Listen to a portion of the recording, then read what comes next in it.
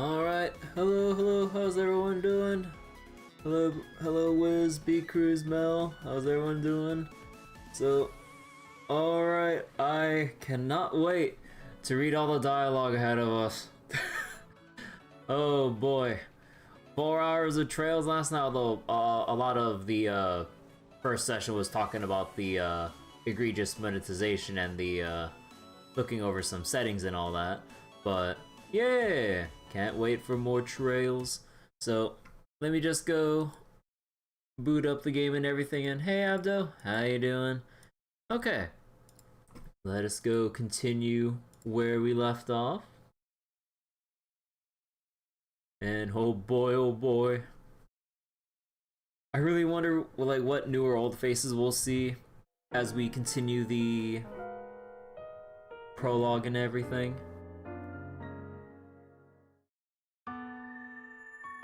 Alright, space. The final frontier. But first we got a banquet.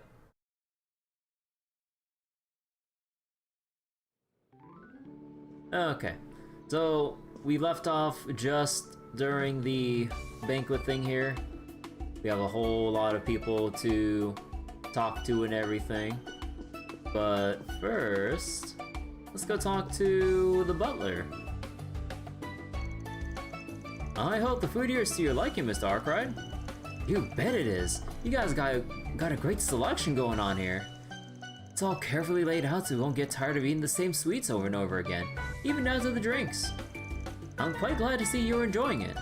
If you like, please take this as well. I brought it from the capital. Oh, Tyrell Times issue 1. Oh, this morning's issue of the Tyrell Times, huh? Very thoughtful of you. Biggest PMC in Zemuria. Hard to grasp the scale of an organization like this. Well, I suppose I'll just enjoy myself for the time being. It has been a while since we last visited, Mr. Arkwright. Ord has had favorable weather this year, and the harvest has been bountiful. We're also offering fresh fruit juice as a non-alcoholic option, so please, enjoy. Hey, Lorenzo. You just took a break. Or, sorry, you just took a break. I mean, you don't need to feel sorry. I mean, like, whatever you're doing, like, you know.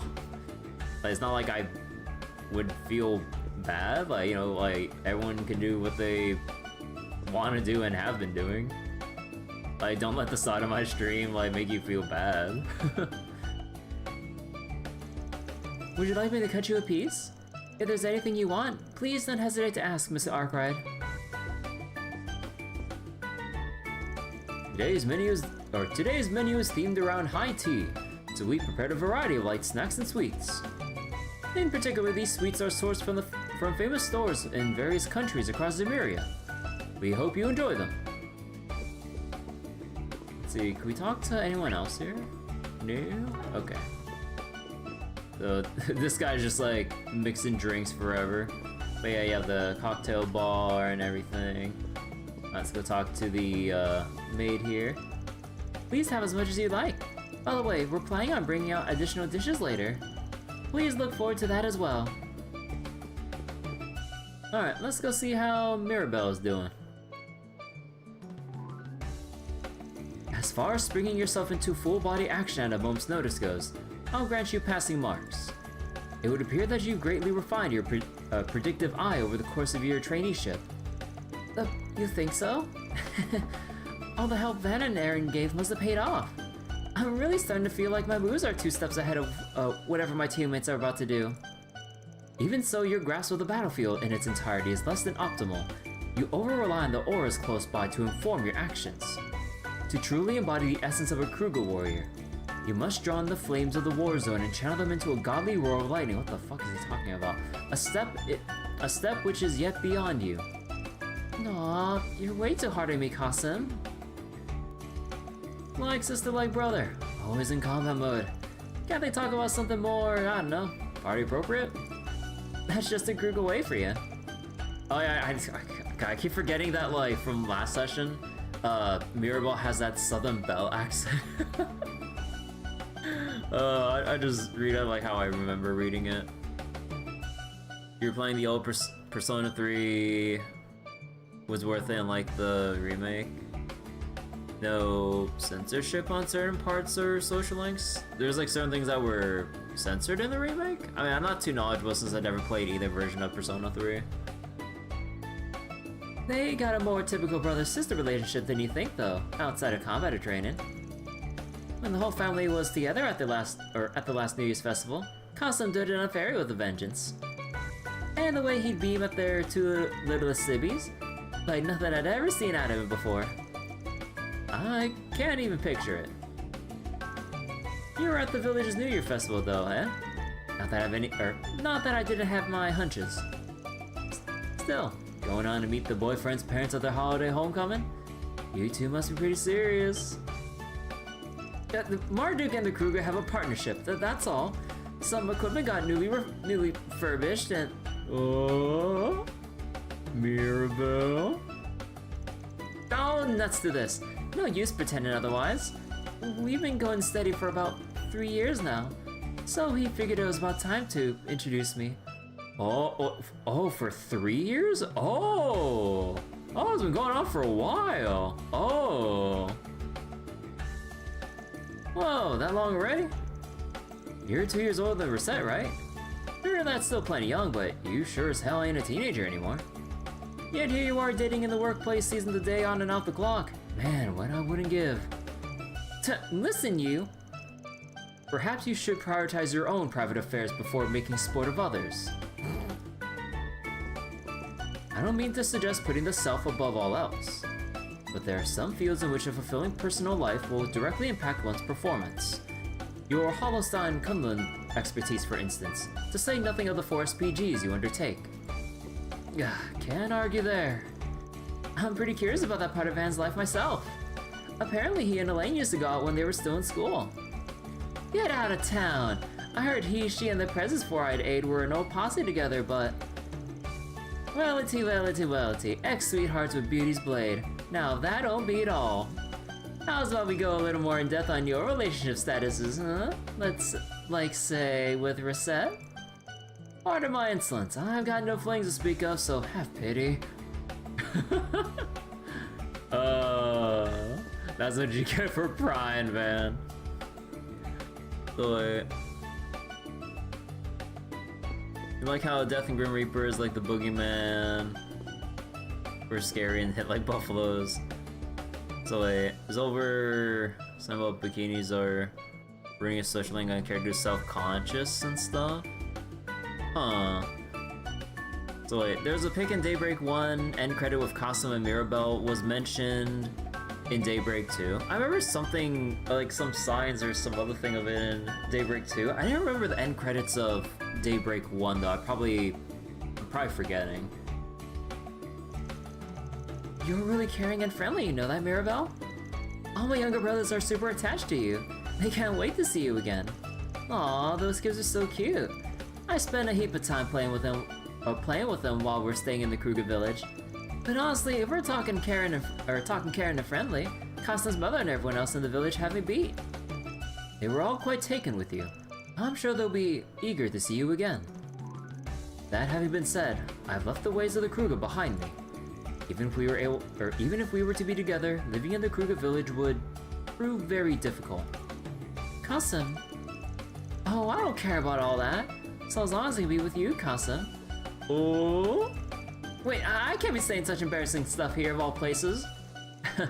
My apologies. Still, I haven't completely severed ties with my family. I'm sure it would be okay to show my face there from time to time like I did during the New Year's festival. Huh, if that's the case, then why'd you make me say all that stuff in the first place? But I can't deny I'm happy to hear that.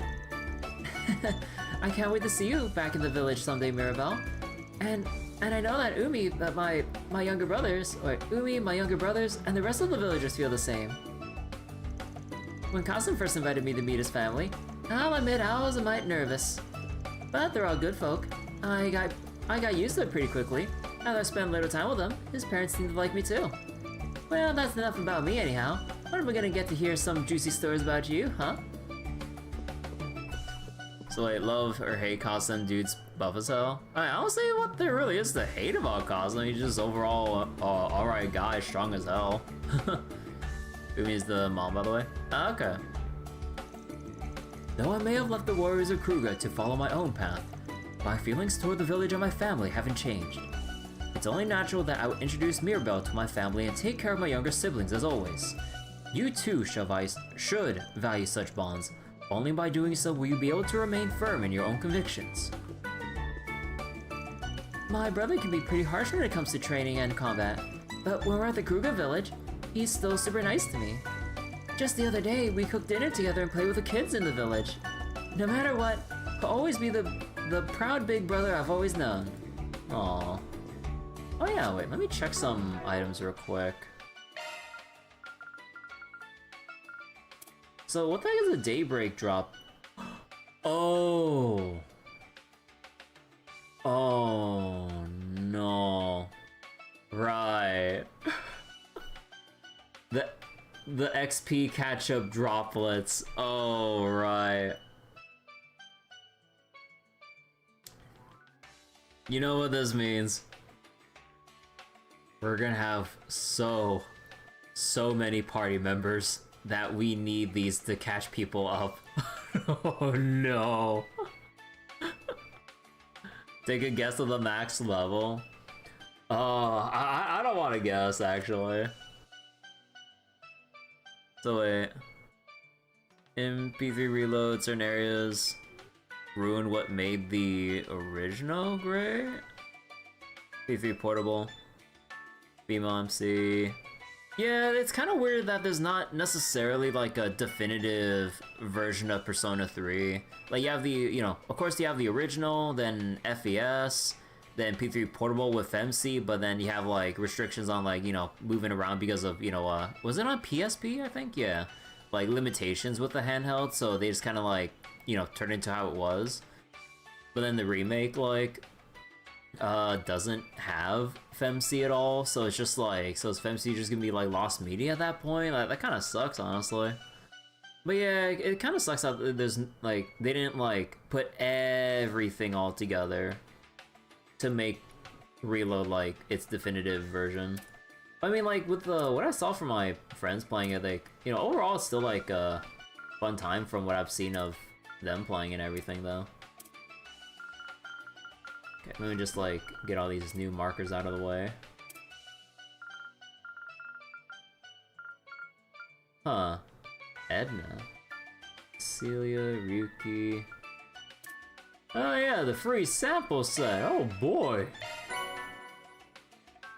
Oh, they just gave you some like skill stone straight off the bat.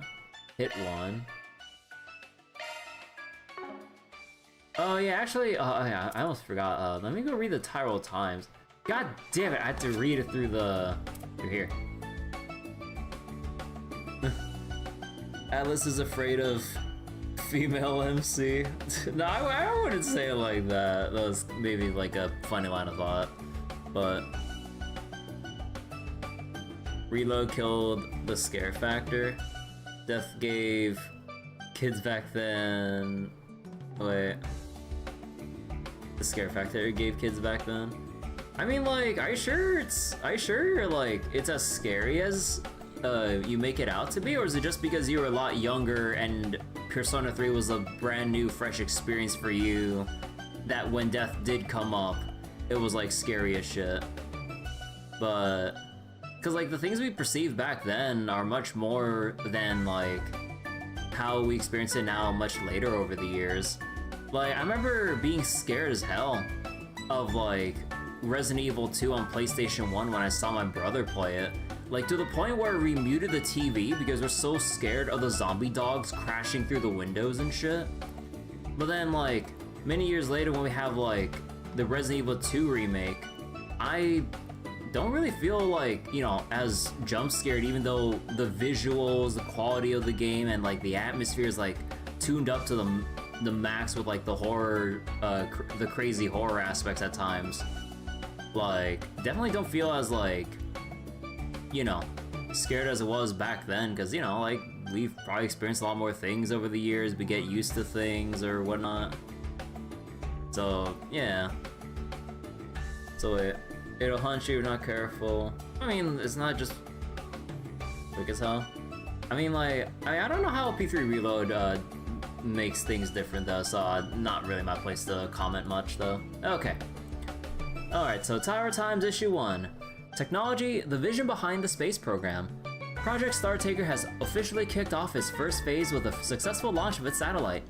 With preparations for Phase 2 already underway, speaking as a proud citizen of the Republic, I cannot contain my palpable excitement over this monumental achievement. For those unaware of the general concept of space, allow us to elucidate you on the subject, dear reader. What is space anyway? Space is hypothesized to be a mysterious realm left behind by the goddess.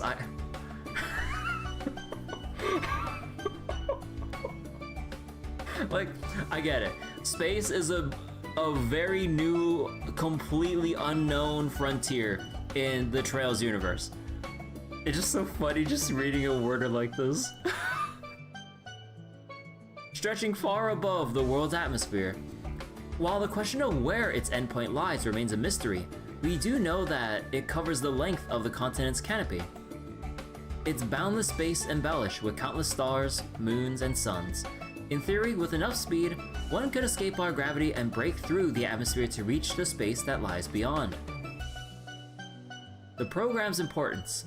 One of the primary goals of the program is to launch a communications and observation satellite into orbit, enabling a wide area above ground observation, as well as transmissions of broadcast orbital waves. The former is expected to help researchers conduct detailed surveillance of the environmental issues impacting Eastern Zemuria.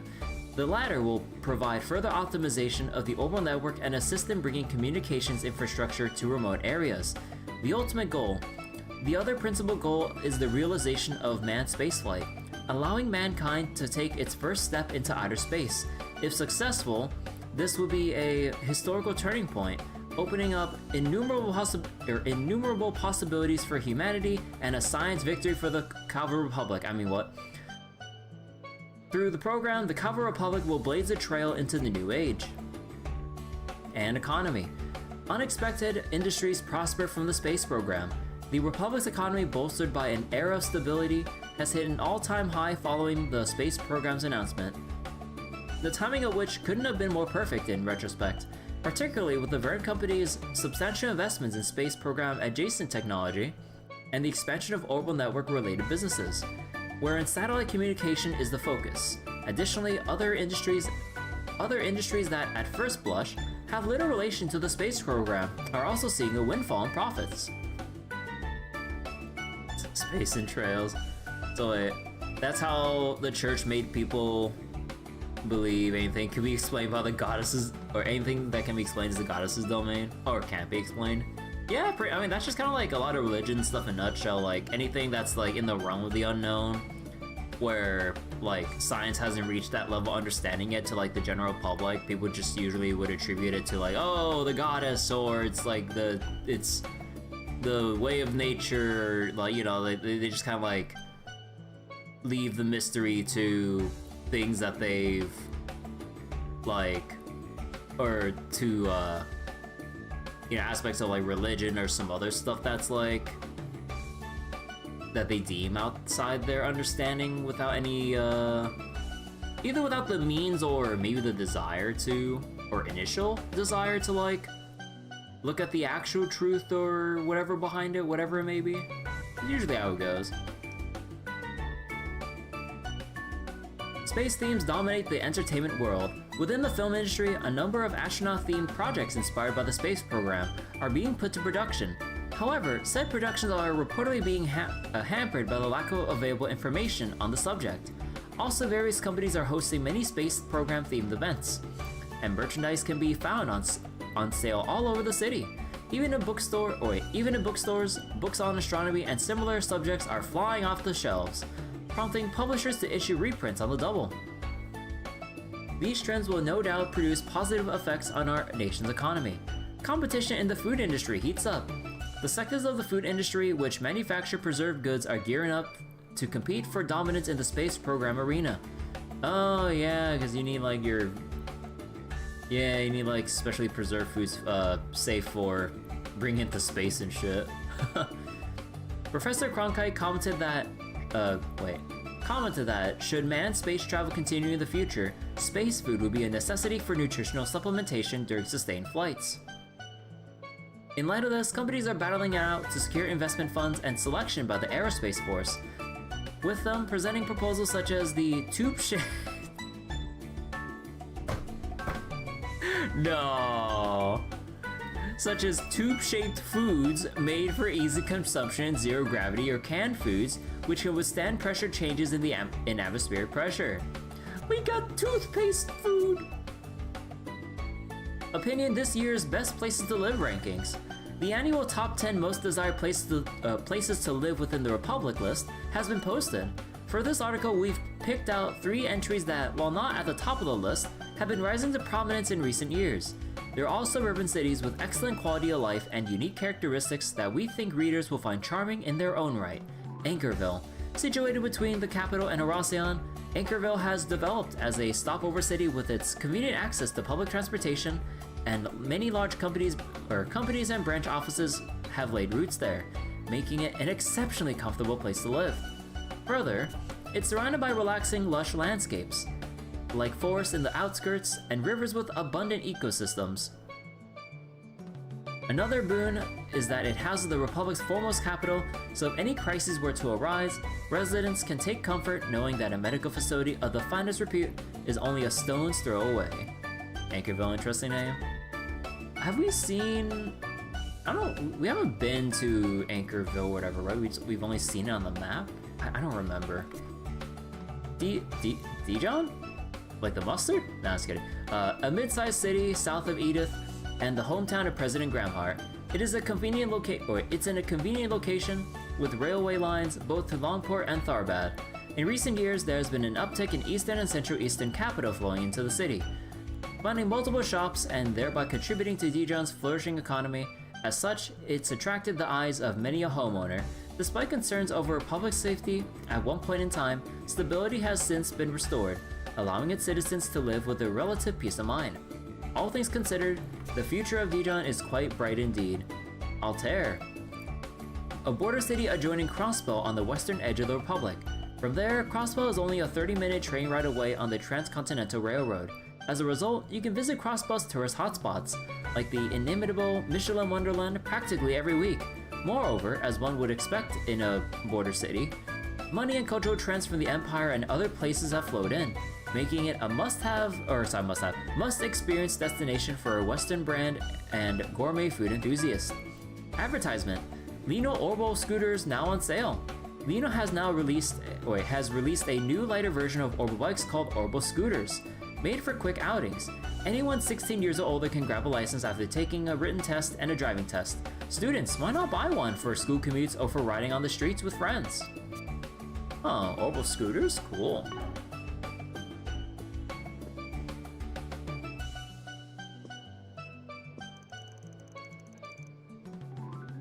LA Arkwright, making the rounds ready? How admirable. This is indeed a prime opportunity to expand your horizons. Nah, just kidding. I'd say mine are broad enough, both front stage and back. But our Raleigh host here is giving me plenty of incentive. Plenty of incentive. With a crowd he's gathered. 2 Dominions, 1 active and 1 retired, the crew from Thor's, and to top it off, a certain big shot who shouldn't even exist anymore. Bit overkill for just a combat tech unveiling, if you ask me. Always the pointed critic, aren't we? As you are already aware, Marduk had the privilege of entering a technological alliance with the holy city of Arteria. Also, nice layered drink, that looks fancy.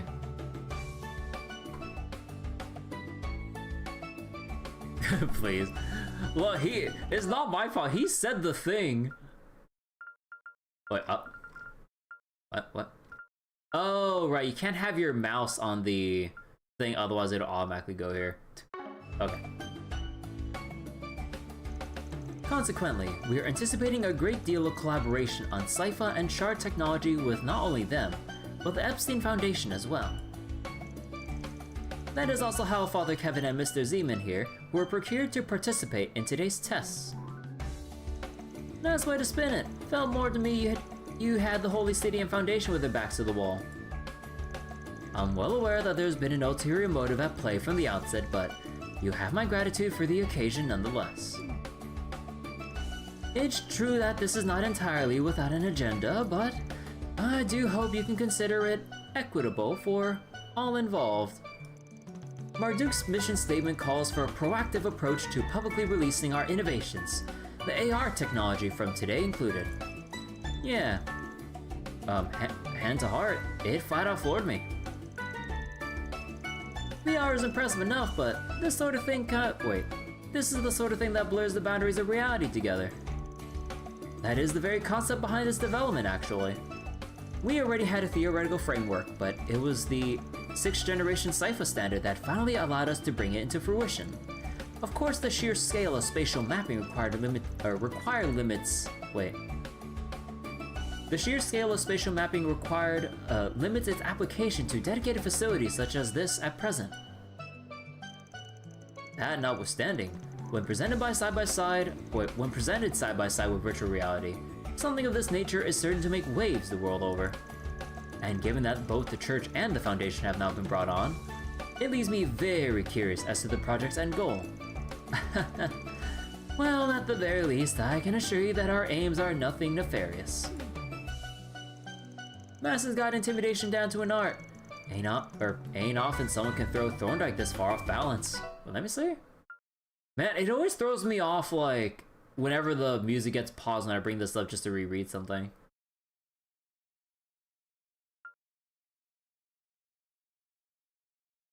Oh yeah, okay, just very curious. Technically 2 since the C's should have died before. Oh yeah.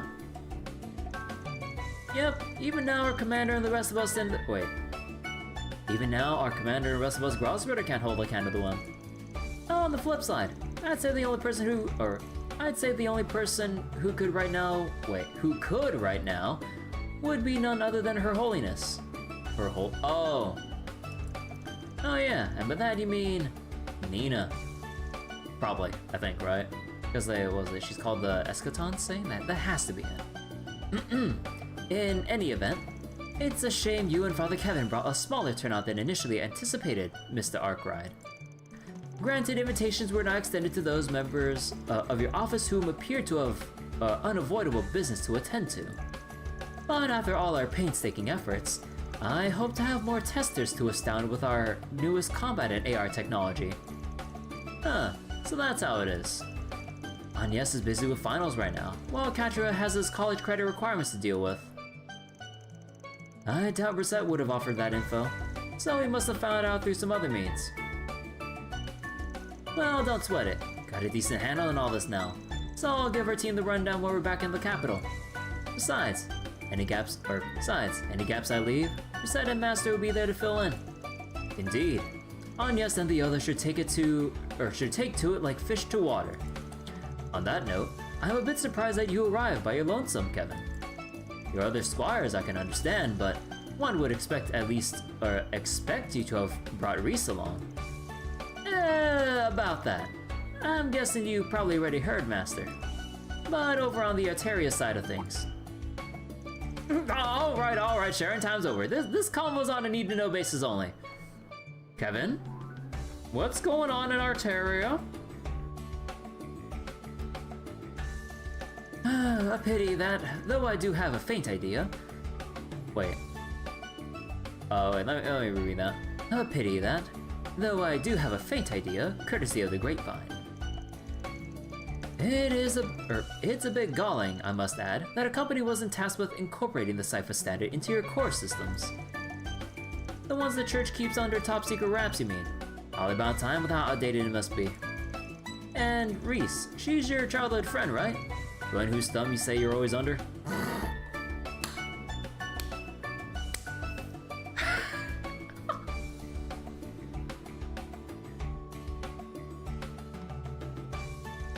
Aw, cool it with the two-pronged attack, will ya? Got him. Got him.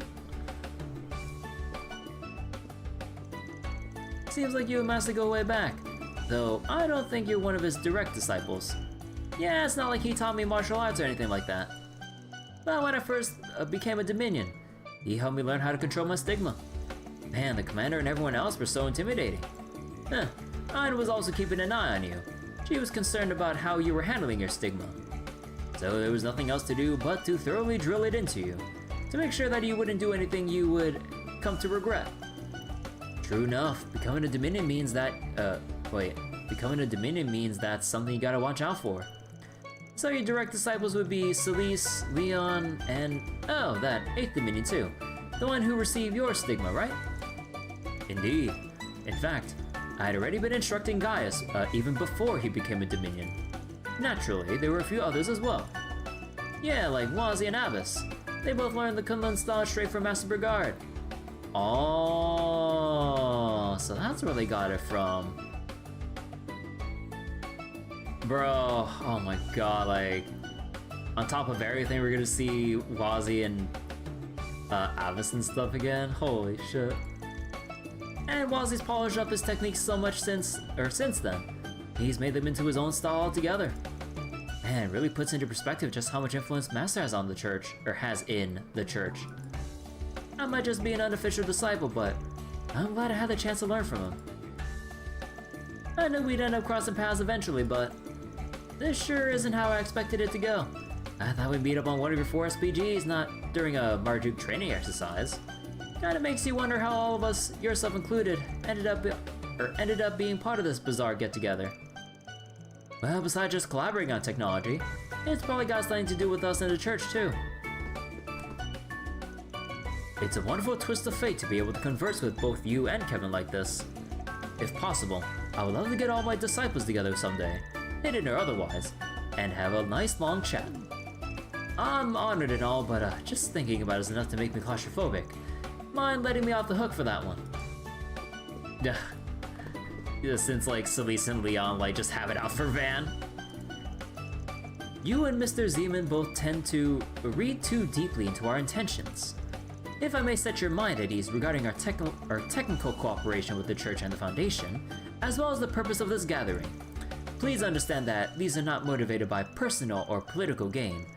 I would be grateful if you could relax at least a little bit.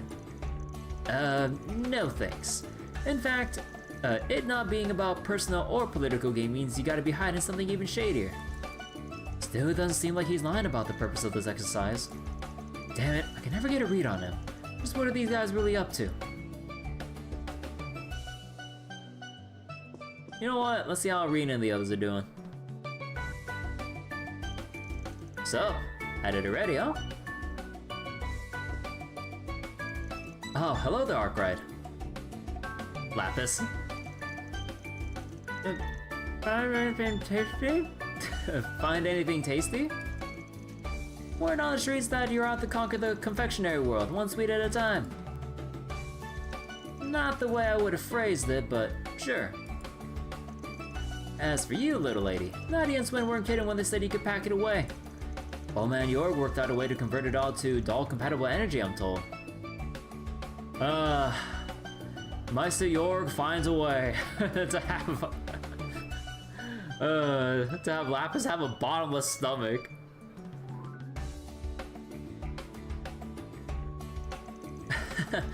It was a shock to us too, way back when. And her stomach's grown a few sizes since then, since even. Almost makes you want to keep the feed coming just to see how much more she can wolf down. Crow. Here, Lapis, Lapis, Lapis. How's about another helping of roast chicken all slattered in gravy? Oh, thank you. Moving on. It's good to officially meet Schwarzer. Umbrust. Then again, Clausel and Miss Herschel told me so many stories that this feels more like a reunion. That sounds about right. We've heard a few things here and there about you too. Though Crow has the edge on me there, given the near miss you had during that immigrant incident. Wait. Crow knows a bit more during the immigrant incident? Oh, was that like parts of Daybreak too? Wait, what? Yeah, no hard feelings, but I was doing some poking around in your business at the time. Figures you were skulking behind the curtain. Hard to think of you as just a stranger, especially with an MO like that. I'll take that as an honor. By the way, we're around the same age too, right? Not sure how much you've already caught on to my whole situation, but right now I run a freelance contracting office over in the free city of Talsum. Freelance contracting office? Huh. So wait. Way back reverie with Old Body. Daybreak 2. That was when Arkwright Solutions met up with Toa. Oh, during that period. Even here, or even Horizon has his own saber. Yeah, like Lapis with like her bombless stomach. It might have been a side quest, you don't remember for sure. Didn't Toa mention Crow during the political coup d'etat in timeline? Oh my god, I'm probably blanking on that particular part of Daybreak 2, at least with like whatever specific it was. It was a side quest. Yeah, I'm kind of blanking on the side quest right now. Part of me kind of wish like I replayed it for New Game Plus, but Trail's first chapter remake on the way. You ever need extra hands? Just give me a ring, yeah? Be nice if the offer stands the other way around. Oh wait, be nice if the offer stands the other way too. Well, fancy that. Most of the jobs you take must be bigger in scale than my usual fare. But sure, can't go wrong paying a two-way street with the original C. Erebonia's unsung hero. Oh, I could actually read the... Oh, yo, I can actually read the business card. For SPG... For Spriggan, Van Arkwright. I cannot read the other text on the bottom, it's too small. Not sure how much use I'll be... Wait, not sure how much use I'll be with whatever errands you and the not-so-unsung hero here have got going on, though. Huh. Sorry, but that's a card we'll have to keep close to our chests. Still, it'd be great to know we can rely on each other for help, in case something does come up. Not to mention, I believe we already have a certain acquaintance in common. Oh boy!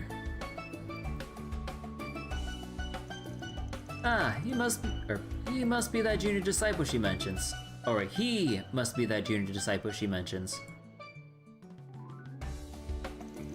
Well, I wouldn't just add a name dropper, but you've got my condolences. Condolences.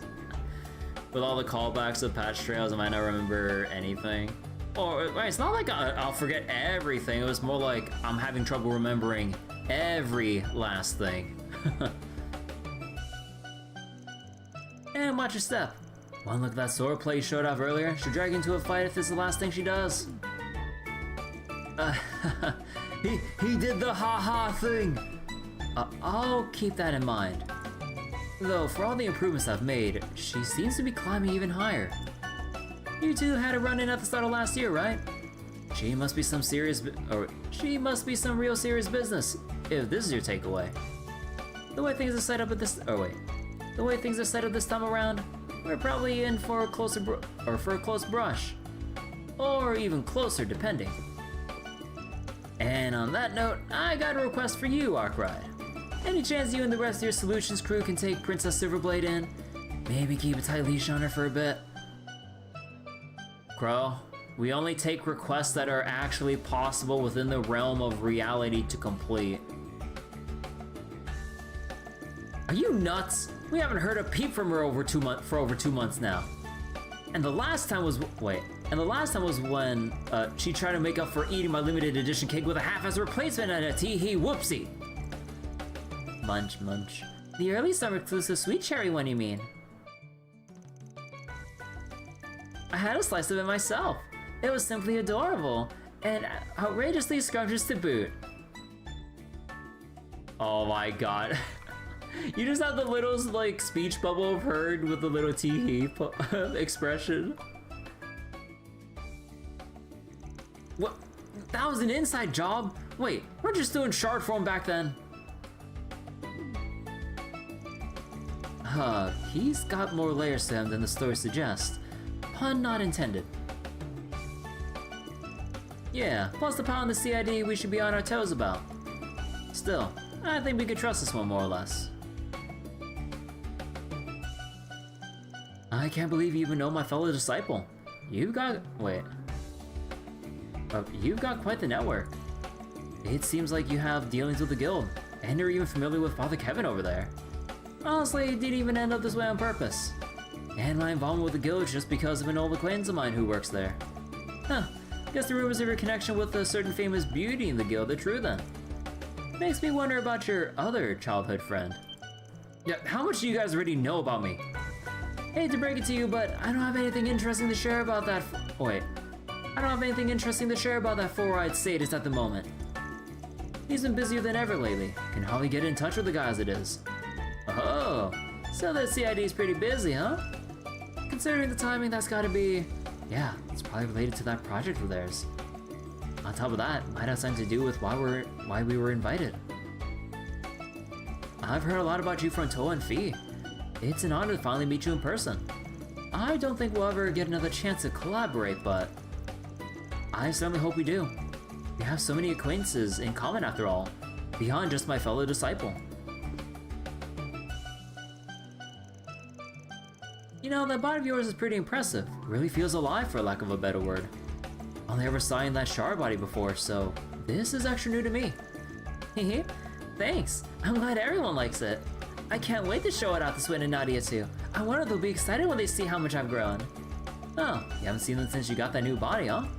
Nope, but both of them were on their way back home. So the timing just... Oh wait, both of them were on their way back home, so the timing just didn't work out. But I'm supposed to meet up with them pretty soon. I can't wait to see the looks on their faces. If they're taking the effort to meet up, there's gotta be some kind of reason, right? And it makes me wonder what those kids are up to. This body was designed to simulate what would happen if my previous body grew the same way a person does. Growing up alongside everyone like this makes me feel like I'm really alive. I love it. Because more than anything, it feels like I'm walking through time with Swin and Nadia. Hey Bobtron, how you doing? So wait, Rean has the unclouded eye. Oh yeah. Like, Rean will probably just like, you know, be more... Actually, I don't think like... Actually, with Rean's like unclouded eye, he doesn't like have it to the extent that Shizuna literally reads people's minds, right? He just like... I believe like they explain in what, Cold Steel 3, where he can like feel what the intentions are or whatever. Maybe in like a lie detector-y sort of way, not entirely. Because like I don't think he's ever actually read someone's mind straight up with the unclouded eye. It's more like he can sense the... how they're feeling, I guess? But, yeah. We might not exactly be colleagues, but I suppose you can say we're in the same line of work. If anything pops up on both our radars, we should work together. We've already had some near misses with each other in the past, after all. Everyone's got their own strengths and weaknesses. Depending on the case, we might be able to cover for each other, don't you think? Have we found the trail beyond the horizon yet? Nope. We're still lost in the prologue. Oh, Mr. Arkwright. Speak of the devil. Nod. Huh. Humble the top dog of the Ironbloods considering... Wait. Humble the top dog of the Ironbloods considers me worth gossip fodder... Or wait. Considers me worthwhile gossip fodder. God, I can't read tonight. And you're Orion, right? Can't say you two and Risette seem the likeliest of trios. As it happens, I've been in contact with Miss Orion over magic-related business for a short while now. This man and I have shared some correspondence as well, in regard to Miss Rosenberg's situation. As such, this seemed an opportune time to relay any further matters that pertain to them. Huh, you don't say. Even if he can read people's mind, don't think he has the ethics to... Yeah, Rean has the, like, ethics and morality to, you know, respect people's privacy if he has the ability to, but Shizuna just doesn't give a shit. She will use it at every opportunity possible to read your mind, even if you're having some, like, embarrassing thoughts. Like, she'll read your thoughts and say it out loud for you.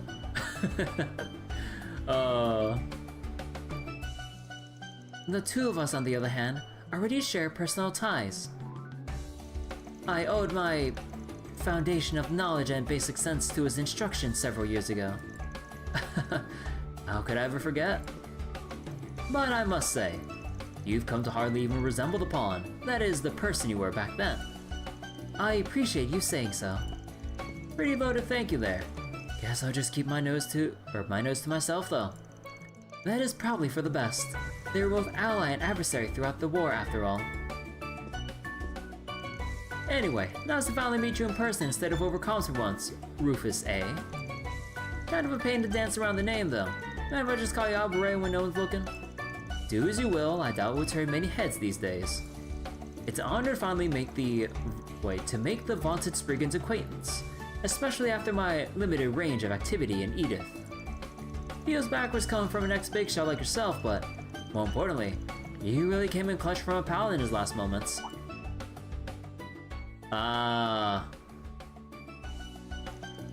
Getting a chance to give him one final send-up was lucky enough, but bringing Marielle along to do the same was the cherry on top. So even after accounting for Swin and Nadia's sitch, that still leaves me a debt I aim to pay you back for. So wait, crazy CS2 Rufus got Tina from Black Workshop. Yeah, it's crazy to think like how far back like this all goes.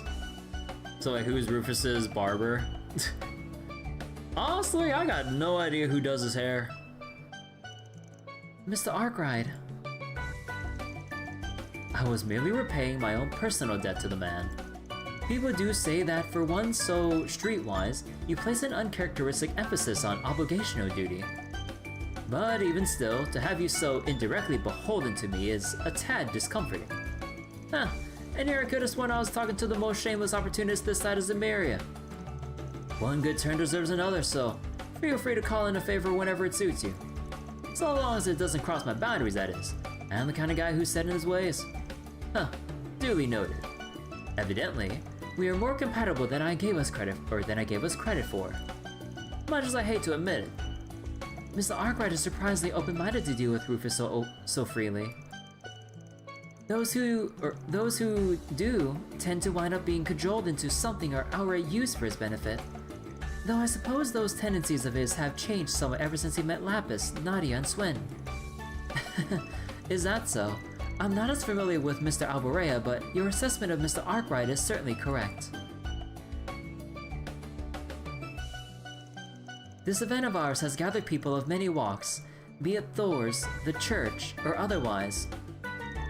The opportunities we present in doing so may well prove more significant than the training itself. Ladies and gentlemen, we have prepared additional sweets and delicacies for your enjoyment. We will be bringing them around shortly. Feel free to call us if we can be of service to you. Oh damn, that's from the Arabonian place, the one that caters to the Imperial family itself. Hold your horses, Van, but better wait till I got a bit more room in the old stomach before I dig into those. Trying additional sweets would change the location and of some characters, and provide new topics of discussion. The cake model, yeah. Okay. Let's go talk to them. Incidentally, I hear that you've been entrusted with a great many responsibilities at the Epstein Foundation, Miss Orion. It's quite impressive, especially considering you're also part of the Thor Strategic Research Lab. Thank you very much. But I don't think I'm quite as impressive as you, Risette. You managed to take care of your tasks for Marduk, while also working at Arkwright Solutions. Speaking of which, I may need to call upon your assistance in the future with regard to my new responsibilities. I hope to work together with you again when the time comes. Yes, of course. New responsibilities? I wonder. Snacking minigame? like, we just get like... Oh my god, like what has like an eating minigame? I don't remember. But we just have Van just like sitting down at a table full of sweets as he just like... No, actually no, it wouldn't be in character for him to just chow down on everything. He would really want to like savor every bite of the desserts he sees. If anything, we need a like an eating contest minigame or something with like Lapis or some shit. Now that would be more appropriate. While I may not fully understand what my employer is trying to accomplish here, I'm pleased that we could provide an opportunity for you to strengthen your relations with the people of Thor's and the Sethian Church, Mr. Arkwright. I'm sure this will prove invaluable to your future Spriggan work. Van would be taking photos of sweets like a true blogger before eating. Oh yeah. And before, actually, no, he should probably just take a slice and just like give a good little photographic shot of like the cross section of like the cakes and everything. In a way, I suppose I've become somewhat indebted to the Marduk Company. On top of my connections with the Meister, becoming an external tester for them has granted me a certain degree of freedom. That being said, I have my own thoughts concerning Marduk. As such, I'm only along for the ride for the time being. From our conversation earlier, it's clear that you are a very open-minded person, Mr. Arkwright. And it seems like you have certain strengths we lack, particularly when it comes to dealing with people like Rufus. I hope we can take this opportunity to build a good working relationship in the future. Alright.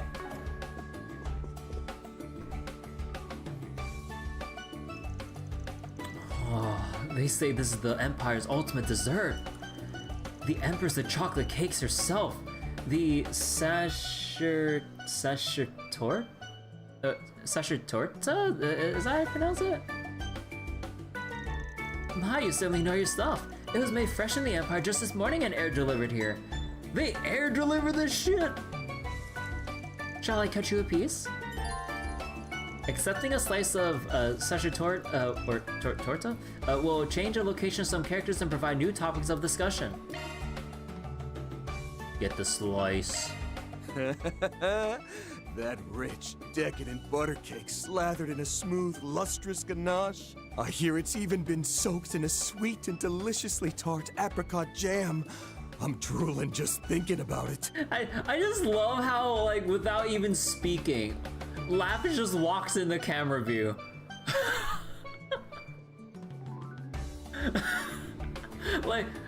No one needs to even call for her. Like, she sees the food, she approaches. Also, I gotta say, it looks super derpy, just with like Lapis's like, oh wait, Lapis's like open mouth like this. It just looks so silly, like when you don't advance the cutscene. Can I get a piece? Wait, no, 2 pieces? I'll take the entire cake! Lapis? What the crap? Hello, Van. Doesn't this cake look exceptionally yummy? I'd love to be able to take it home and share it with Naughty and Swin, but it'll probably get eaten up here, huh? What a shame. Well, I suppose you just have to eat 2 extra slices in their place then.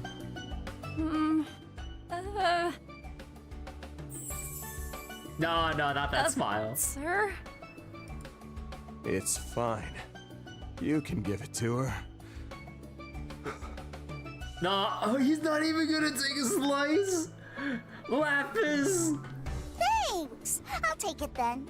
The whole she takes the whole thing! Holy shit! Wow, that cake Lapis had looked delicious! Can I get some too? Van? Don't talk to Van right now. He needs to mourn the loss of an opportunity of a lifetime. I failed you, my Empress.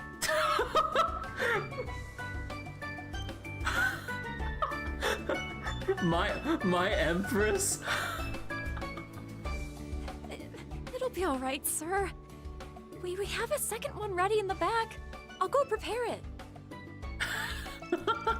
Shortly thereafter, Van got a slice from the backup Sachertorta the maid brought out. Okay, so they had a backup. It wasn't the only one. The fucking Lapis, Jesus. This scene is why you said Lapis's stomach is a true Zemirian crisis. You thought I'd get here last night? No. No, I saw like a whole bunch of conversations and like I thought that like it would take way too long to get through it at a reasonable time. But yeah, oh my god, Lapis. Prize in hand, he took out the time to slowly savor its rich, delicate sweetness.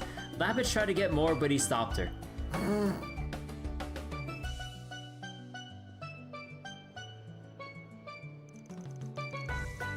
Conversation's still flowing. At this point, wait. I kinda just want to grab a coffee and put my feet up.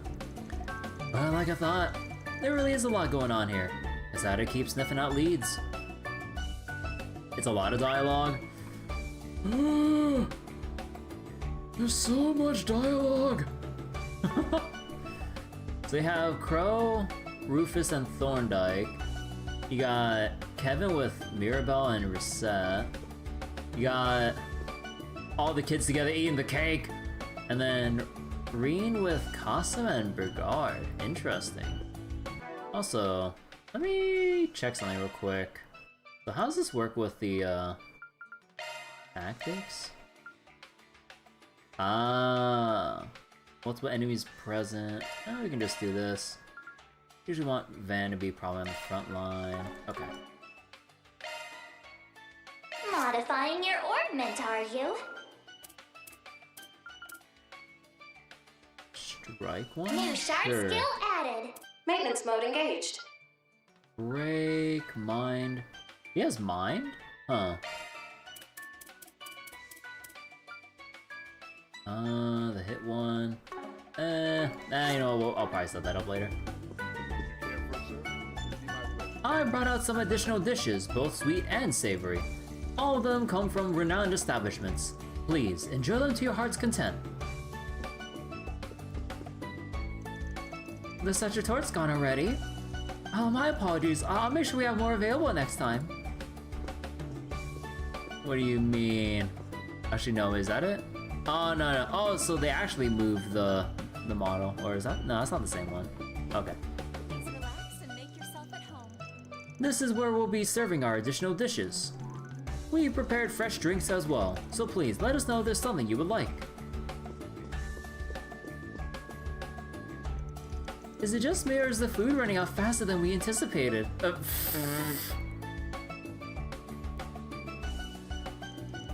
Just to be on the safe side, I'll arrange for some extra dishes to be brought out. Lapis! Lapis, god damn it! Oh man, that cake earlier was absolutely okay,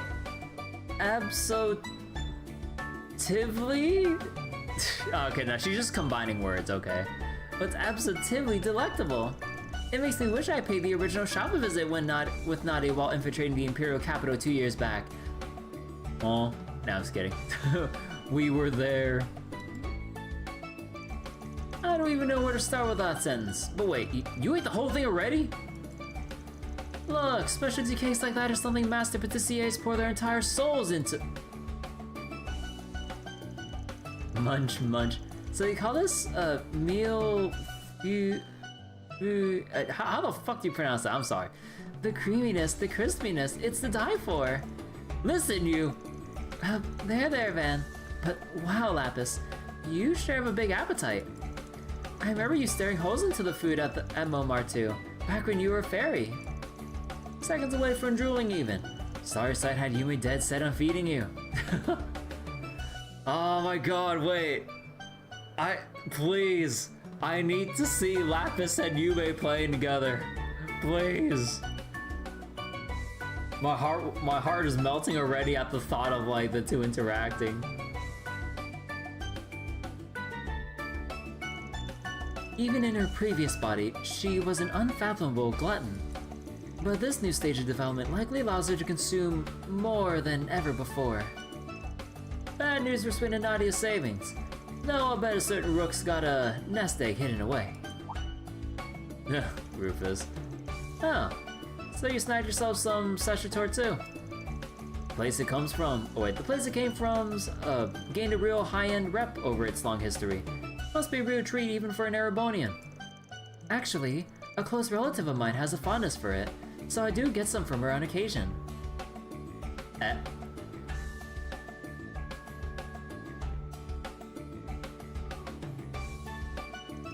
She's been holding off nowadays though, out of consideration for her weight.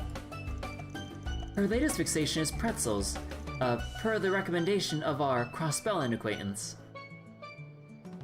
Was it wait, so Milliam's watching what she eats, but then, Yuna's recommending, like, Recommending the crossbow special pretzels. Oh, now you've got my attention. Pretzels are made from a totally different type of dough, I hear. Fill me in on what those are exactly? A pretzel is a dense, chewy bread made by twisting dough and then baking it. From sweet and savory salted honey to crispy bacon wrapped, every kind is worth a try. Oh man, now I'm feeling hungry for some like variety of pretzels. Oh, that does sound tasty, and a good fit for field rations too. Yeah, one theory even says that they were first made in monasteries as a shelf-stable food during the Dark Ages. They've all eaten so much, and yet their dessert discussions are no less lively for it. I'm sure it would be even livelier if Miriam and Yuna were here. You know, with how many, like, name drops there are so far, like, I wonder if it implies, like, we'll see them playable, like, in some future chapters. As, like, we'll have all the parties and factions and everyone, like, colliding together. You know, I really want, no doubt we'll probably break our record in Reverie of, like, 47 party members to manage. Alrighty. Oh my god, there's so many characters. How many? Oh my god. What, are we gonna go like above? It has to be like above 60 at that point then, right? Although assuming it's like bigger than Reveries. Although maybe I'm setting my expectations too early, but huh.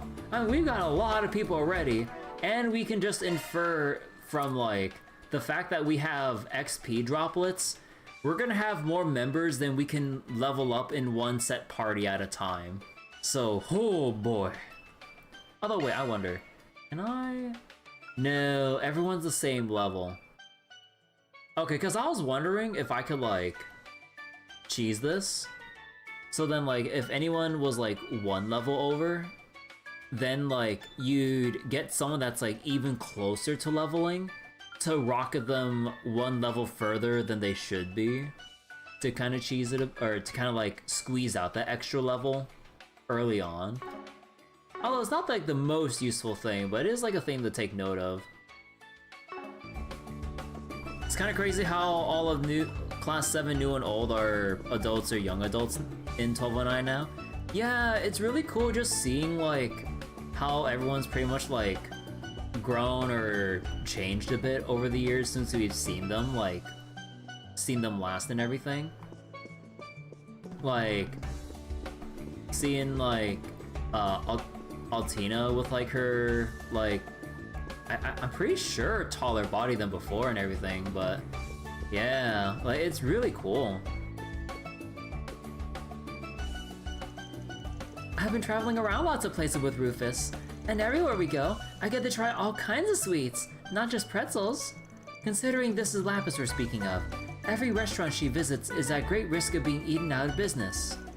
I believe Milliam and Yuna would be exceedingly jealous were they to catch wind of this. Ever since I came to the Republic, I've seen so many new kinds of sweets, but I'm super curious about the ones Lapis has tried while traveling too. Aren't you wondering about that too, Van? Now that you mention it, yeah. Once I saved up enough Mira, maybe I'll tour the continent and try all the sweets that Miri has to offer. Either way, I want to hear the details from you later, Lapis. Sure, fine by me. He's looking at me so intensely, it's a little scary. Yeah. Rufus has taken me to lots of places, and I try lots of different foods at every stop. If I had to recommend somewhere to you, it's gotta be Valis. Oh, but if I'm recommending Valis, I guess it means that Thorndyke guy could also give you some tips. Hold up, you're really asking me to talk to Thorndyke about sweets? Of all people.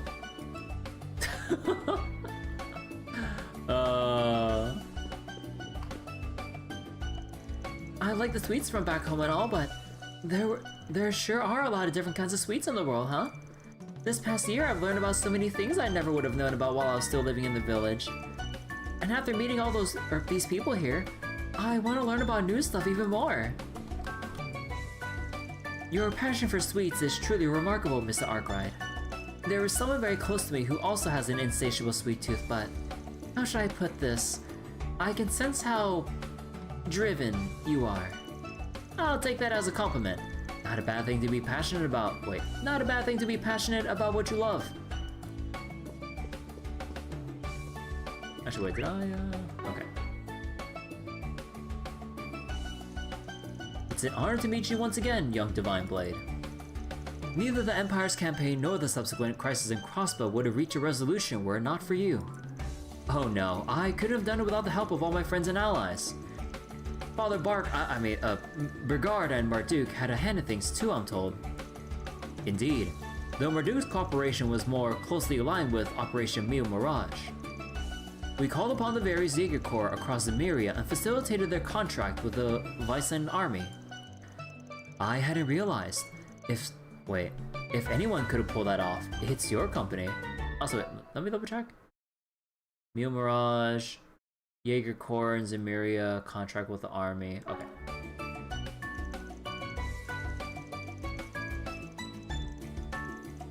Or as for myself, being unable to act in any official capacity. Being unable to act in any official capacity, a modest bit of assistance to the Radiant Wings was the best I could provide. This hardly compensates for that, but allow me to express how proud I am of what Guise was able to accomplish with you all. It just doesn't get more dependable than him, even compared to the rest of Class 7. He was so sure you had passed away all the way up until late last December, was it? Just how far does Muse's influence spread? I have no idea. I'm kind of curious if we'll see Muse again, just being all horny for Rean. Right in front of everyone. I mean, it's like... Huh. I kind of wonder how all the other casts will treat Rean writing-wise. Like, because again, like, just given the whole, like, romance harem aspect of, like, the Cold Steel games and stuff.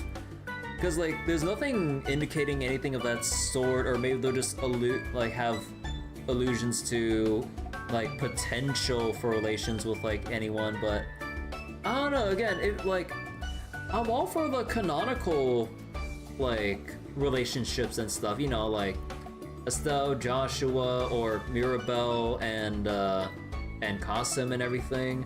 Like, I'd rather we just have more canonical stuff than just of, like, whatever's up in the air based on player choice that we can't take into account for now that we're in the 13th game. Yes, our first reunion in 3 years. I had expected some measure of anger, but instead he simply embraced me without so much as a word.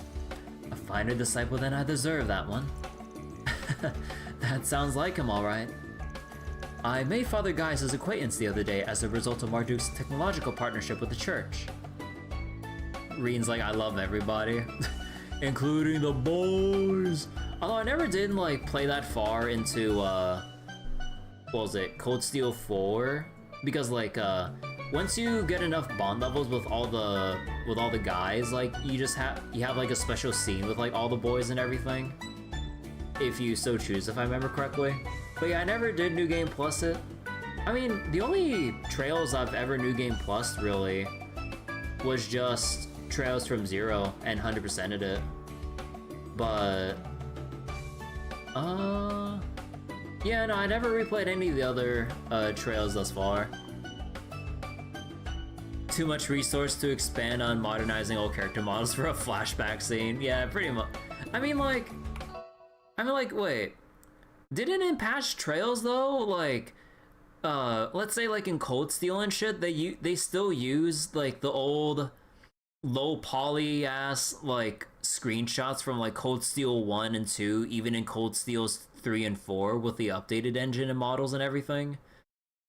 Like, I'm pretty sure they can still use like the old images as a flashback, even if it doesn't match the graphical quality of the current game and all. There's nothing stopping them.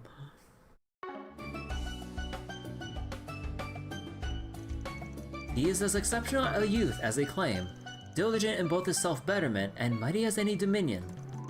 Above all in his ability to become one with the wind. Would that my sister could follow his example. Wait, are you saying? Ah, yes. I've heard tell of this from their elder. Wait, what? But supposedly the people of the Nord Highlands share a common ancestor with the Kruger. Aww. Yes, though not at all a recent one. Our connection is best described as that of distant kinsmen. Around 1,000 years ago, during the chaos of the Great Collapse, the Nord tribe migrated from the Central East to northwestern Zemuria. The Kruger, on the other hand, remained on the Central East, with each tribe vowing to act as protectors of their respective regions. I never knew. Huh, cool.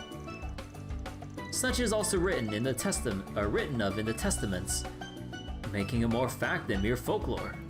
Oh, so even down to like the church history, they wrote about it.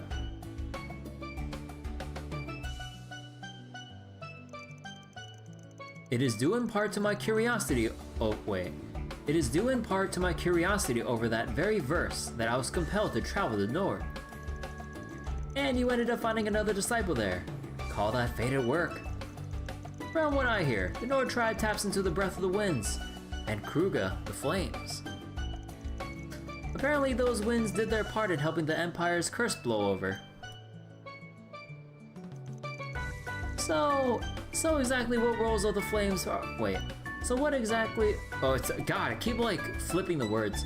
So exactly what role are the flames meant to play? Well— you've grown, Van, pressing such an incisive point— incisive point at this of all moments. Truly, have you done credit to your reputation as a dropout disciple, to put it in Mother Celise and Father Leon's terms. Wait.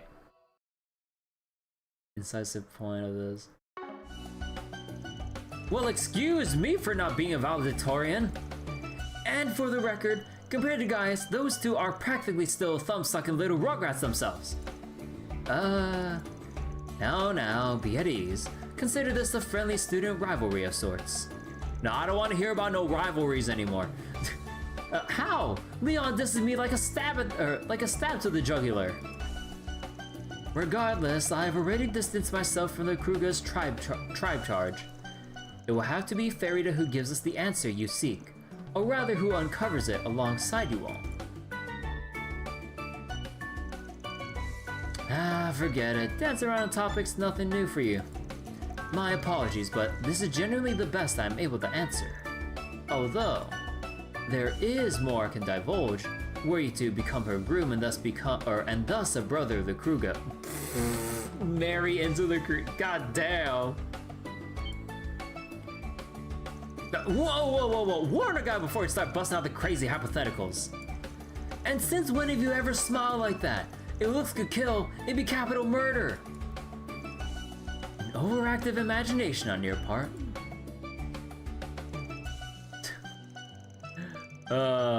This smile's scary. Looks like expectations weigh heavy on him. In every direction at that. Much like yourself in the recent past, do try to foster a cordial relationship if you could. Of course, I was already hoping to. Say what you will, Van, but it's good to see you making the rounds with everyone. True, there may be those here who are just as wary of becoming involved with you as they are of Marduk. But even so, I'm sure that if you take this opportunity to form good connections, it will be beneficial to you in the future. Knowing you, I'm certain you'll be able to form fast friendships here, particularly with the people from Thor's. By the way, I heard you got some kind of business to attend to after this. If I had to guess, I'd say it's got something to do with the current state of things. Just like you being invited to this field test. Any chance I'm right? Yes, that's correct. We were given an invitation by a source that I probably shouldn't name. Can't really get any more specific than that. But anyway, we accepted primarily because there are things we want to find out for ourselves. Once we meet up with our other companions, we hope we'll be allowed to move around as we see fit, after we complete our business, of course. Must be talking about friends who didn't come with them from the Empire. Yes, some of them are in the Republic already. Huh. You know, I kind of wonder who else we'll see again in the Republic. If that's the case, you might end up needing a hand from someone living locally, don't you think? Yes, well, knowing someone in the area will certainly make things easier for us. For now, a friend of ours working in the Republic is expected to handle those arrangements. Nice, sounds like you got it covered. But if you end up needing any help on the Republic side, don't hesitate to ask, yeah? Thanks, it's reassuring to hear you say that. It does make me feel a little guilty for not being able to share any details with you, though. Huh, the way he's talking, I think I've got a good idea who Schmoozer's planning to meet up with. Guess it all hinges on where they plan on taking action. Well, if it comes down to it, I might be able to offer some indirect support through his connections. Sorry I can't share any more with you than I already have. Nonetheless, I want to thank you for your kind offer. Depending on the circumstances, I might have to take you up on it. The two of us meeting here like this must be fate. If you ever need assistance, we'll gladly lend a hand. Now that we've had this chance to talk, I think I'm starting to understand why Fee and Toa trust them. If you wish to learn about the Kruger way of life, you ought to observe Feri as she discovers it for herself. Naturally, were you to become my brother-in-law, there would be more I could divulge, but you would need to be prepared to face the consequences. Not to single you out in particular, any man who would become Ferida's husband would need to demonstrate me the depths of their commitment. You've got a real sister complex there, you know that? You know, I was not expecting Kasim to really bring out the whole sister complex thing, overprotective brother part.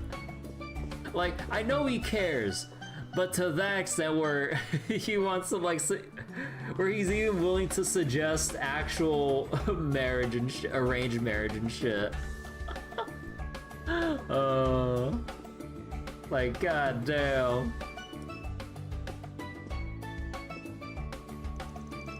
Yo, Arkwright! Making the rounds again? Hustle never stops for you, does it? I could stand to learn much about driving business from a self-employed man such as yourself. This ain't about talking shop. Your little trio just had so much combined fishiness that I could practically see distinct lines. Sounds rich coming from me, I know, but on some level, I'm the most stand-up guy here. So wait, big ass laser beam next to Rean too. Yeah, like Kasim and Rean with their sister, with their overprotectiveness for their sisters. Might have to give you that one. The both of us do share a dark history, as well as an association with a certain letter of the alphabet. I also seem to recall appealing to the Azure Chevalier during my tenure as the Noble Alliance's Chief of Staff in the Civil War. Oh yeah, that did happen. Maybe put it in a way that doesn't make it sound like a bad situationship though. It's true that there's no particular amity between us. Even so, fate has tied us together, however loosely. With your freelancing practice underway, I'm sure the time will come when I will have need to hire you. Meanwhile, Patrick's waiting. Not if Rean has anything to say about it.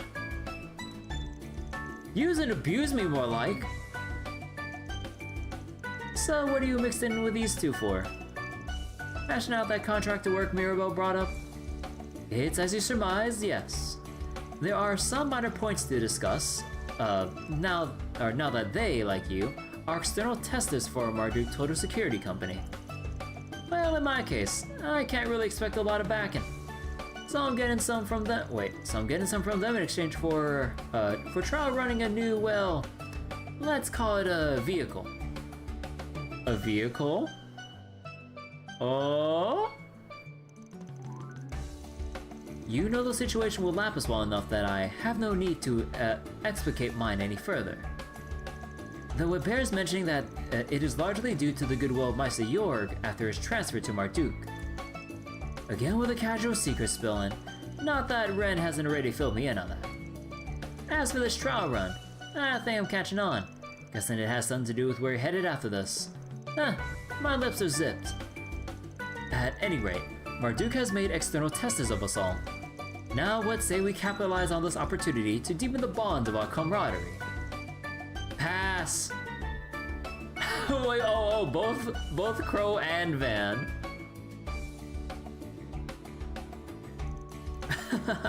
So delightfully in sync. I'll be expecting great things from you all. Say, Arkwright, I hear you're really into cars. That true? Yeah, suppose you could say I'm a bit of a gearhead. I even drove here in my beloved Nightbringer. Put a lot of elbow grease into customizing her. I think we're gonna get along just fine. I've always been a bit of a nut when it comes to Obo bikes and stuff too.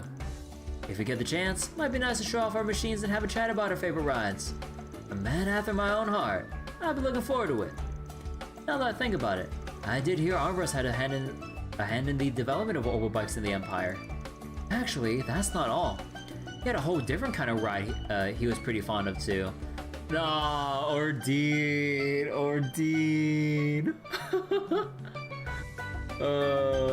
Hey Ethereal, just popping in before you sleep? Alright, I appreciate the hello and everything. Take care, Ethereal. You know, I brought a new bike for work just a little while ago. Made some customizations of my own too. No doubt in Ordine's color scheme. Glad to know we got more in common than just work, Arkwright. By the way, you're Swin and Nadia's boss, aren't you? Heard the two of them were taking a trip back home. You planning to meet up with them somewhere? Yes, although that's not to say I'll be following them to their hometowns. We've already arranged to meet elsewhere. In fact, I believe they should be setting out for there shortly. Ah, okay. Guess you'll be heading that way soon? Alright. Guess you'll be headed that way soon too then. Meeting up elsewhere, huh? From how he worded it, doesn't sound like they'll be getting together at one of their usual haunts. But as for where that is or what they're up to, I ain't got a damn clue. Those two are going to have quite a long journey ahead of them, and immediately following their homecoming trip no less. Well, they're both used to traveling. Moreover, I believe Nadia will be pleased with the location. Nadia will be pleased? Huh. Took all 7 nights to revive Crow and William and stuff. Yeah, it did take all of them, huh? Yeah. I don't foresee any issues on that front. If there's any cause for concern, it will be about what happens after we meet up. Hold on, let me just finish my drink here.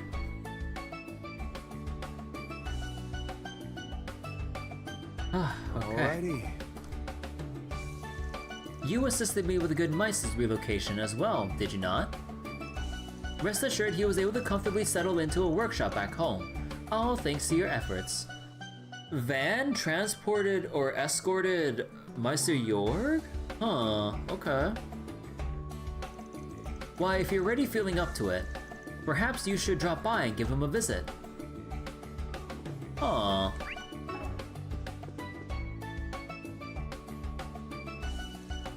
I see. So your dialects both originate from the northeastern regions of Central Zemuria. Seems so. That's the place my grandpappy was born and raised, after all.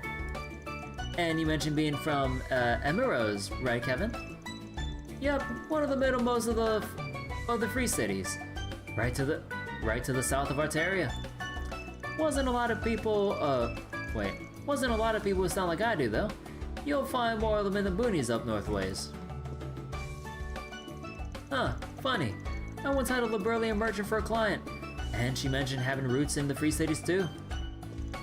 Huh, think I know just the guy you're talking about.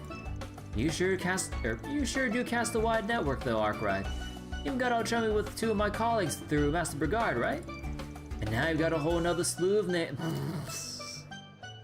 Got a whole nother slew of names to add to the list.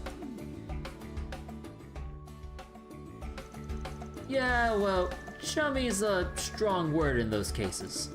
But yeah, between the Thor's crew and the Ironblood number 1, It's been a lot of first meetings.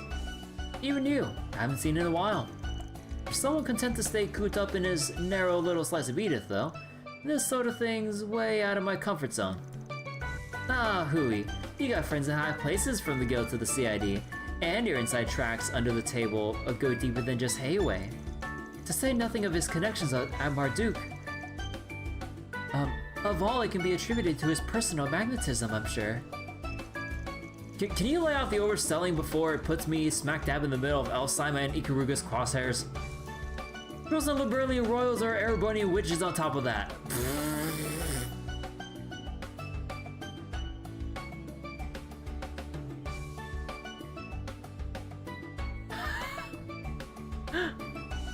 And then I'll really have a meltdown. Alright, keep your shirt on. Ah, yeesh. I'd rib you about jinxing it yourself, but you genuinely sound worn slap out over it. Worn slap out? Over this. That's Rean, to be fair, not Vans. Unsurprising. In for a reach, in for a selge is a core tenet of Mr. Arkwright's style, as it were. Huh.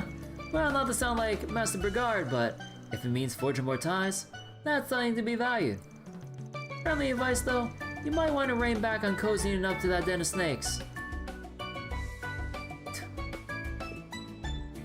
Cozying up to Ouroboros. Huh, sorry to come down so hard. It's not like I don't have my fair share of contacts there too. But even if I take them over the cult or Armada, some of the heretics they got are nothing to laugh about. That includes a handful you're all too familiar with, like a good pal the Oathbreaker. Yeah. Familiar and pal are strong words there. And I get what you're trying to say.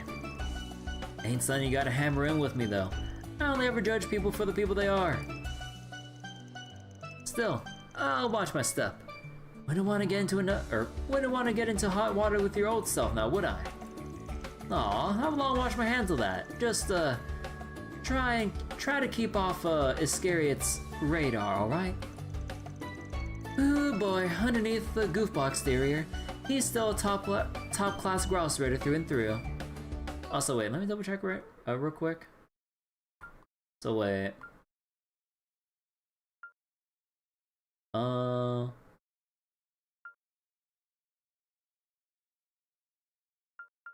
Am I forgetting something here? Nah, okay, now I'm exaggerating. Or imagining things, I mean. And according to Marduk's data, he went by a more grisly title until 6 years ago. The past is the past. What matters now is how one lives in the present. Though perhaps that rings a bit odd coming from me of all people. Aw, Risette. Aww. The Mirabel? What's gotten into you all of a sudden? Aww. Oh, hush and take the hug. I swear, you really are such a... Mirabel, please, we're in public. No, you can keep doing your thing, yeah? We're just looking respectfully. Aw, don't mind the rubberneckers. Giving you a big ol' squeeze is my only order of business right now. This is all a misunderstanding. We know about Kevin's old title. I'm drawing a blank on what the old title was. It's been too long since I played Trails of Third. I know I've watched my friend play for his first time parts of it, but not every last bit of it, so I don't remember what the old title reference was. Like my mind's drawing a huge blank on how they referred to him back then during that whole deal. Alright, that's probably all I can poke and prod around about. Looks like the cogs are turning in more places than I imagined. Well, whatever. Time to break this off and kick back with a good cup of joe. Selecting take a coffee break from the travel menu will cause the main story to advance.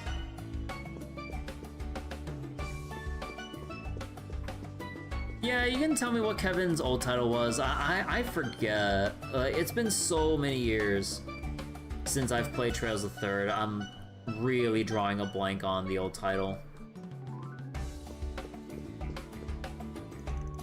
Man, what a sight to behold! Friendship between women is a beautiful thing. Not like I disagree, but I don't want to see you trying to worm your way in between them, got it? Of course, that'd be a crime even the goddess wouldn't forgive. But, Arkwright, don't you think it's kind of harsh to suspect the priest of thinking stuff like that? Kevin? Kevin? So wait, the heretic hunter? Oh, right. Anyhow, it's not like I'm a stranger to seeing wholesome moments like that one. I remember a childhood friend of mine being absolutely smothered with affection because of how cute she was. Duh. I've known Risette for a long time. I know all sorts of things about how she operates. On top of that, I've been looking after her since back when she wasn't able to move on her own. So I feel like I understand her spirit better than anyone. Yep, definitely gonna give that girl another hug later. Aww. That Mirabel, I suppose you could say she's the overly affectionate type. But still, I'm the person who I am today because she stuck by my side. Mirabel has been watching over me for a long time, even before I obtained my current body. I suppose she might have developed a special attachment to me because of that. In that regard, I can't say I dislike this brazen side of her at all. It's an expression of how she truly feels.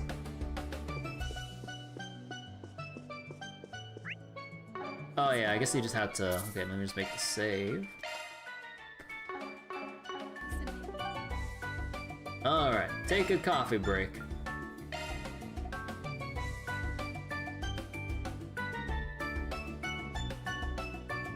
Oh, I'm actually getting thirsty from all this reading. Glad to see everyone enjoying themselves so thoroughly. If I could have all your attention for a moment, I'd like to say a few words. Firstly, I would like to once more offer my sincere gratitude to everyone for their cooperation in our trial. Though we had some concerns due to the tight schedule the products were made under, the data from the test results surpassed our expectations. Over the next few days, we will work to fix any and all issues that were discovered and have an update as soon as possible. Lapis has even more cake! So, to both our external testers and to our guests, I'd like to extend my heartfelt hope that we continue our mutually beneficial relations. I'm really not sure what to think about all this. Yeah, he reminds me a little too much of the head of the Black Workshop. Still holding out hope this place isn't nearly as bad, though. No. Man, that'd be surprising. Even so, I can't help but feel it has just as many secrets. Yikes. I was definitely the right guy to send here. Poor Gaius just ain't cut out for this shady stuff, and Celise probably would have ended up leveling the building somehow. Yeah. Knowing her, you're probably right. But then again, are you really so different? Are you really so different? I'm certainly very thankful for this new body. But we owe a fair bit because of it now, don't we? Indeed. It wasn't simply a gift from the Meister. It was also a bit of a clever trap for us by the general manager, or perhaps even the C-suite. Oh, so they got a debt to pay off for the new body that they got for Lapis? As I'm sure you're all aware, our company is in full cooperation with the Republic's bold new initiative. However, due to a majority of our internal resources being allocated there are certain tasks we've been unable to deal with. As such, some of you may find yourself contacted with a proposition in the days to come. A proposition? Of course, we've no intention of forcing any of you. If you happen to be interested, however, we'd gladly welcome your continued cooperation. Aww. She okay? I remember hearing that Altina works with the Empire's branch of the Epstein Foundation. That's right. Is it perhaps... I can't really say much about it. Just think of it as another one of our general manager's sneaky little tricks. But that's enough business talk for the evening. For now, we've prepared hotel rooms for all of you. Your accommodations are at a high-end hotel in the center of Levance. I invite you to rest there and recover from your exertions. Oh, pardon me.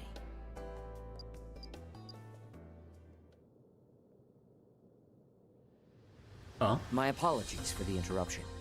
However, I've just received some news I suspect all of you will be interested in as well.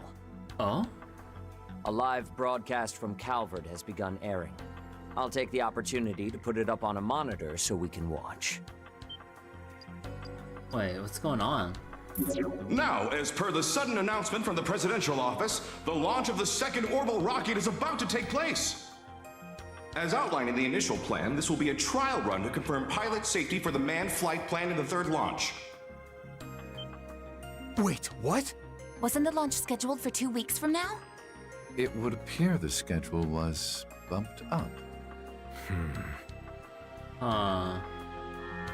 It seems preparations are complete and they're ready to begin the countdown.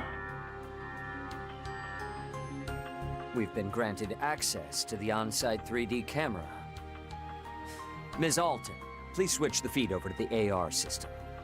Oh, come on! You can't just dump that on me out of nowhere. At least we're gonna have the best seats in the house. Wait, are they gonna turn the whole... Oh... Whoa. My god. This the same AR tech from the trial? See, they have the whole building, like, built like this? Holy shit. Beginning countdown. It wasn't 10, just in that test area? 9, like, the whole building 8, they can do this shit? 7, 6, 5, 4, 3, 2, 1. Liftoff. Are we gonna smell the fumes too?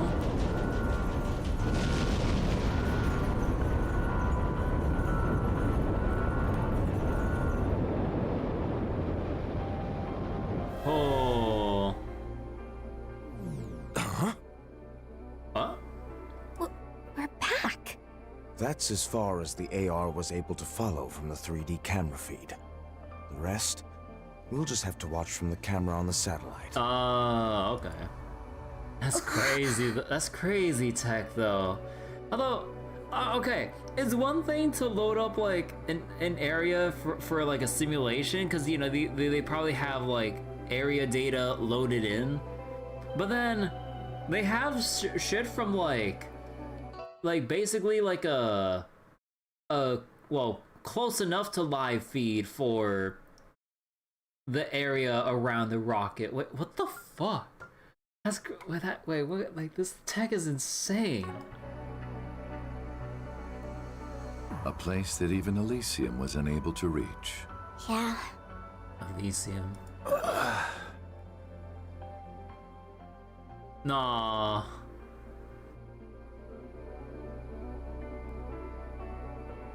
The other Rean. And yeah, they did use the old screenshots from like Reverie and shit. Or Postal 4. Either one. A humanoid unit, huh? Which means the actual thing they want to send up there must be... people. One of the Republic's assault frames. But wouldn't its balance be a problem? This is the comms and observation satellite, Prometheus 4. Yes, he's flying Reverie. Heat-resistant Connection camera. with the simulated manned flight frame. EXD completed. EXD. Cockpit temperature, 68 degrees. Airtight shield, functional. Oxygen ratio, nominal. Return mission will begin after designated 24-hour observational period. So they're just seeing if it can remain floating there for 24 hours? Okay. Cronkite. What was their real name again? But yeah, Hermes. Oh, is it Amelia Harding? I hereby declare Part 1 of Project Star Taker's second phase complete. Provided the EXD unit's return is successful, we'll proceed immediately to Phase 3. Today's launch was moved forward without notice.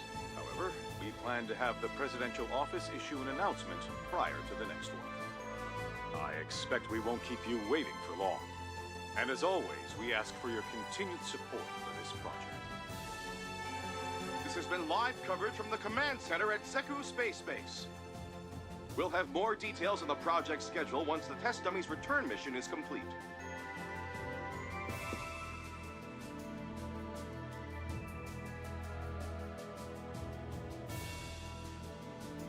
we hurry back to the Republic?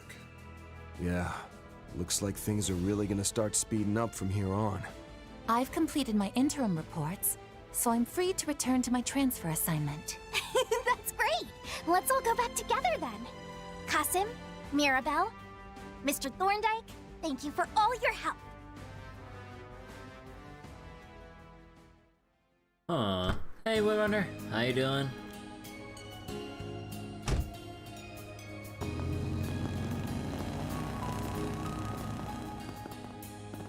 After seeing that test dummy, there's no doubt in my mind. Yeah, it's probably the real reason behind our unofficial invite to the Republic. Along with your partners, right? Oh. Right. My machine was brought from the Imperial Airport, disguised as civilian airship cargo. Bro, we had the whole like mini game with the assault frame or whatever it was, like in Reverie, when we had that jank ass combat mini game. We're actually getting a follow up on that. Oh shit. So wait, I wasn't reading YouTube chat today? No, I was reading it. It's just the people are just being quiet right now, so I mean, yeah. Wait, like did my YouTube chat like just freeze or something? It was like I didn't notice any newer messages. Although I wouldn't be surprised because like I don't know, like sometimes YouTube chat acts funny where it like doesn't load messages sometimes. I'm not sure.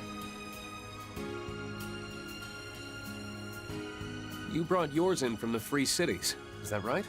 Yeah, I just finished setting up a cozy little spot for myself there. Thanks to all this, I owe the local authorities a huge favor now, though. But the Republic really went out of its way to take care of all the costs and negotiations involved in this trip. You were watching on YouTube for an hour? Were you trying to talk the whole time? Or did you try to say anything but just didn't show? That begs the question, why are they so eager to have you in Basel? Wait, you're trying to talk in YouTube chat the whole time? Wait, what the heck? Wait, I was wondering, I thought people were just chilling. YouTube chat is bugged then? Wait, how many messages have I missed? Oh, what the fuck? Yeah, wait, I had to refresh and now it loaded up all of your messages. Wait, what the heck? Wait, why did I have to refresh the YouTube chat to like see your messages? Oh, I'm so sorry. I didn't mean to like completely ignore you. I didn't realize like I wasn't receiving messages. What the heck? You got disconnected? It shouldn't have been disconnected. Usually if YouTube chat ends up disconnecting, I usually get a message saying that it's disconnected. Or something like that. What the heck? But yeah, thanks for telling me. Wait, what the heck? Yeah, I am so I did not mean to ignore you the whole time. I did not realize your messages were just not showing on my end. What the heck? Now I'm kind of like scared about like how I might have missed other people's messages in however many previous streams, because like there are sometimes where, you know, it just looks quiet, but then like maybe my YouTube chat's been disconnected during some of those sessions too. Yeah, what the heck? Oh my god, I'm so sorry. Oh, so wait, what was it again? Cozy spa, negotiations for the cost. Why are they so eager to have you in Basel? And I must say it worries me that Rufus is also active again now of all times. So I guess I gotta remember to consciously refresh YouTube chat every, I don't know, 30 minutes or something, or 30 minutes, 15 minutes? Cause yeah, that's crazy that it just like straight up stopped showing messages. I know what you mean, but I don't think he'll be making the same kind of suspicious plays that he did 2 years ago. Wait. Okay. We're Worrying about that guy's motives is a waste of time. He seems to be on the same page as that manager guy for now anyway. Oh, but that reminds me. What was all that about before? I'm guessing something's happened with the Epstein Foundation? So wait, you mean you would come and ask if there's no replies? Happened a few times already? Oh, huh. Yes. In fact, I just received word from Chief Plato that... Oh, Chief Plato. Tio! There you all are. Oh my everyone, god! Over here! It's Mint!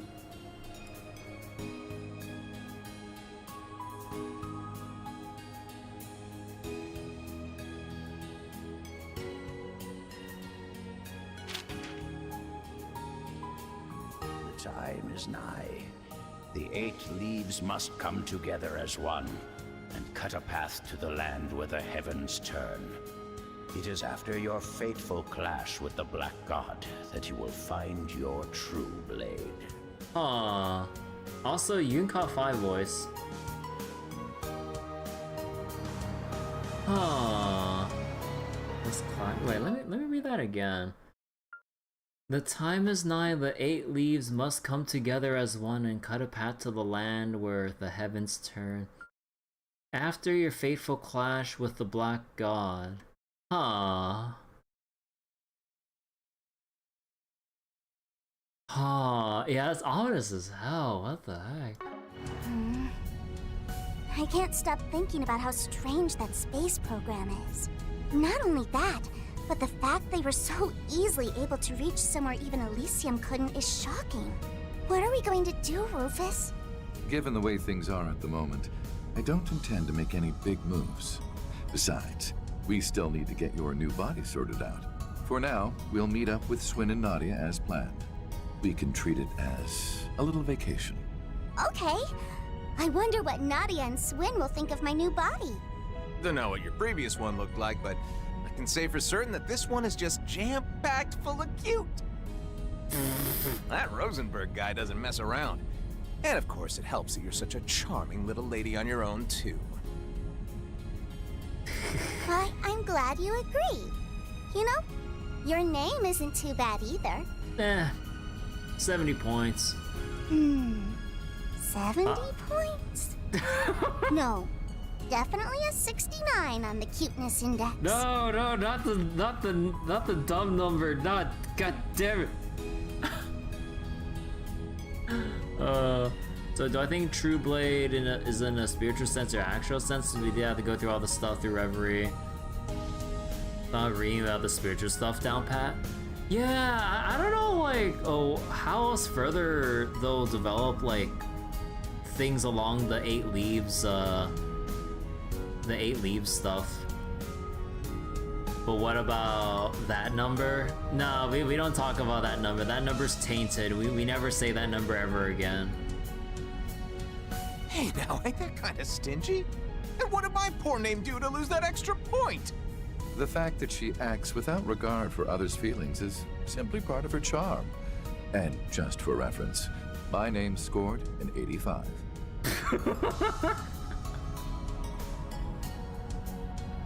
Just had to rub it in, didn't you? Man, I'm catching it from all sides today. Like Kevin just catching strays from every which direction. Down to his name. For real, though, I'm grateful for the ride. Even if I'm only going to the Levance airport, I really wanted to avoid all the bells and whistles of a Marduk send-off. It's my pleasure. However, given who you are, I imagine you could have flown anywhere you wanted without help. Oh yeah, the what's the airship they used called again? The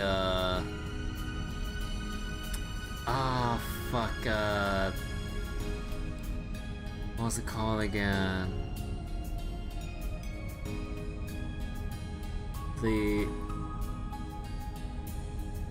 No, I don't remember. The Merkaba. Oh, the Merkaba. 5th Dominion, the Thousand-Hand Guardian. Or perhaps you've changed your title again. Again? I suspect what you were looking for wasn't just a ride, but a chance to discuss something with us away from prying ears? Change his title again? Wait, what? Huh? You got me. Figures that I couldn't pull one over on the top dog of the Ironbloods, the villain who plotted against the world. I couldn't talk about this earlier since Arkwright's master was there. But now, it's time for us bad guys to make some moves. Wait. You see, I've got a job to do. I'd like to hire you to help out. What do you say? Oh, what? They did killings of sorts in past. Oh yeah, I mean, yeah, I remember Kevin's history and everything, but I thought, oh. Oh.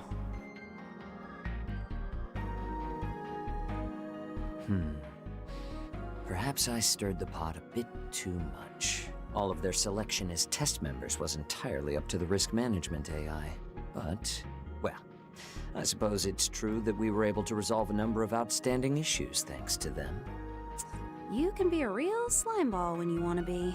You could have at least told Risette the truth, you know? It was a necessary step, considering what lies ahead. First, the President's office pushed Phase 2 up without any advance notice.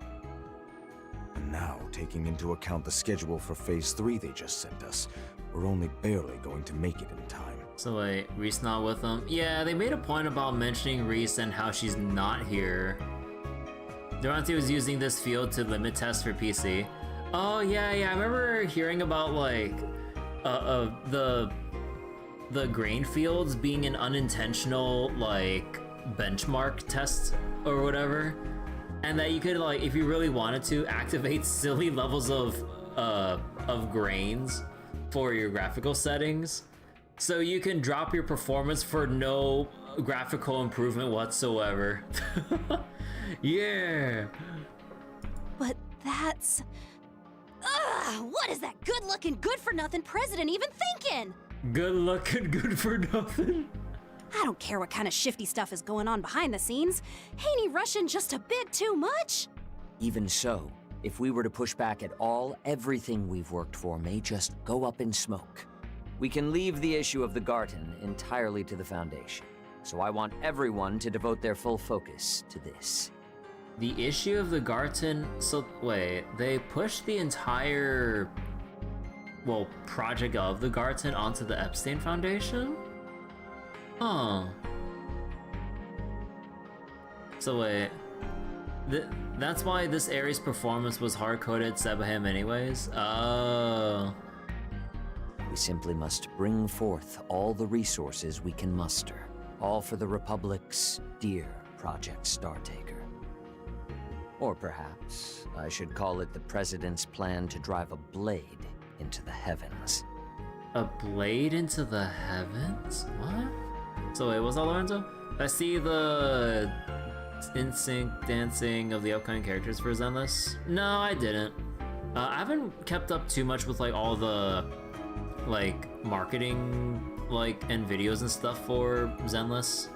I've just been kind of just logging in daily and just kind of like doing my stuff for now and then, just kind of dip in so I don't burn myself out waiting to play Trails tonight. But yeah, and yeah, I need to catch up with Zenless content because the co-op event is going away in a couple more days, but I haven't started it at all because I kind of want to do it on stream, but I'm also tied with like, or my hands are a bit tied with like wanting to keep doing more and more Trails Beyond the Horizon, so I don't know.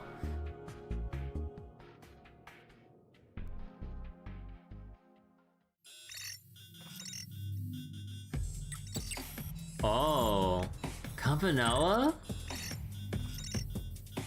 Amada, Circumstance, Observi, Yorda, Brendo, Zoga, Gerard, Dantes, Melchior, Garden Master. Stupendous. Things are getting even more fun than I'd hoped. Oh, we're gonna have to deal with this asshole again. Campanella? Just what is the meaning of this? I got your message. I thought we agreed that you'd be helping with this, so why are you pulling out at the last second? Sorry, my bad. I just got really busy here all of a sudden. Everything on the surface has gotten so complicated. I don't have any time left to be helping out behind the scenes. It's far too late to back out now. Besides, isn't Harwood freed up? I'm well aware that someone needs to act as an observer, but just to leave it to him and easily. Well, that'll be tough, seeing as the old man left on a business trip yesterday. He asked me to just keep things moving along. What? Yep. He said it was part of the third plan and approved by you-know-who. And thanks to that, I'm utterly swamped with work. The best I can do is help you out here and there in my spare time. Forget it then. I don't need your help. Damn you, Harwood. I cooperate with you on every possible occasion, and this is what I get in return? Fine. Since it's come to this, I'll simply have to go to the enforcers who are available, even if they're still wet behind the ears. Ah. The new enforcers? I don't think our two newest members are really in a state to help at the moment. Might be kinda tough for most of the others, too. Shirley and Cedric? But these two might just have a bit of time. Oopsie! Or, wait, who Sorry, the Campy. Have to pause the stream real quick, you know? Greetings. It would appear you're in the middle of your observation duties. Cowboy I take ass. it you're looking for assistance? Perceptive as usual. I like it. That said, I'm not the one in need of help this time around. I'd like you two to give the professor a hand with his project. Ah, it was something to do with Marduk, if I recall correctly. That prof? Well, I guess I do owe him a favor, so as long as he's cool with me working remotely. Remote Much work. appreciated. Even though this isn't a front-and-center job, it's still very important. After all, it's part of her final plan. The long-awaited third phase, the eternal recurrence plan. Eternal recurrence. Oh, come on. We just went over this in Star Rail. Oh, hell no. We ain't going through 33 million cycles all over again. Hey, anime opening.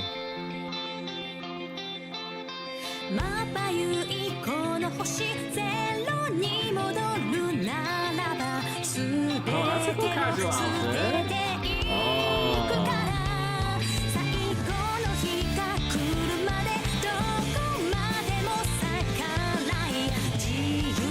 Of course, Rufus is just having a drink.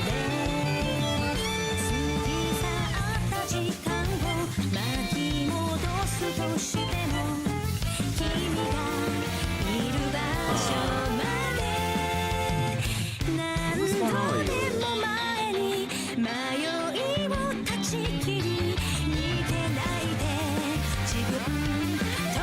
Oh, shit's going on with Ace and stuff. Aw, and that's the Yukon fire.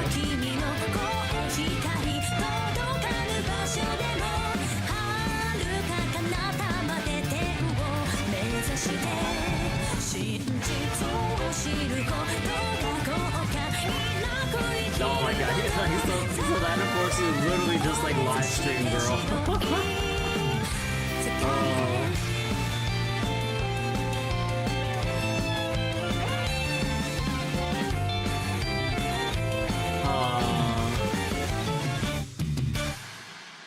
Who or what is that bird? Huh. Man, there's like so much to unpack from that opening, but goddamn. Alright. Let's see. 5,000 mirrors has been placed in your account as a reward for taking the Valhalla sector by storm for SPG request. Truly well done. Can't complain with that. Yeah, wait, anything else here? E rank, E++. Okay. Let's see, you can acquire SP or Spriggan points by completing 4 SPGs by making optimal choices during the chapter. When your cumulative SP reaches a certain amount, your Arkwright Solutions rank will go up. There are 15 ranks ranging from E to AAA, but what about quadruple A? No, I'm just kidding. Ranking up will net you special items. Didn't mean to draw so much attention. Rean Employee of the Month!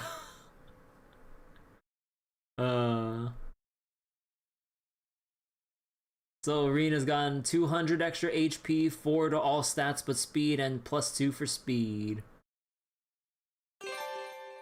At the end of the chapter, the character who performed most proficiently in combat will be awarded the title Employee of the Month. Anyone advanced part-timers or proxies, no, just kidding, are eligible for this title.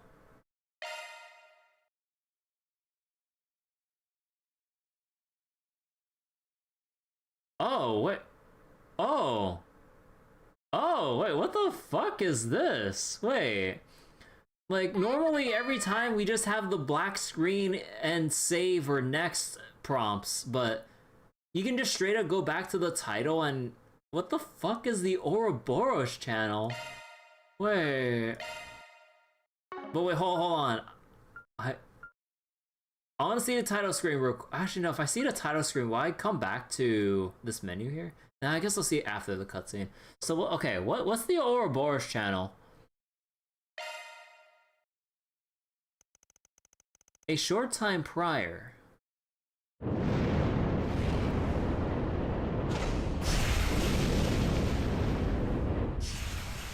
Abdo, you don't need to tell me to be ready for something when I'm literally about to do it. I'm not one to skip over shit like this. Like, I'm getting really sick of people, like, telling me, like, be ready for something when I'm literally just about to do it. This is the Comms and Observation Satellite, Prometheus 4. Connection with the simulated manned flight frame, EXD completed. Cockpit temperature, 68 degrees. Airtight shield, functional. Oxygen ratio, nominal. Return mission will begin after designated 24-hour observational period.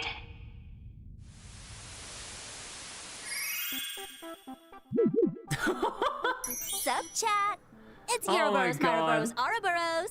That launch, though, literally out of this world. And the fact I got it on stream, so godlike. Oh, no, look at Mr. Dummy floating around. Cute. Wait, hold up. This viewer count's popping off. That tracks, though. This is some real historical-ish. Anyone who missed it's in for some primo FOMO. Can humanity really touch the stars? I'll be keeping major tabs, so stay tuned for those deets, Ouroboros. Anyways, that's all for today. Be sure to like, comment, and subscribe. Shut up. Oh my god. Oh, I hate it. Wait, we're banned? Oh, and I thought we got a streamer enforcer, Gen Z slangs. Like, the moment I heard, like, her greeting chat, I'm just like, I'm dying from cringe. Yeah, I thought Nadia would be the only one I had to worry about with the brain rot. Some people don't like this character, you too, you don't like her. She's our new lingo word user for sure with us. Oh my god. It's more that I'm cringing from, you know, like... I mean, like, it's more like, how do I word this? It's kind of like, she comes off as what, like, out-of-touch Hollywood writers would view as, like, live streamer characters if they had to write one. Like, oh my god, this feels so... Like, it felt... I mean, I don't think we saw too much of it, but, like, it felt better when we saw Katra as a VTuber instead of seeing the kind of streamer that, whatever her name is. Oh god. Oh boy, we're gonna have to deal with her across the whole game too. Oh no. If she says skivity, then it's all over. I mean, like, you know that she's gonna be, or like, with like the kind of character they set her up to be.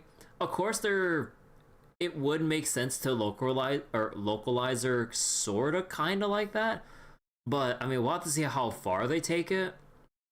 I mean, I don't mind, like, in Daybreak 2 when Nadia out of nowhere just says, like, Riz and shit. Because, honestly, when you kind of look at her character and personality, it actually kind of fits.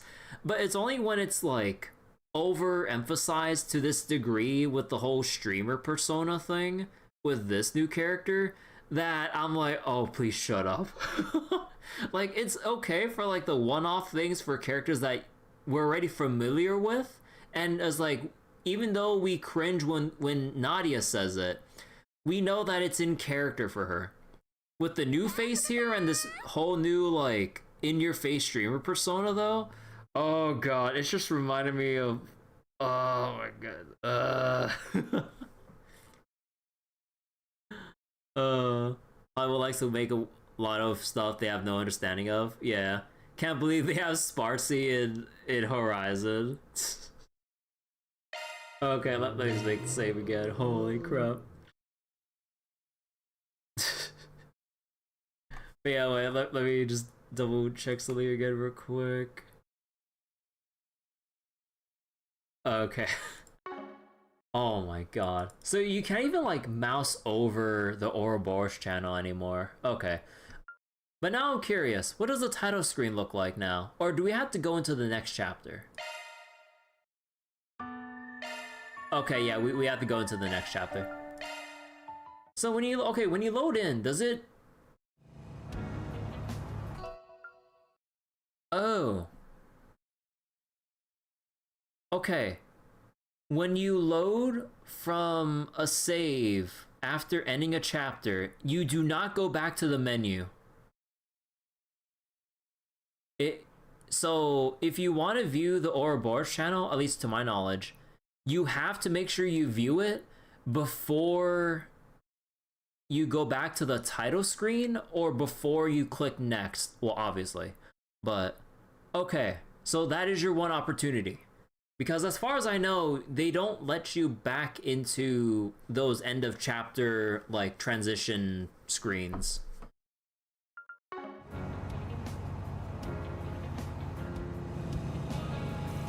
This is where the demo ended, by the way. Oh yeah. Van, Feri, Risette, and Bergard wasted no time leaving Orid State and made haste for the capital. But yeah, like, it was the whole prologue, but I mean, actually, that prologue was a lot shorter than I thought, although maybe that was just me thinking about Ruins of Crave Village. But yeah, like, I guess, like, when I had Trail's first chapter in mind, Trail's first chapter prologue, it goes on for a while. Because if it wasn't for me kind of going over all the settings and, like, other things introduced in the prologue, it would have went by a lot faster, actually. Like, if I didn't go on about, like, all the things that I went over last night, I probably would have gone through the prologue all in one go. Factoring in breaks and driver swaps, the trip back to Edith took about 10 hours in total.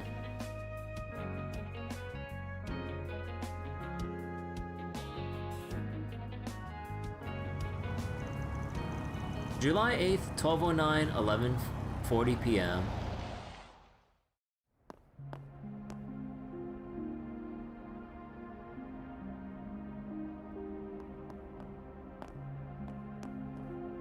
Huh. Katra and casuals? Good old Aaron. Juve! Aww. Han Judith. Holy midriff and thighs. Oh. And like, yeah, that part of her, like the see-through in her outfit.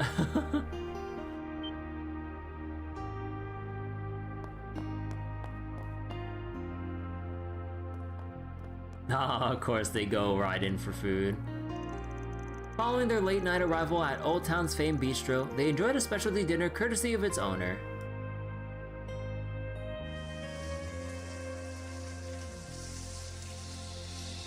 Of course we get a shower scene.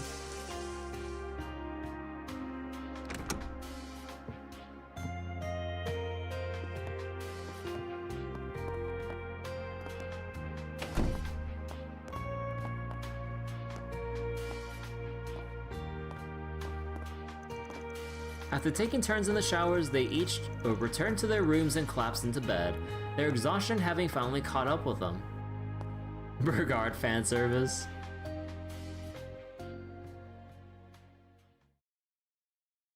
Act 1, back to business.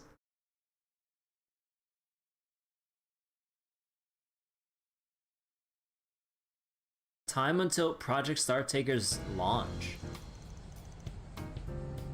Okay, wait, I just noticed I forgot to change the title on Twitch real quick. Hold on. Oh, wait. Act 1. There we go.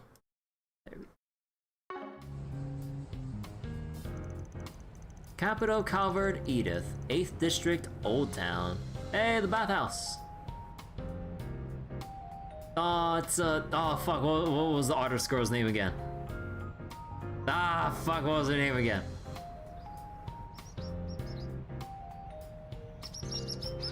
Little birdies!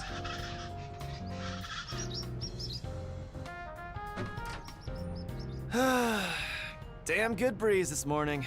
Oh, wait, look at that new outfit. Wait, hold up. Yeah, hey. I don't mind you letting in some fresh air, but at least give a guy a warning first. Seems the band is back together once again.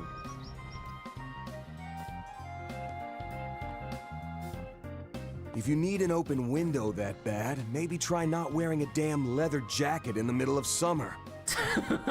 Tell that to the other old man sitting next to you, geezer. God damn, looking good with that outfit. And FYI, this thing's made for summer. It's the definition of light and breezy. Not to mention practical. It's loaded with ballistic and piercing resistant material. With this, I'll be wrapping up 4 SPGs left and right in style. Oh yeah, it's so protective except for the parts that don't cover, like, the front of your body and shit. Yeah, wait. Wait, holy belt on his, like, right thigh, though. Like, what is all that?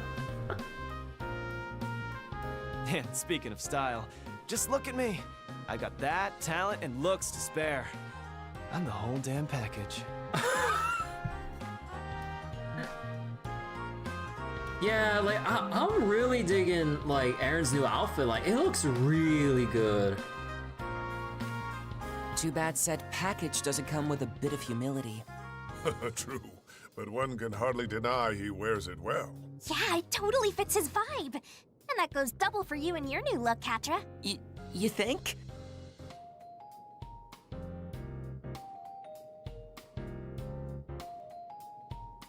I normally go for darker colors myself, but Agnes and Judith recommended this, so yeah.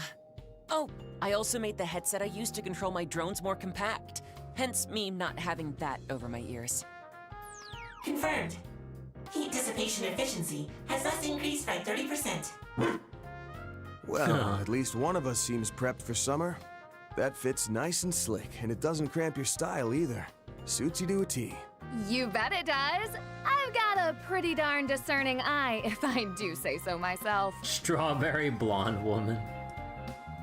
Meanwhile, Judith's outfit. I mean, thumbs up. Award-winning actress and fantasy. I suppose this is one of the perks of having an actress as a friend. Honestly, I forget you're a celebrity sometimes with how approachable you are. I forget because of the catsuit she's always running around in. You know you're never beating the Kingster allegations, right? I don't need to because I'm not a Kingster! Oh, I'm so over this. Teasing aside, you really do look wonderful. All refreshed and ready for summer. Aw, thanks! I like the outfits you and Feri picked out too. Huh. Yeah, Agnes's outfit looks pretty neat too. Huh. Oh, wow, Agnes.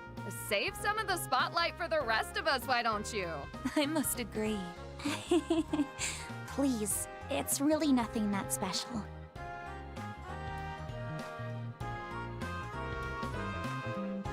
Aww. On the contrary, I can hardly imagine an outfit more befitting a lovely young lady like yourself. Thank you very much. I actually had a hard time picking this one out, believe it or not. If it weren't for Judith, Feri, Ren, and Odette's input, I probably would have walked out of the store empty-handed. I was so indecisive. Only because you look good in everything you tried on. Don't sell yourself short. You chose that one in the end after all, so own it. We all think you look great. Don't we, Van? What say you? Forcing my hand, huh? I mean, I liked the old outfit just fine. But yeah, this one's nice too. It's the perfect blend of casual and refined, and I can tell the tailoring work is top of the line. Looks great on you, really. Thank you, Van. I'm really happy you like it. You know, this wouldn't feel as awkward if I actually chose, like, Agnes over Elaine during that one chapter in Daybreak 2, but I'm trying to, like, go for, like, Elaine and Van to make up, at least based on that, like, story choice. So now, this moment kind of feels a little bit awkward. Because we know, like, how Agnes is starting to feel, feel about Van with how they're built, or kind of building up for it. But, I want to see Elaine and Van back together. So this feels so weird. Holy shit, a genuine compliment? From this socially inept dumbass? Say it ain't so. God damn, Aaron. It seems like you can teach an old dog new tricks after all. I'm almost jealous of her, honestly. I really like your outfit too, Van. Oh, and that goes for everyone else, of course. I was cooped up at school taking finals through yesterday, so this is my first time getting to see everyone's new looks. Ah, yeah. Still, the main reason we were able to get everyone together was because you finally got a few days off. All right, enough small talk. I want to go over a couple things. Namely, what we learned from Marduk, like how these new shard functions work, and also how we're gonna respond to this whole space program shebang, depending on what happens with it. So, to check my understanding, the plan is to split our 4SPG work into morning and evening shifts, correct? So, the usual? You got it. I'm guessing that the program's second phase being pushed forward by half a month has thrown damn near everyone for a loop. And you can bet we'll be feeling the fallout from that mess one way or another. So it doesn't really matter the final chapter. So it can change Elaine, Agnes on the fly from her in Daybreak 2. Oh, I forget. Although no, wasn't it like was not really like a choice that really affected things overall, probably? I thought it was more like, you can choose one, but then if you want to cycle out afterwards, or after making the choice, then like, you can kind of rotate as needed. I thought it was like, the choice is fixed, but you can still swap around for the sake of dialogue and all that stuff, wasn't it? No? Oh, then I guess I completely misinterpreted that choice then, never mind then. And what the heck? Just think about how slammed we were up through last month. Fair point. Don't remind me. I actually had to bust my ass for once. With the influx of wealth pouring into the Republic, thanks in no small part to the revitalized economy, many criminal organizations, both in and out of Calvard, are looking to take advantage of the situation. Same goes for all the new conmen, gangsters, black market brokers, and shell companies who've come knocking to get a piece of that pie. I knew the space program was gonna be a big deal, but I never thought it caused this much of a fuss. So wait, it's just some cutscenes going to be different, choice of route doesn't really happen, to be fair? Oh, okay, so there is no route there. Okay, so I completely misinterpreted that moment in Daybreak 2 then. Even the film industry is practically scrambling to push astronaut movies into production. Wait, seriously? Huh, that sounds kind of neat. Oh, speaking of astronauts, Major Amelia is totally the talk of the town right now, isn't she? If I didn't know any better, I'd say her popularity is on the same level as Elaine's. Yeah. She has to be that same person, right? Doesn't seem like she's bent on hiding it. Okay, so it's as obvious to everyone else. Okay. We did hear that she was a major back during the coup, but the thought of her being a decorated ace pilot never even crossed my mind. Then we have General Haring, commander of the Republican Air Force. It's a little hard to believe that she's the daughter of such an eminent figure within the military's top brass. Wait, if I remember the end scene, Ines did say something in Daybreak 2. Yeah, I kind of remember, but okay. During Operation Meal Mirage in the war 3 years ago, he was in charge of the entirety of the Republic's forces. I'm even told that, despite objections, he trusted Lieutenant General Bright enough to turn over command of Calvert's forces to him for a time. Oh. Wow, that's kind of amazing. So he gave over full command to a general from another country? I've heard that even Dad, the president, trusts him implicitly. Oh. There are many a rumor about him from those of the Papal Guard who participated in the operation, all of which attest to his remarkable reputation. He likely served as part of the backup unit for Cassius, and would have stepped in for him had he fallen on the front lines. With all those key players in mind, along with the CID, Marduk, and Ikaruga, I don't know if we can take that space program at face value or not. But what I do know is that it might have some connection to one of our pending cases. The Genesis. Last April, we successfully recovered the Octogeneses in their entirety. We heeded the warning left behind by their inventor, my great-grandfather, Professor C. Epstein. But that wasn't the only warning we heard regarding this. Recover the Octogeneses before the year 120X. Else all that we know will come to an end. This was an isolated incident. You haven't averted the end he foretold in his final entry. Indeed. That leaves us with less than 6 months. Seeing as we're already well into 1209 now, which means we can't afford to go about it at our leisure. If there's ever a time to act, it's now. Yeah, we need to get on this like yesterday. Fine, I guess I can help. Someone's got to be there to carry your asses, and I'm just the man for the job. Everyone, thank you. As spirited as ever, I see.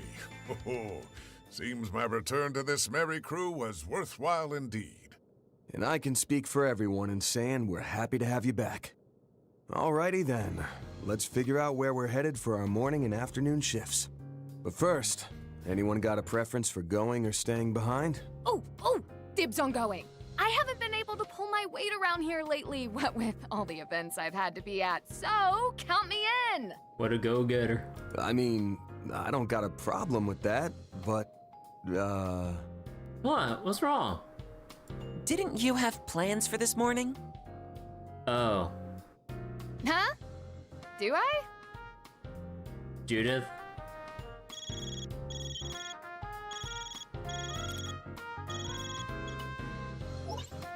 Judith? Where are you?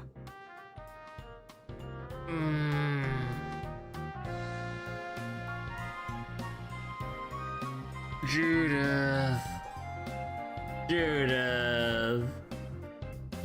The event begins in 30 minutes and we still have the pre-event meeting to do before that. What? Nina, what are you talking about? Oh, crap! The Golden Requiem Fan Appreciation Event! She forgore. Judith, please don't tell me you forgot. Forgot, not me. I was just getting ready to leave, which I'm doing right now. It's at Esprit Cinema in the Tyrell district, right? I'll be there in 15 minutes. Tell the directors thanks for waiting up. Bye! Wait, Judith! Don't tell me the location's different. I am so sorry. I'll be done by this afternoon, so I'll catch up with you then. Good luck, you guys! God damn it, I wanted to play with Judith. Someone's about to get chewed out. Hope she survives her latest tongue lashing from her grandma. Guess we'll have to wait for later. Oh, speaking of, you've met her before, haven't you, Master? Oh, yeah. Dominique, Yes, we've crossed paths on a number of occasions, from incidents both public-facing and otherwise. I understand she was a great help to you while she was working on that much-lauded collaborative film. Oh, right! You must mean Golden Requiem, Howl at the Dawn, the crossover between two of the biggest box office hits from last year. It's been enormously popular ever since its release back in April. And it totally lives up to the hype. I've already seen it twice myself. It's little wonder that they're so swamped with events and the like. Alright, so what's the plan, Chief? Who's going where? I'm thinking on that now. We're losing daylight, so let's figure out what we're gonna do, then roll out. After a brief discussion, Van's crew settled on scoping out 5 districts, including Old Town, during their morning shift. And then, excluding one member left to watch the office, they headed out for work and received a brief orientation on the new shard skill techniques.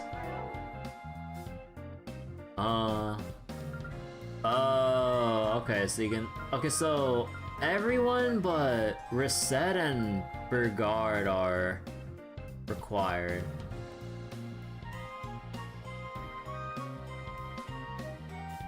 Bergard, I'm sorry. Team members in reserve can be swapped out at any time by pressing VP. Press V and P to open the party lineup menu to switch out party members. This menu can be accessed via party lineup from the tactics menu.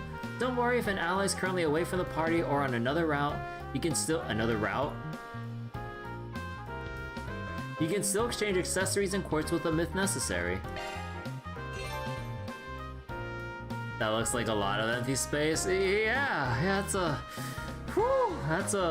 lot of screen space right there on that party screen. So press escape to open the notebook.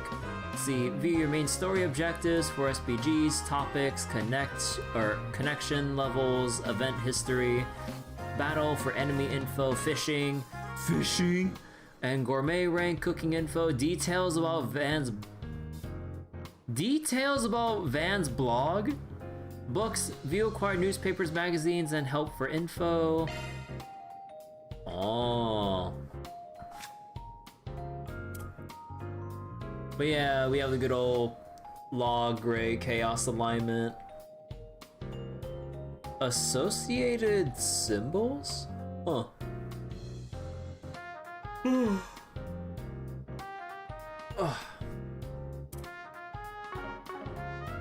But yeah, this party lineup screen's looking quite empty. Oh boy.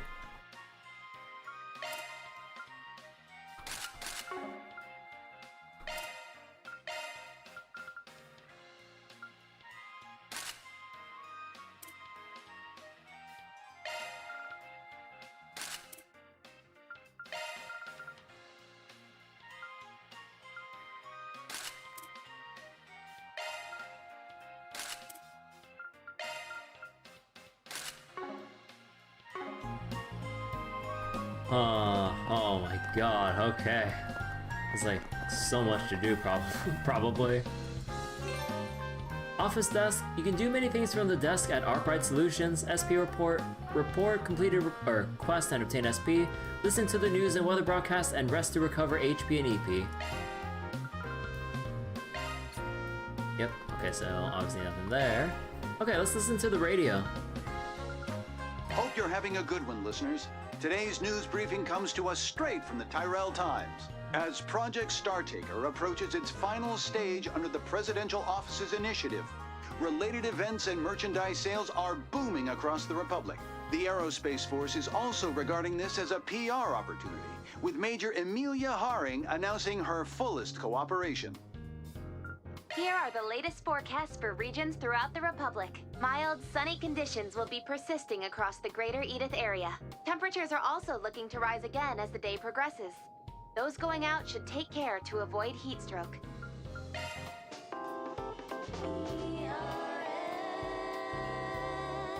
Oh, they redid the ERN jingle. Also, I know they slightly altered the frequency in Daybreak 2, but in Daybreak 1, you'd always hear the ERN jingle like every single time you go from one topic to another. Here, They actually did it more properly. They play it when you exit, instead of after every single little category you click on.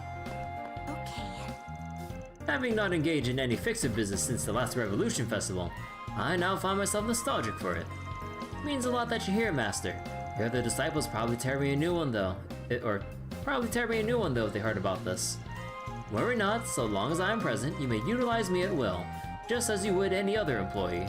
I fully intend on assisting firsthand when required, but before that, allow me to observe you all in action. Right, we're glad to have you aboard again. Okay, so wait, what if I swap out for Risette, and where's Risette in the office here? Okay. There truly is something comfortable while working in this office.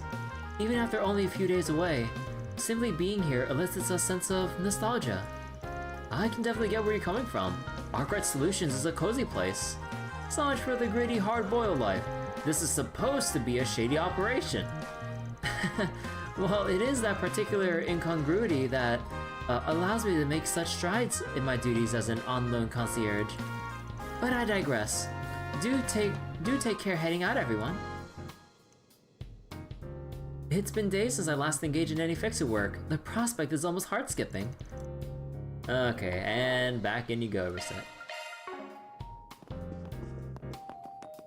Hello. Yeah, there's the Shock one up. Achievements. Actually, wait, hold on. Do we? Okay. Okay, so we can range the order and everything. How about? There we go. Right, here goes. Understood. Oh yeah, I need to test out my settings and shit. Wait. Okay, wait, I need to get outside and look at a window. Hold on. Or maybe here's fine. Hold up.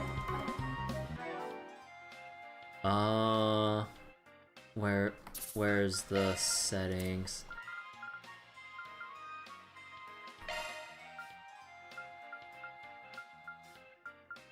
No, okay, not this one. Oh, is it? Oh no, is it not the right kind of thing I should be looking at? Okay, hold on.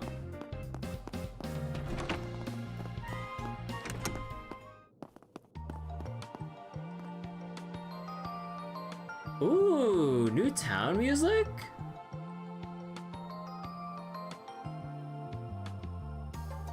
Oh, I'm liking this. Huh. So wait, Anya says 404, 405 EP? Oh shit, yeah. Oh yeah, I believe this is supposed to be Catra's room. Feri's room. World history with like a box of like bullets and everything, the knife, toolbox. Just look at all the ammunition and shit here. And some food on the bottom for good measure. I just really love like that mixture of just like snacks and drinks and like boxes of bullets and like not combat knives and shit. So wait. For what it's worth, there's a pretty good stress test for the graphics later in this chapter. Oh. Well then. It's to force you into the high preset even though it ran... Oh wait, hold on. Wait, I see a fly. Oh shit. Oh, thank God I got the fly. There's so many times where I missed getting a fly that it just haunts me the whole night. Holy shit. Okay.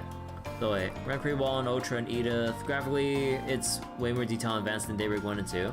Yeah, like, I don't know how to, like, word every little aspect, but yeah, I can kind of feel, like, the improvements from the previous two games and seeing the improvements, like, here and stuff. Also, wait,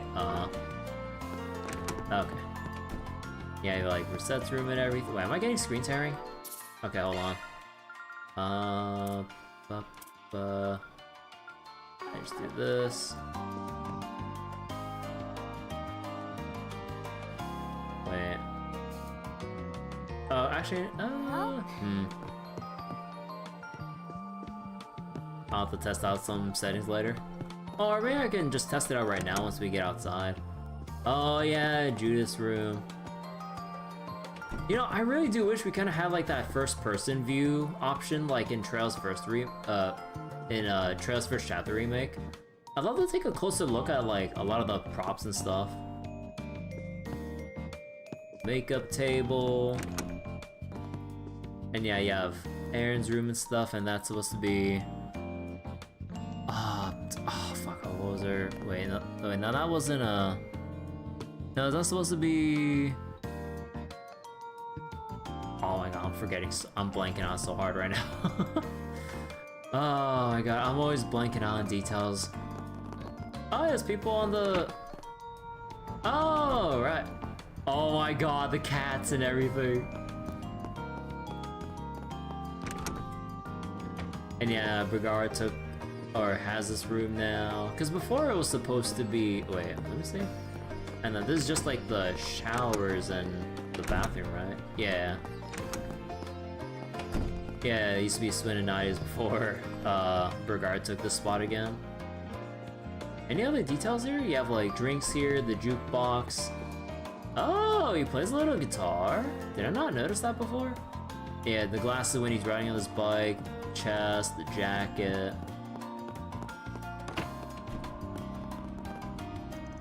Oh, there you are, Saros. We'll be heading out, okay? Okay.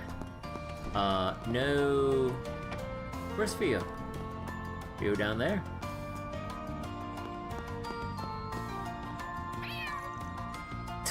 Hecking at 12.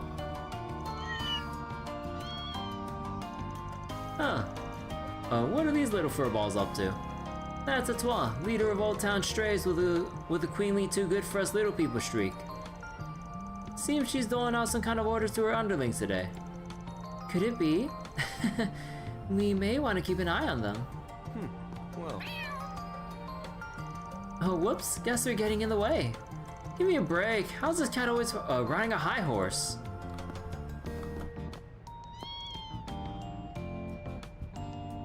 The lighting is slightly white. I mean, it is bright outside, but is it? Let me see. Actually, oh, we can like knock it down like one small notch.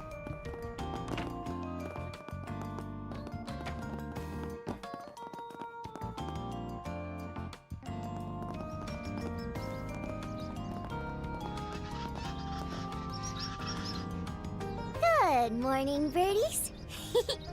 You sound extra happy today. Unlike Van, you're working and eating early in the morning. Good job. What did Van do to catch the stray from you? Unlike Van. Come on, that's a low blow. I have been trying to be an early bird too, you know. Momar's future poster girl. Oh, hi, Van. Morning, everyone. Morning, Humes. How goes the swallow watching? Guessing pretty well by how chipper you are. It's going great. This Sunday school project's been super fun. Hey, Anyas. Look at the baby chicks. They're bigger now, don't you think? Oh, wow, they really have. I remember when they were just tiny nestlings. Wasn't that nest only built a month ago? They grew up so fast. It's nearly time for them to leave home. But it looks like they might have been put a little behind schedule this year. I asked Mommy about that too, but she says they should be okay to fly away real soon. Guess you can think of this as a limited time Monmar attraction. Might as well make the most of this chance to watch over them. Yeah. I'm gonna be sad when they're gone. But that's okay. I'll just make tons and tons of memories with them before they go. Ah, you may.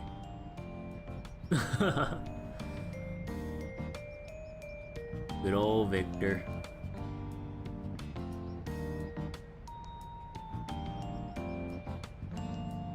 You've gone and grown up in the blink of an eye. Oh no, I can feel the old waterworks turning on. Please try to hold it in, Dad. It's too early to be making a racket. Good morning, everyone. You're heading out earlier than usual. Ah, right. Is everything all right with Judith? I saw her scrambling out the door a moment ago. Oh, that? Nah, she's good. Just following her usual routine. Wake up, screw up, repeat. Thank you for making our breakfast this morning. It was delicious as always. Glad to hear it. Good luck with your work today. Van, you better not be thinking of slacking off just because you've got all your helpers with you. And cook yourself something decent, instead of stuffing down sweets for once. Remember, you are what you eat. Sweet? Obtain ingredient set. Okay, I got it. You can get off your soapbox now. Don't worry. We'll make sure everyone, especially Van, has a proper meal. Okay, Yume, we're heading out now. Okie dokie. Have lots of fun, everyone! About cooking. Home cooking can be done at any time via the Gourmet tab of your notebook, provided you have both the recipe and its ingredients. Home cooking dishes can be learned just by using recipe books found in shops or other locations. Catching strays from everyone. It's Trail's tradition. To cook, navigate to the Notebook's Gourmet tab, then to the Home Cooking category. Make sure you have the necessary ingredients, select the number of portions you wish to make, press Cook to cook your dish. Recipes can be bought from certain shops around Calvard. Learn how to cook these recipes by using them in the items menu. You can also provide Victor with ingredients to have him cook up meals for you. Each unique meal meal eaten will help raise your gourmet rank, so make an effort to diversify your palate. Preparing staff meals. Victor from Monmar will use ingredients in your inventory to make special border meals for you. Gourmet ranking. Upon consuming food or beverage for the first time, you will receive gourmet points. Earning enough points raises your gourmet rank, which in turn raises your party's stat values. Though dishes categorized as meal can offer benefits to the entire party, they unfortunately cannot be consumed during command battles. Alright, the bulletin board's given. We should take a peek at the second-hand repair shop too. Might as well swing by any of the places that catch your interest on top of that. Alright, okay. So what's like a good view for like... Okay, hold on. Now I can try to see. How about... Maybe not a level of detail here. Maybe we'll have to go to Riverside first. How about...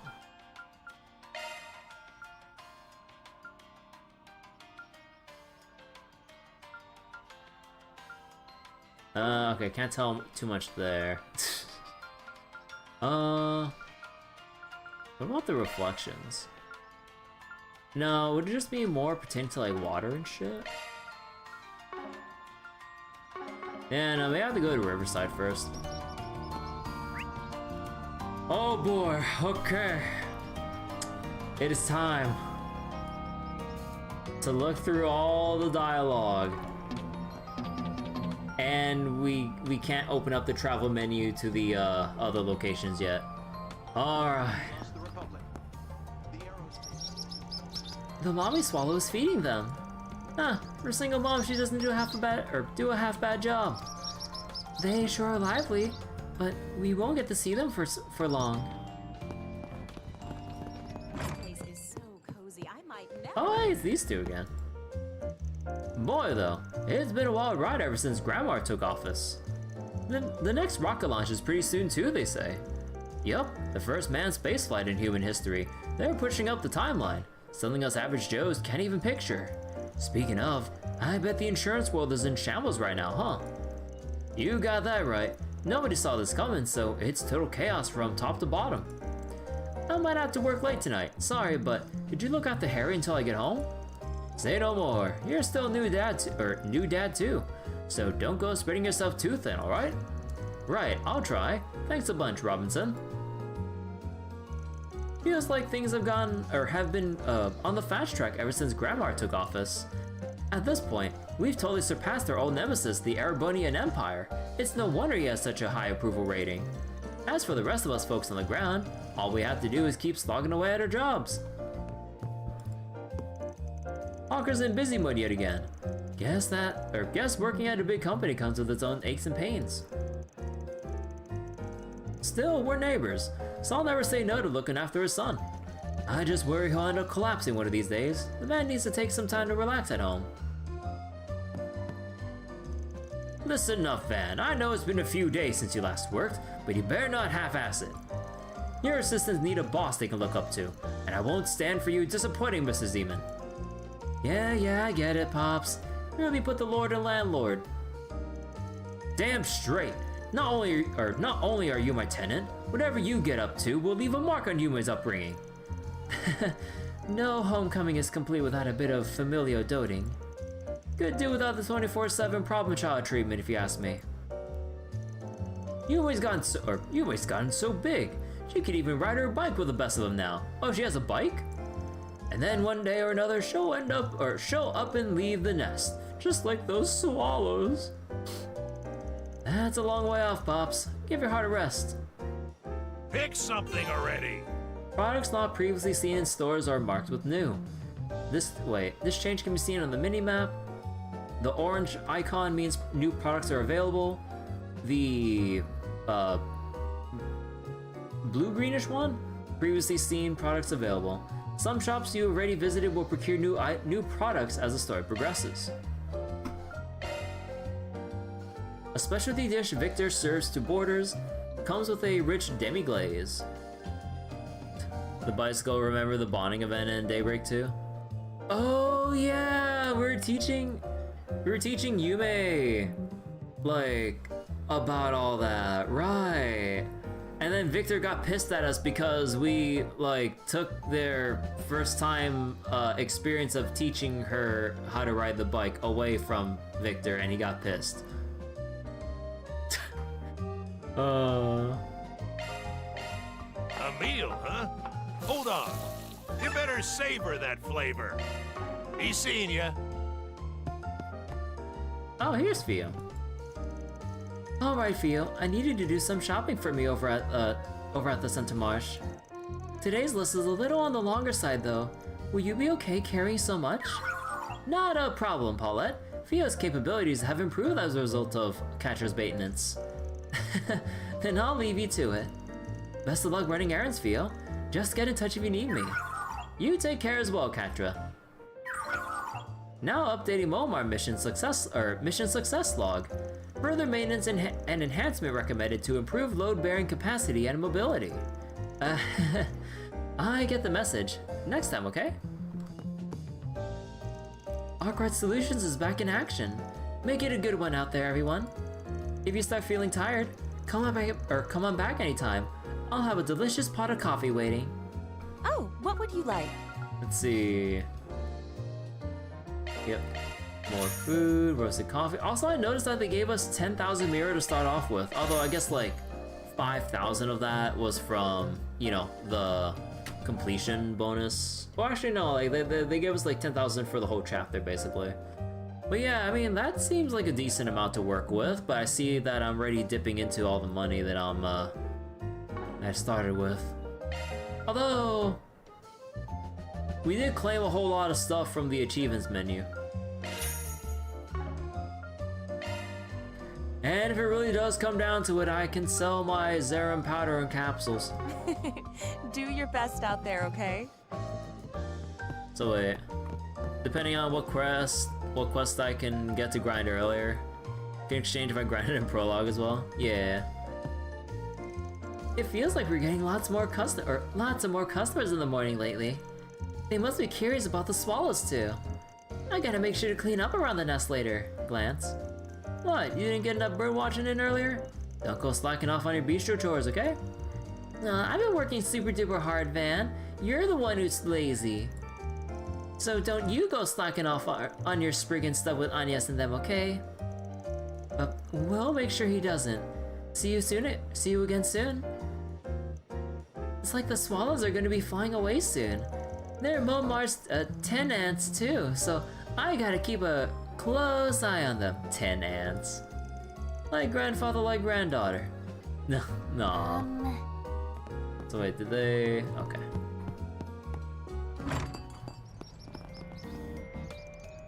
I swear, no matter how much time flies, the world stays as troubled as ever.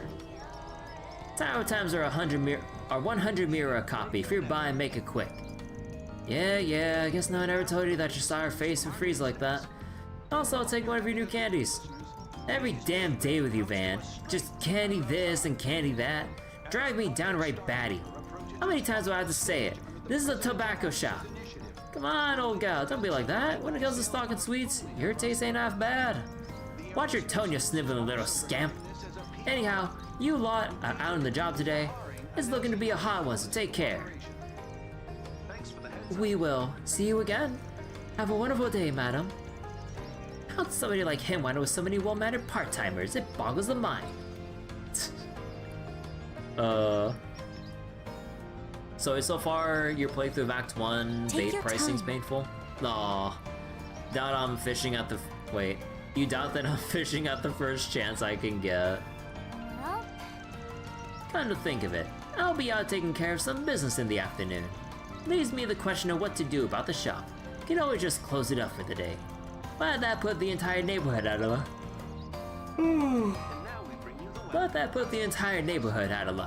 Maybe I ought to call that girl in. That girl? I wonder who she's talking about. Beats me. That said, she's heading out today. Nah, never mind. I'm probably just overthinking. Someone that's gonna take over for Melrose when she's out? More candy? Again? Chocolate cigarette. Candy that looks like a real cigarette but tastes of bitter chocolate. Lemon mint candy. Stimulating lemon and mint candy geared towards adults. And Tyrell Times Issue 2 exclusive interview with Major Amelia. Ooh. Stop by again, I guess. Okay, we'll read that as soon as I read all the optional dialogue around this place. Oh my god, Natalia. I have to wonder if the next rocket launch will succeed as well. It has me simply fraught with anxiety, especially as the brains of the Republican government.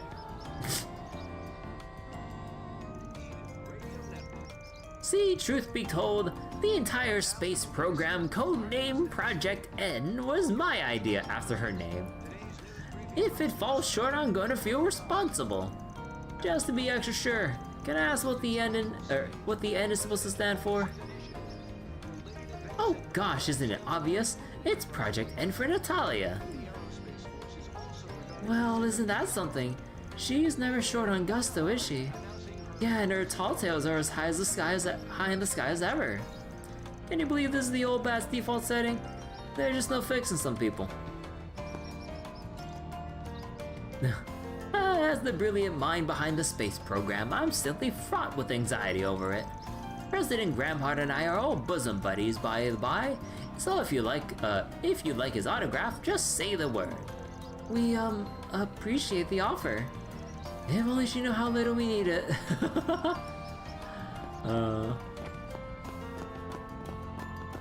Oh, Eddie! Today's the big day. So nervous. No, you came into this with a plan. Have some confidence in yourself, man. First step is to go pick up Isn't this the general store lady's no good punk of a son? What's he mumbling to himself about? I wonder. Come to think of it, I haven't seen him around much lately. Piques my curiosity a little. But it doesn't seem like he's causing trouble, so whatever. You did a crap ton of research, got properly licensed. The bank even gave you a loan? Yeah, have a little confidence in yourself, man. Oh, does he actually open up his own little, store? All that's left is to wait until it's finally ready for pickup. Today it'll be in the bag. Ready for pickup? Oh. Out on another day of hard work, huh? Well, if it isn't Arkwright Solutions, quite the lively posse you've got today. Yes, it has been quite some time since we've had a full roster. Sure has. Just the sight of your face is enough to put a big old smile on mine. Ah, and before I forget, here's a little something for you. Sharing is caring, as they say. Assorted grains. I know summer is your busy season, but don't forget to eat properly and keep that energy up. Sure thing. Good looking out. Thank you as always, Brenda. I will think nothing of it. Just be sure to keep us in mind on your next shopping trip. Oh, about Eddie, by the way. He's been doing a lot of brooding to himself lately. Not about anything dangerous for what it seems, so I'm letting him do as he pleases, but either way, the boy's keeping mum with dear old mom. Still in his rebellious phase, I suppose. I'd appreciate it if you all could keep an eye on him for me. Looking is always free, you know. Celestial Balm. Ooh, custard cookie.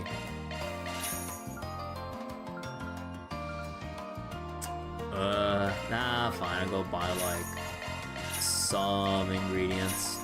Not gonna buy too much at the moment. Come again! Alright, let's see how the kids are doing over here. Because I think this is where they're playing. Yep. Huh. Does Sheena look taller? I think so. I think especially with the hat and everything, I think she looks older than her Daybreak 1 and 2 model. Am I crazy? Huh. My heart. This last chapter always makes me cry. Oh, I recognize that novel. And yes, yeah, I'm rereading Sunshine.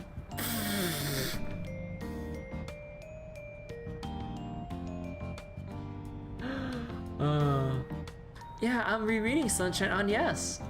The first edition you lent me was great too. Some parts were written a little differently, right? You'd really have to pore over the pages to notice that. I don't know the specifics, but... Whoa, this conversation picked up fast. You're both avid bookworms, right? Yep. Oh, while you're here, Katra, can I take Sarah's out on another walk sometime? Please? You know, it's really nice seeing the interactivity between, like, Arkwright Solutions and, like, the people on the street and everything. That's cute. Like, Sheena playing with Saros and stuff. Anya sharing, like, her books with her. You make the cutest, most perfect familiar, just like in the story. I lack the proper context for that reference. Kids in Old Town sure have energy to spare. They certainly do. It's rather difficult not to mirror their energy. Harry's been going on about that since spring, in case you're wondering. He'll take one look at something and then make it his whole personality at max volume. Won't be long before he ends up getting bored of it like always. When is he going to learn? Like anyone picking up a Flavor of the Month game and stop playing it like after 2 weeks. I mean, I'm guilty of that too, honestly. That settles it. Someday, I'm gonna be an astronaut. Cool, you're going to space, Harry? Oh, please. Okay, time out. Oh, wait. Oh. Wait. Why does the... Okay, wait. Why does the music continue here, but not during voiced cutscenes when you go bring up the message log? Like, in the story scenes, the music just stops. But when you're out in the field talking to the NPCs, it continues normally. Huh. Is that I guess that probably is an intentional choice or something. Is it? I don't know, it feels weird. But yeah, I gotta say, it's actually kind of cool how during like, even like, when you're talking to the NPCs, you actually have the camera shifting angles from like Harry and Mark to Sheena sitting on the bench. So basically, Starro could never... No, I'm just kidding. Sorry, I was gonna get into my usual Starro bashing. Oh please, how impressionable can you be? Only the best of the best of the best would even have a shot at that. Might as well just give up now. Over my dead body. I'm going to outer space when I grow up no matter what. So there. Then I'll be a flight controller and do all your countdowns. No way, Mark. You should blast off with me. Leave the boring ground stuff to Sheena. Did you call me boring? Or did you just call me boring? Okay, I gotta say, the little hats they have, they're so cute. Like with Altina, like with Sheena here, and like whoever else. I always like seeing these hats, they're so cute. No, I said boring ground stuff. She gets so angry, or she gets so scary when she's in angry mode. I forget, does Agnes have Yeah, Agnes has like a similar, what kind of hats are these called? The ones that like Agnes and Sheena have. Or the caps, I mean. Oh, wait, what type are they called again? Beret? Oh, beret, right. Or hopefully I pronounced that right. Or I think that's how it's pronounced. Harry talks all the time about how cool astronauts are. I was just gonna cheer him on about it. But if I stick with Harry, maybe I'll get to go to space too. Oh, it's Van and Agnes and Feri and everyone else too. You guys seem really busy lately. Everything okay? Yeah, it's nothing big. Just got a lot of work on our plates is all. Oh, gotcha. I haven't seen much of you around, so it's got me thinking your office went bankrupt from hiring too many part-timers.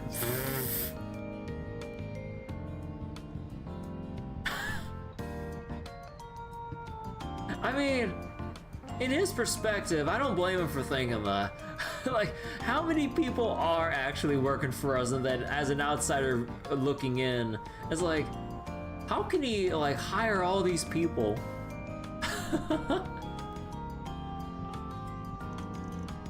Seriously? Can't not to prove it right, Chief. Oh, don't worry. I've been keeping close track of the expenses. We can hang out again once things wind down a bit, Harry. Okay, see you then. Man, that rocket launch was so awesome! This settles it. I'm going to outer space no matter what. Heh, I'm gonna tell my dad about it the second he gets home.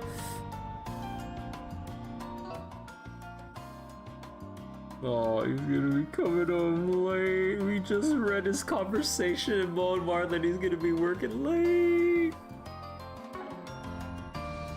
No, not again.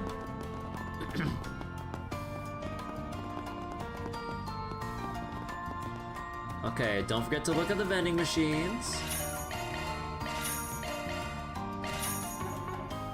Okay, got one of everything there. Would you care for some flowers? Oh, hello. Oh, God, okay, hold on. I need to mute the mic real quick.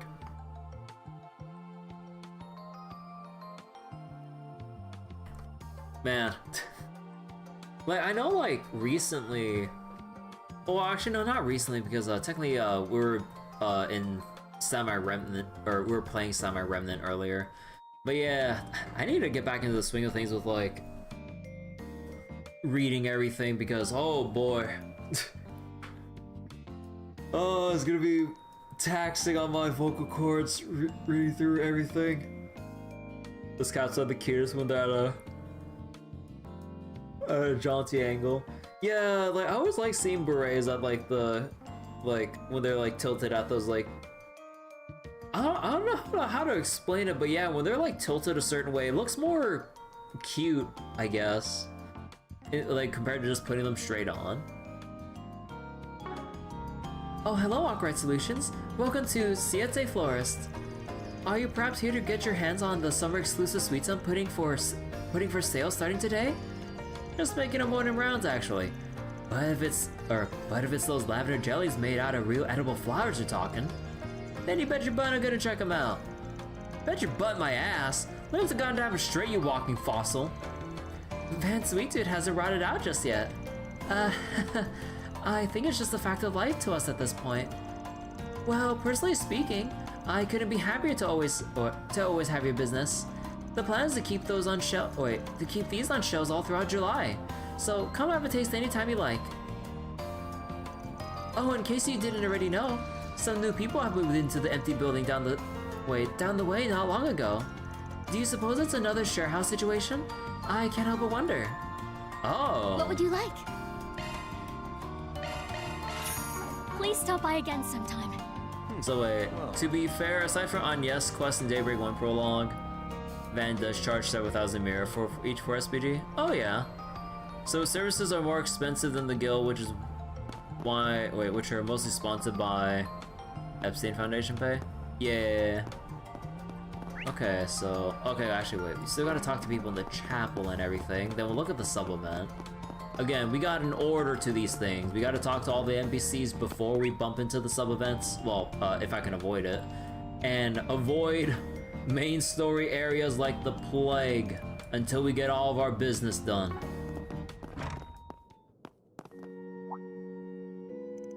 Oh, hello everyone. I've been hearing the word around town. Arkwright Solutions is very lucky to have such a legendary member on staff. Yeah? Who exactly are we talking about here? Why, who else but your resident powerhouse and technology whiz? Not to mention A-list celebrity despite only being a student. Resident powerhouse, orbital technology whiz, A-list celebrity despite being a student. Though of course you probably already know them best as Master Lion. Sounds like she's mixed up a bunch of us together. Yeah, I was like, wait. I was like, how many aspects is Miria blending together? I was so confused. I'm like, wait, is there another side to whoever it is that I'm forgetting? Resident powerhouse, tech whiz, A-list celebrity, a student, Master Lion. Oh, I got so confused.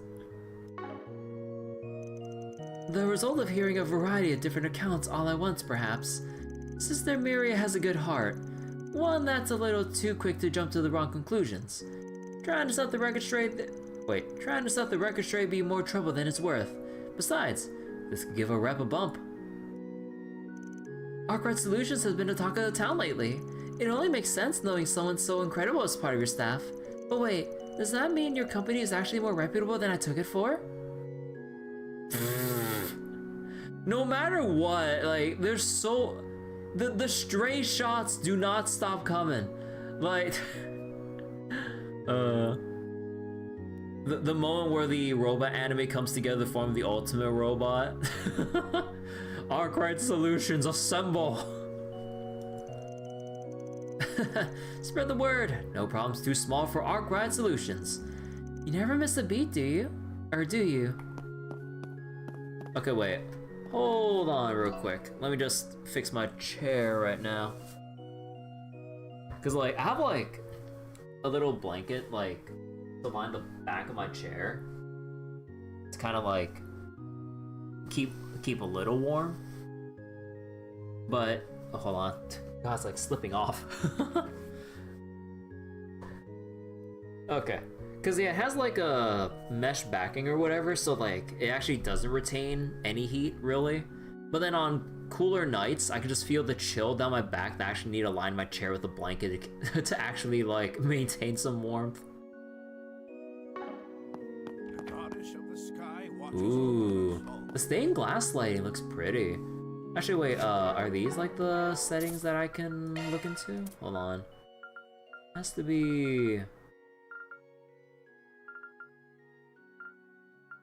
Is it volumetric lighting?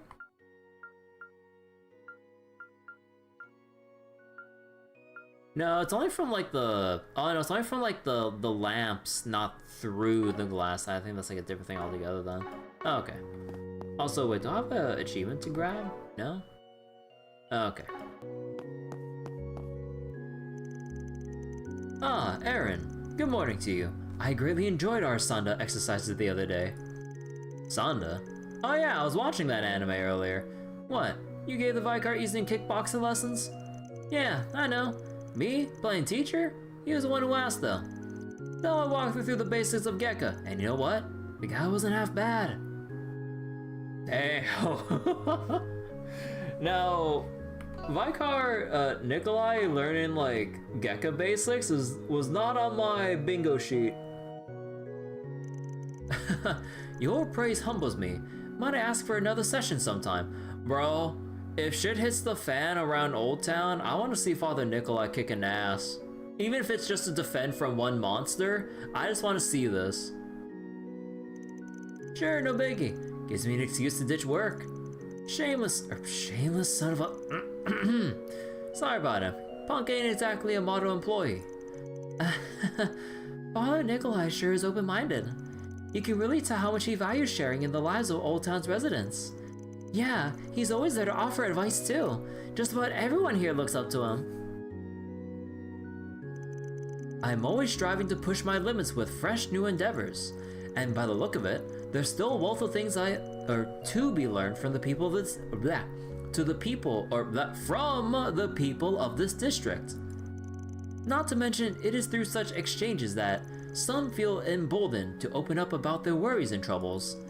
As a preacher of the Sethian Church's teachings, I wish to face them with nothing less than courtesy and civility. Also, wait, can I fast forward the text speed a little bit? With auto, oh, here it is. Yeah, fast text rate. Okay, I was going crazy there. So wait. Use medium-sized icons and text on the map. Okay, actually, how much larger will things look on the map? I guess that's a walk out and see. Hold on. Oh my god. that is obnoxiously big. Like, you have the names overlapping. Okay, wait. Without changing the orientation, what if I make it super small?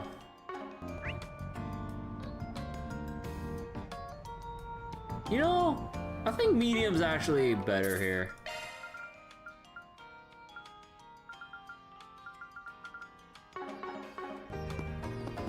Okay, let's go see what's going on here. Oh my god, he's actually watering the plants. That boy of mine gallivanting around the moment his exams wrap up. The absolute nerve! Or so the old me would have thought. I can tell that Curtis gave them his best effort. So long as he doesn't stray off the straight and narrow, zipping my lips and watching from afar is probably the best way to go. Or probably the way to go. Oh, right, there was that whole side quest when he was like super stressed about the exams and all that shit that like he ended up like crossing paths with like one of the Jaeger Corps and all that shit during that weird mess that caused them to basically like correct their course as a family. Oh, dude, that whole quest was fucked up. Like, god damn, like, you have like family issues of like arguing back and forth, the constant stress being put on the child to like perform in academics and shit, leading him to run away and somehow cross paths and nearly become like some kind of like child soldier or some shit. Like, Jesus Christ, like, that is not a path that we would expect him, like, you know, like you think that like at most it'd just be he ran away and maybe came across like some small-time criminal. Nah, it goes so far off the deep end. Though speaking as a parent, I can't help but want to chime in with my 2 Mira. Right then, I should put a pin on this and head off to work. See, I've been taking the time to water the plants before my shifts lately. Makes for a nice, soul-soothing habit. Leave it to Father Nikolai to suggest just the right thing.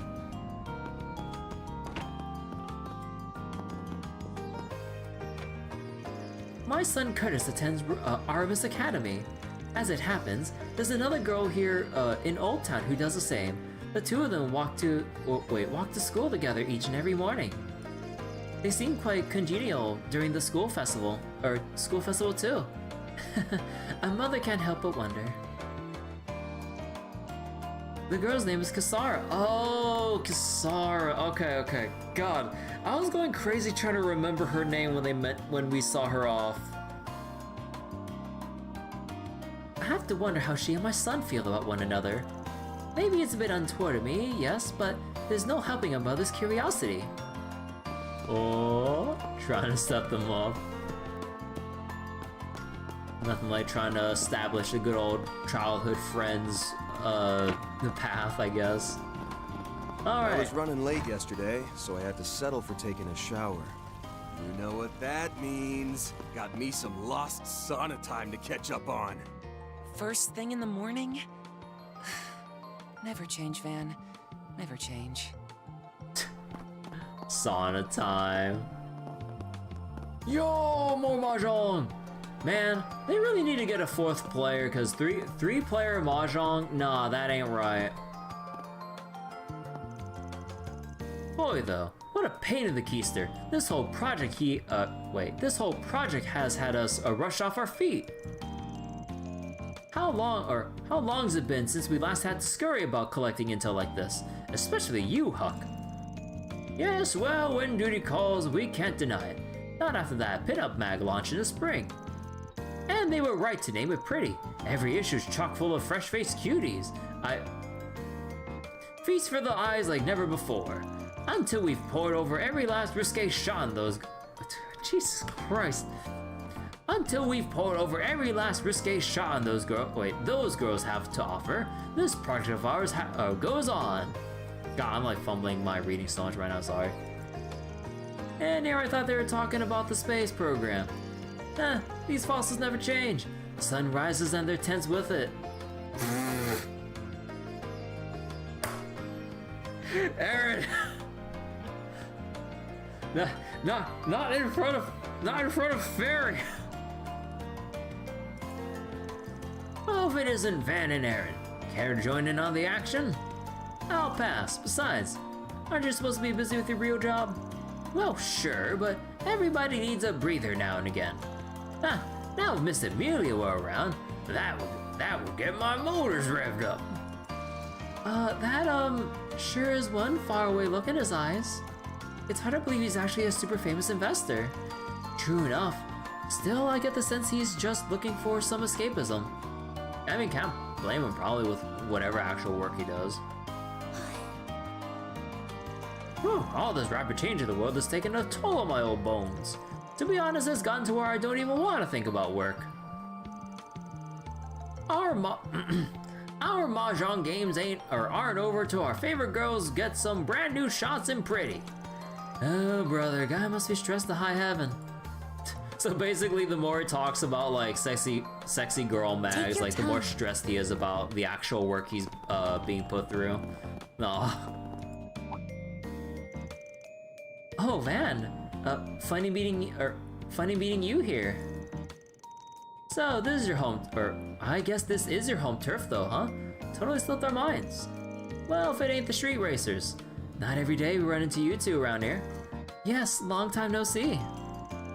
Ever since you told me about this bathhouse, I've been raring to stop by. It sounded like just a thing to loosen my body up, so I tagged along too. I have to say, it's pretty darn nice. Oh, we got a convert!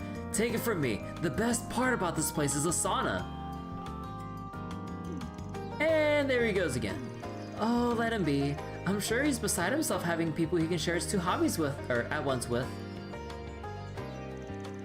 Well, now that we're nice and limbered up, I'd say it's about time we head over. Already? But it starts in the afternoon. Can't we just kick back and chill a little while more? Besides, the real deal isn't until tomorrow. True, but honestly, I don't think I can keep myself still for that long. Huh, sounds like they got something going in the PM. Probably a race if I had to guess. Got something in the PM? Oh, he meant the afternoon. Oh yeah, there's like the graffiti artwork from Gasara. Yes, it looks as pretty as always. Huh.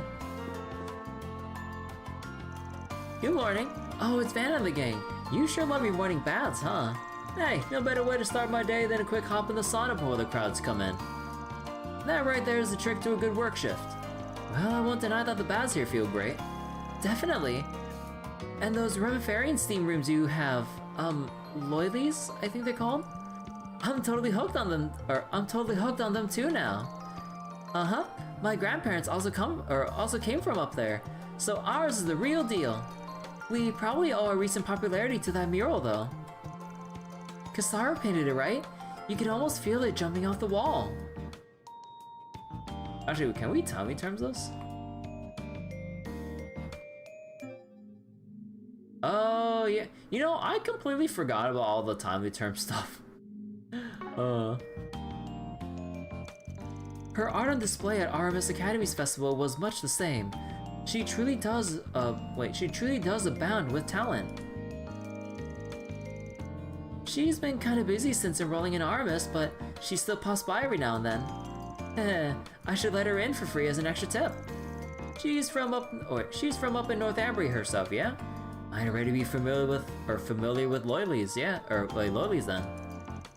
Either way, it's good to know she's starting to come out of her shell.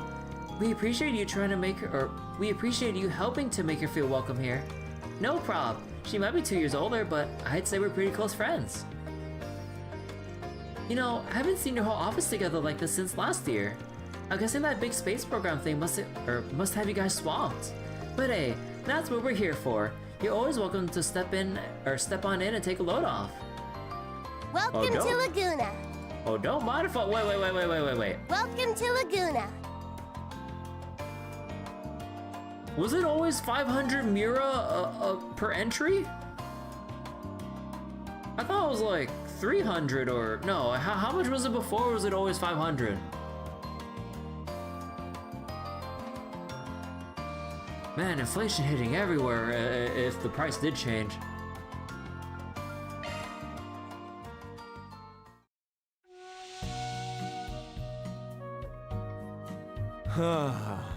This is perfect. You're not sure? To be fair, maybe 100? Yeah, I'm like, wait, there's no way it costs 500. The steam feels quite pleasant.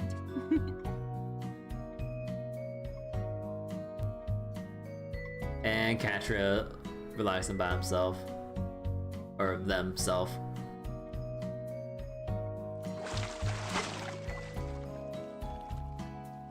And the usual look of pure bliss. So nothing top of the world. So nothing extra with the bath scenes for Horizon. Probably not yet at least, but yeah, so it's still the same old from Daybreak 1. So you don't really use this that much since orders are kind of easy to make you regain craft points. Do the Rean Brave Order spam. Yeah, there's also the achievements too, so I gotta make sure I get one visit in per chapter. Come back anytime. Press Q on the main menu to open the achievements menu. Here you can obtain rewards for completing certain challenges or winning certain fights.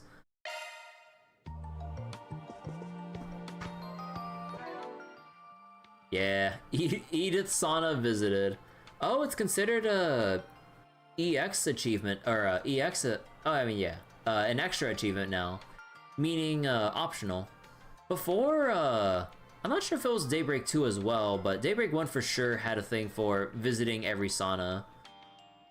Good stuff. Like, I think Daybreak 2 still had mandatory sauna visits for achievement purposes. Now, what am I forgetting? Oh, right, actually, let me double check. Okay. Just gotta check out that rocket launch. Okay, so now, with all that out of the way, let's go look at the Sharehouse and see what's going on. So... Oh yeah, I hear a couple new tenants moved into that Sharehouse. Well, since we're here, why don't we say hello and give them a warm old town welcome? Okay, so who's here? Knock knock. Anyone home? Just a minute. Now who could that be? Well, you don't look like any postman I've ever seen. Ginny? And Luke. Huh. Are you from a local business maybe? Oh right, there's some sort of problem-solving office on the second floor of Monmar, right? With a few shifty quotation marks around problem. Well, that's the one. Just thought we'd swing by and welcome you to the area. You already heard of us then? Pretty much everyone in Old Town calls you their go-to people in a pinch. Well, that's nice of them to say. We only just settled in, but this neighborhood has a real cozy atmosphere. It makes us feel a lot less homesick for Balm than we would have been otherwise. The city of Balm, to the northeast of the capital? You can call it a city, but the railway doesn't go there, so it's got a real boonies vibe to it. And that's why you born and raised Balmites moved into the shared house together. Yup, Luke and I have been friends since we were little kids, so... wait, look at the time. Oh, got something on your plate? My part-time job, actually. I'm running behind schedule. And it's all your fault for not waking me up on time, Luke. But not yours, Ginny. Oh wait, but not yours, Ginny, for staying out so late? Besides, who do you think I am, your mother? I mean, we are basically family at this point. They certainly seem close. Yeah, and in a rush, so let's just mosey on out of the way. I told you to wake me up on time. You're such a jerk, Luke. Yeah, blame's all mine. Now hurry up and get going. Okay, let's take a look in their house. Is anything different here, or is this layout pretty much the same?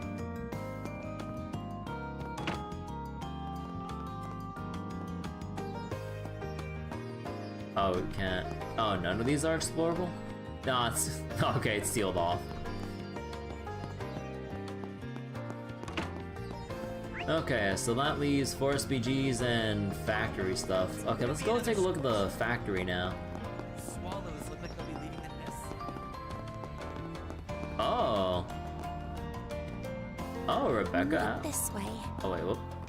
Oh, so we have to talk to Rebecca first. Alright, Rebecca, take care. Just try not to get too lost out there, okay? Got it. I'll do my best. Oh, right, yeah, Rebecca had the whole social anxiety thing. And she's out making, I'm assuming, deliveries, or she's going out somewhere?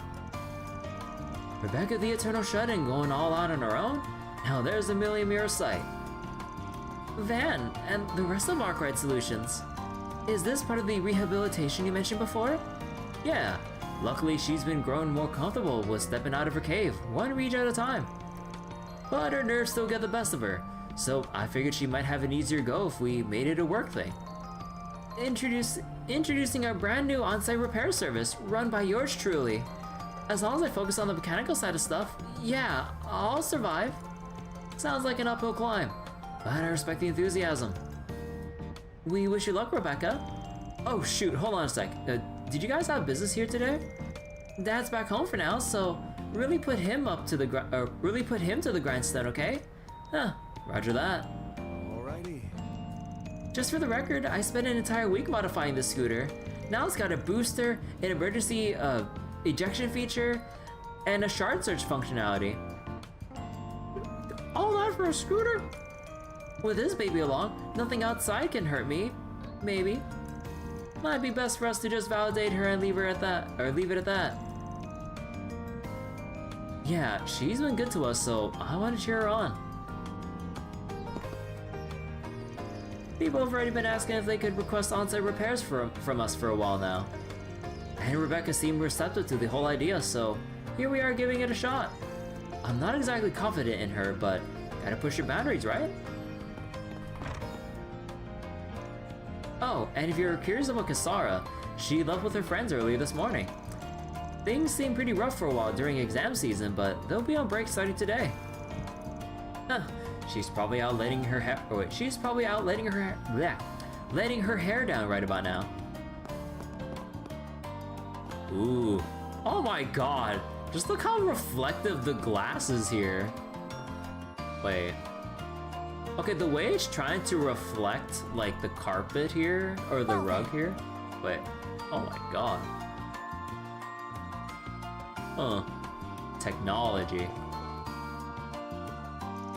Yo, Filenkov, how's business? Ah, perfectly well and good, thanks to Chris. Rebecca's become much more proactive as well. It gets a father all misty-eyed, it does. Sarah moving in must have sparked a change of heart in her somehow.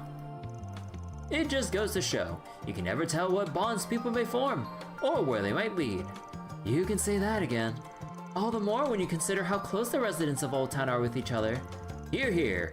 It's my hope that everyone will continue to look out for one another. Though, personally, I'm eager to set off on my journey. Toot the sweet. Huh, can't teach an old dog new tricks, can you? Well, for the time being, I plan on watching over the kids as they tackle their new challenges. I'll also be manning our establishment's workshop, so if there's anything you need, simply say the word. Let's see, quartz synthesis, create quartz from Sepith at shops with a workshop function, The amount of Sepith required varies based on the quartz. Monsters drop Sepith, so try to enter battles often to stock up on resources and grind like hell. Opening slots, you can modify orbits and spend Sepith to unlock slots at workshops within shops. Man, that sounds so redundant. Once unlocked, you can insert quartz into these new slots and raise your max EP. Rebecca seems intent on moving forward. I plan to watch over her as she does. Well, for a short while, that is. After 4 whole months here in the capital, it's high time I set off on my next journey. This space craze may have the world in a tizzy, but my interests lie more in the frontiers of Zemuria. Just the thought of them gets my heart aflutter. Alrighty. Are you gonna go to a sleep, Wiz? Take care, have a nice rest. You can trust me on workshop duty. The bulk fit should be within my abilities. I may be heading out before long though, so get your orders in quick. Bargain bin. No need to be shy now. Okay, so we have beast flesh and essence here. I don't think I need to buy these. Oh my god, wait, did they drop the price of droplets? Although I'm not really sure about buying it every chapter though. I can see the new accessories. Yeah. Fuck it, I'll buy it anyways. I'll probably regret it soon enough. Come again. What would you like? But yeah, okay, let's see. Save all the healing items, UMAT plus materials. You slept in a lot this morning, but it's still late, so you're ready to sleep. And you're sleepy right now. Good night, Wiz. Take care. Thanks for watching tonight. Let's see. Good old yellow pendulum, blue pendulum. Oh god. Oh god, the U material grind. Fuck me. Oh no. So wait. Oh yeah, Bewitch was a status effect, right? Stat down, titanium.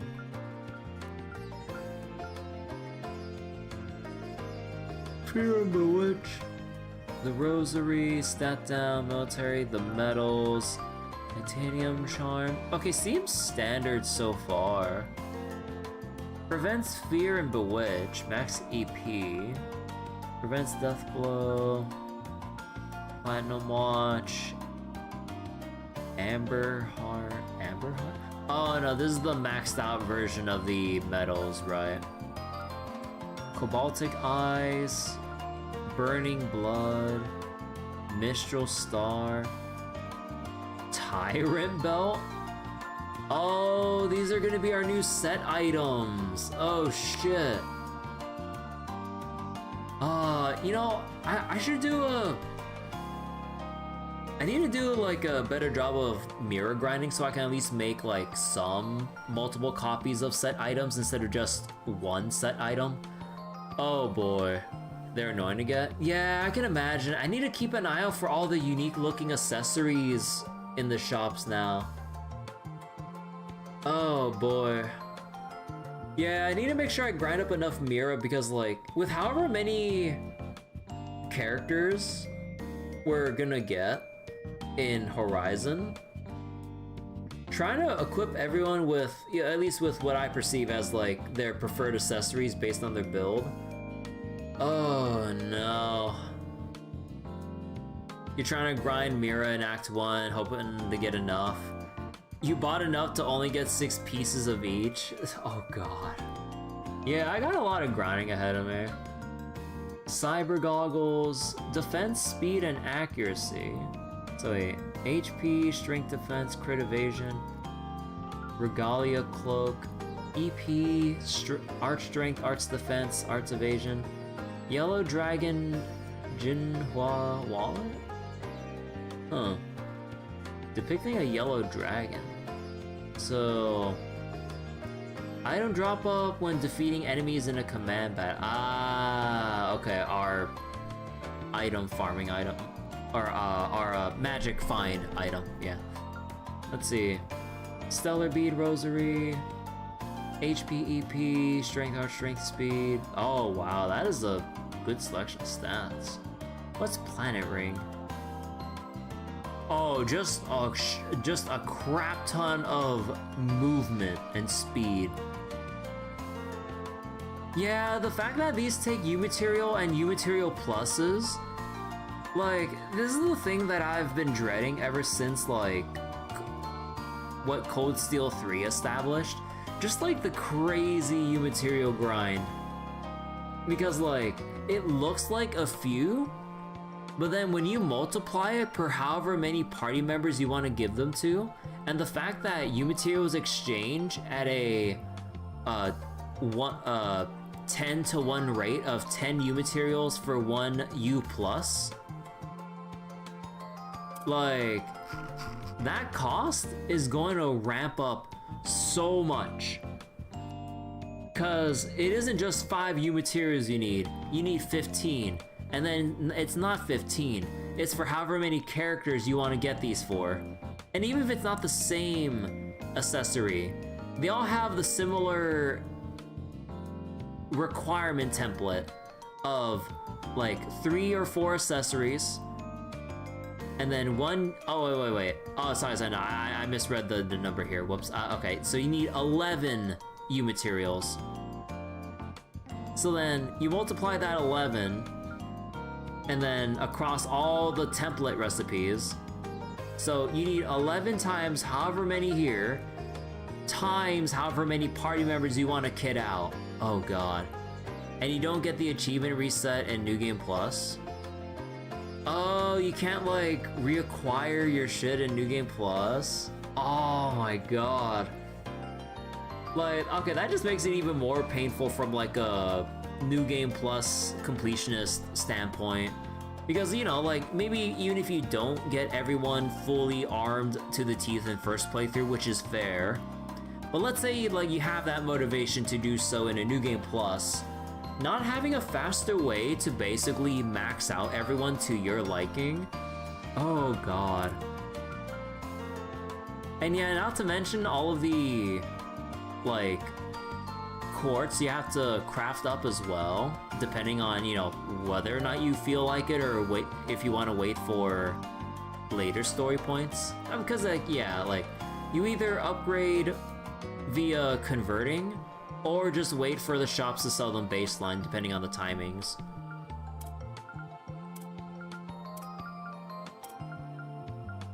Yeah, action and everything, hit and crit. Chance to... Oh! Wait, was it always like this? Impede, 60% chance to impede, and 30% chance to delay. I don't believe that they split the chances up separately, balancing-wise. Huh. You mainly focus on getting 2 quartz for Wind Fire for Impassion Guard Rush? Yeah, like, trying to hit certain breakpoints seems like the... Come again. Seems like the way to go. No need to be shy now.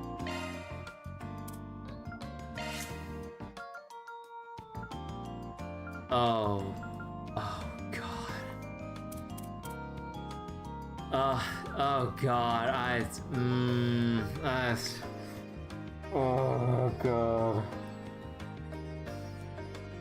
I'm sorry for just taking this so slow right now, but the moment I open up everyone's orbments again, I'm just seeing the issues with Sepith grinding early on. I mean, no duh, because it's early, but oh god, even when you go down to like even the 3rd column, and heaven forbid the 4th column, like, look at this ramped up cost in the extra row, and then you multiply this with however many characters we are getting, however many it may be, like, across this whole game. We're gonna need Sepith in, like,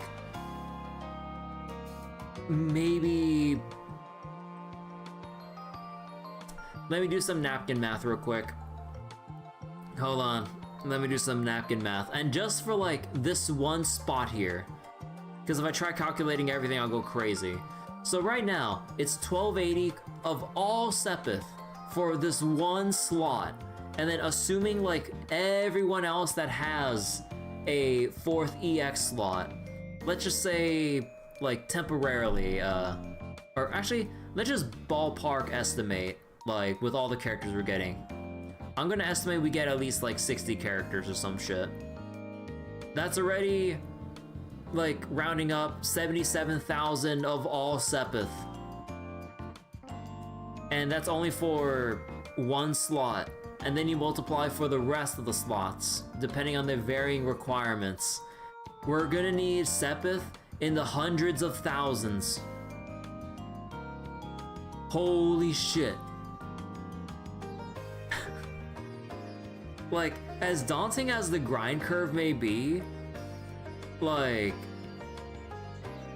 I've played these games before, well, no duh, but yeah, like, the grind is doable, but holy shit does it look daunting when you math it out.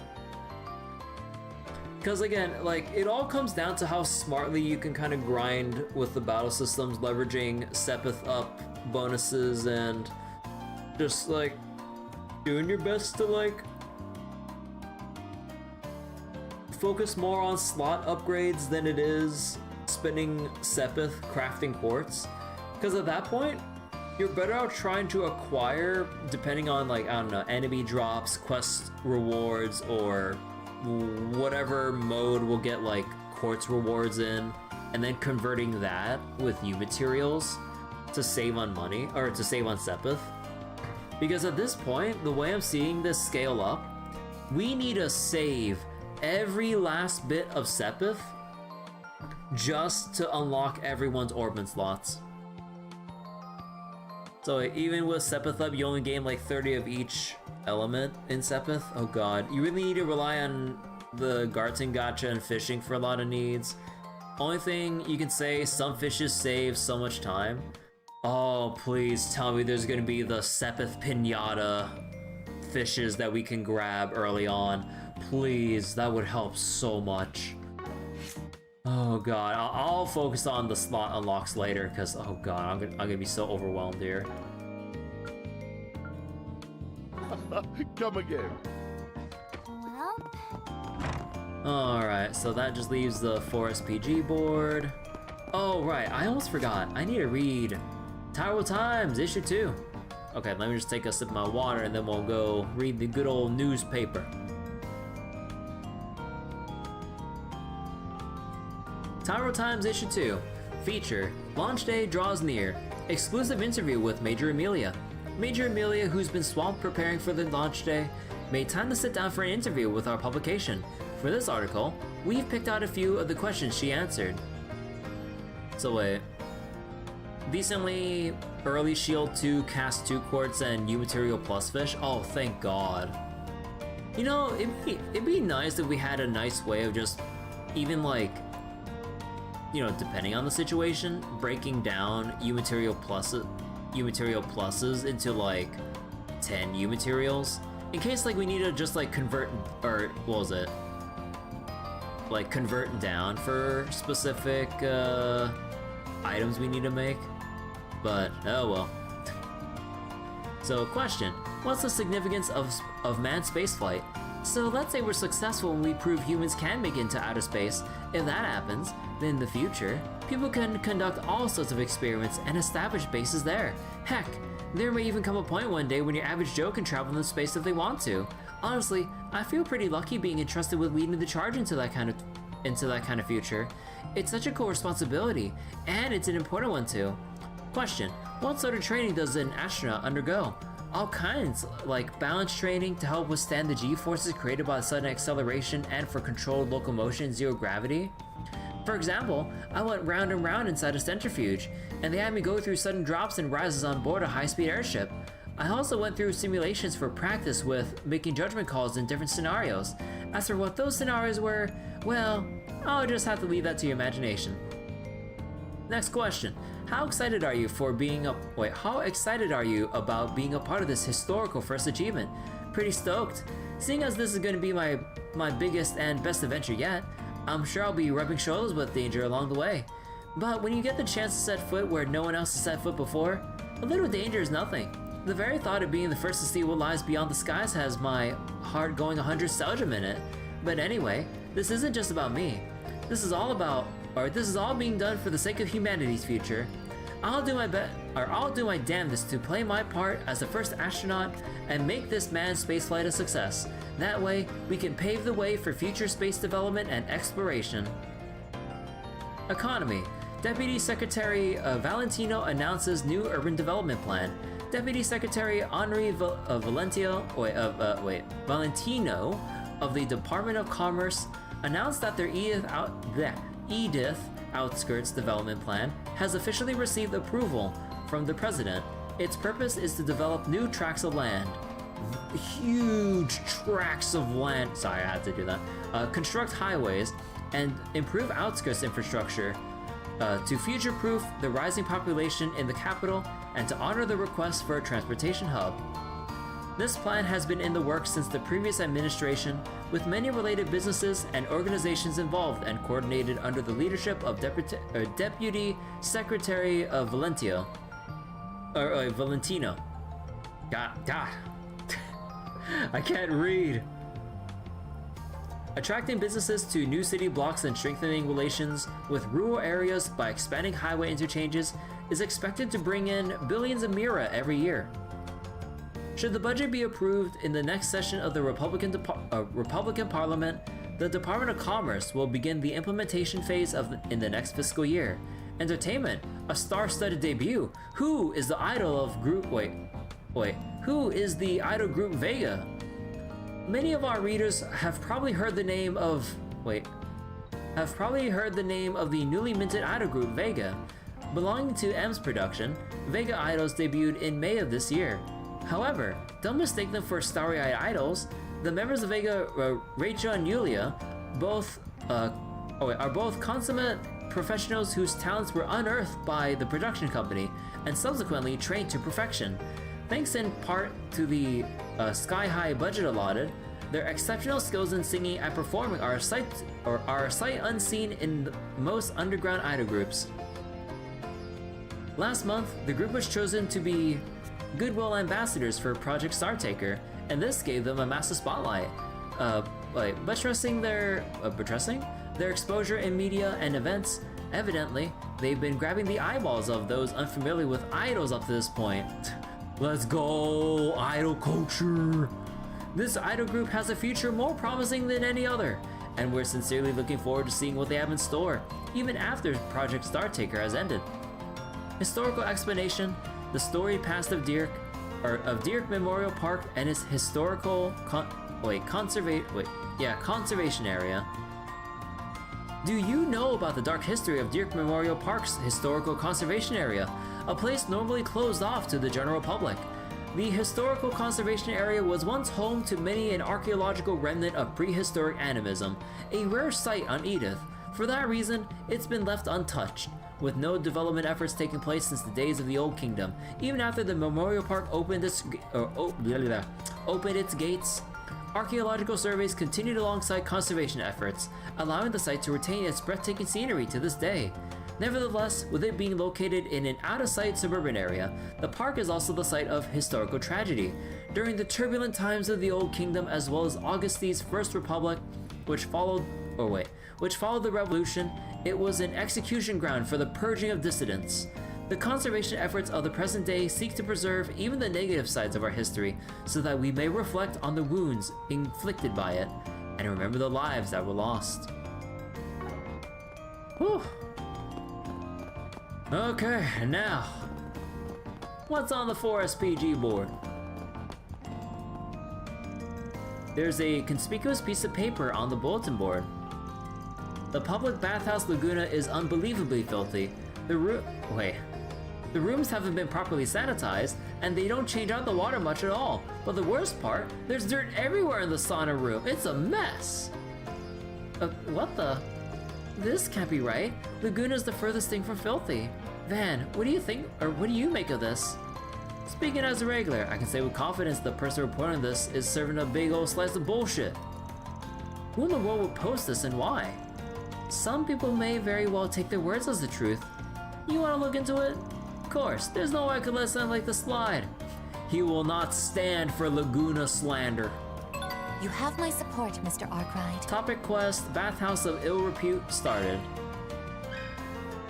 Laguna's bad rep. Topic, certain quests and events will involve particular topics. Press R to speak about specific topics with certain individuals. Press 3 to open the to-do list.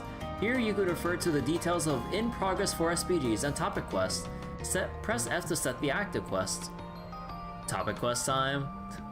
And yeah, YouTube chat's working, let's go. But yeah. So, okay, we have 4 SPGs. And then, you know, probably the usual, like, optional 4 SPGs. But now we have even smaller, miscellaneous kind of quests of, like, topics of discussion. Oh boy. Oh boy, oh boy, oh boy.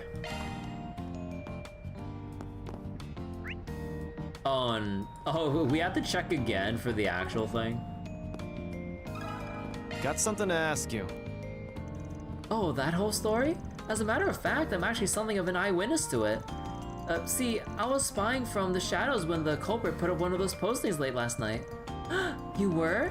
Yes, I was too afraid to get a good look at his face, but I can say for a fact that it was a green-haired man.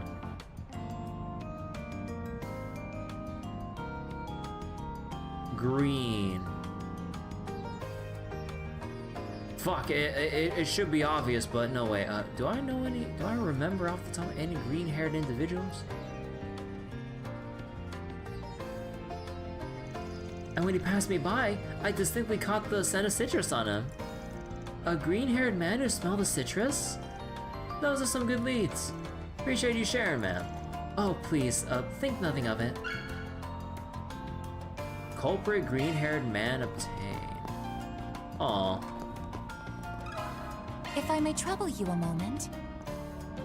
I could tell for a fact it was a green-haired man who put out that posting. And when he passed me by, I distinctly caught a scent of citrus on him. That's about all I know. God damn it. Okay. Well, 1, there's all the timely terms here. 2, I was pressing T to try to turbo again, but that's not my key binding. But wait, let me see. So, space program.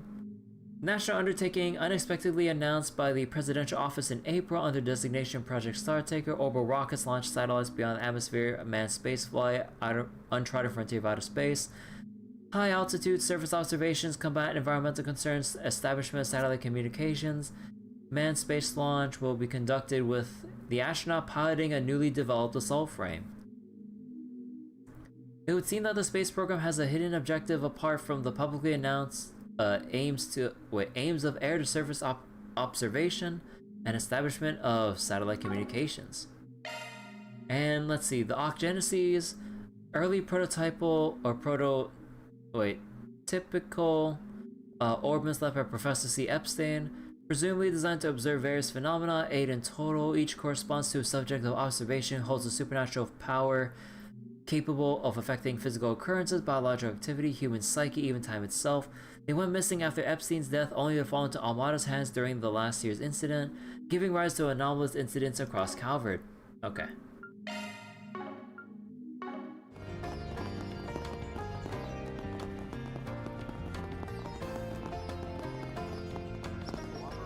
Actually, wait, does this stuff like change when you're walking around or whatever? Nah. Excuse me? Oh, I've heard talk about that posting. Heh, what a complete load of crock. Good to know we're on the same page with this. Huh, it's a given for any of us here in Old Town. A customer of mine said it got their goats so fierce that they tore it down in a fit of disgust. But then a new one got put up in its place. We're dealing with a tenacious little backbiter. The current posting isn't the first in that case. Is there anything else you can tell us? I already shared all I know, I'm afraid. If you happen to find the culprit, rake him over the coals for me, will ya? Pardon me. I don't know who's behind this, but damn if I'll stand for their fiddle-faddle. Fiddle-faddle? If you happen to find the culprit, rake him over the coals for me. Well? Oh my god! Well, I mean, no duh, because it's the place of interest, but oh my god, all the topics of interest here. Okay, let me make a separate save. God damn it, I keep... Okay, hold on.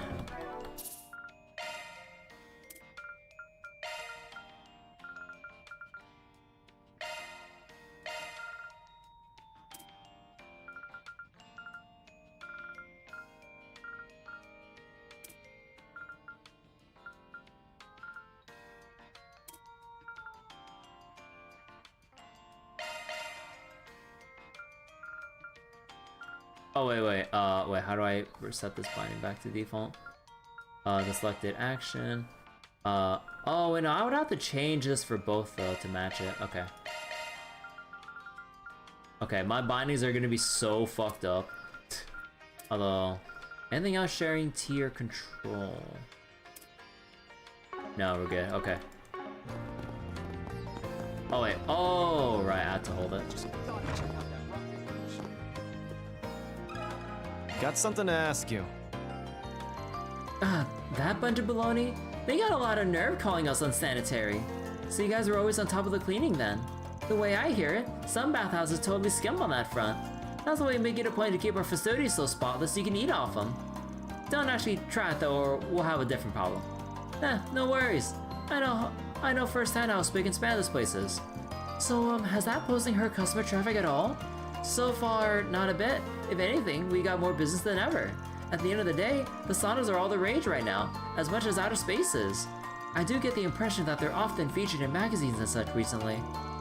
Hell, we've got a sauna junkie in the flesh here. Tell me about it. Don't go egging them on you. And the term is enthusiast, thanks. Well, back on topic, we've been getting a lot of first-timers lately. They talk as loud as they want, enter the sauna room without washing off, and that's just the beginning. Etiquette challenged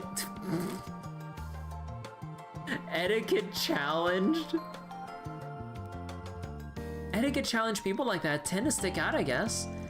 If someone try that crap in front of me, they get an earful and then some.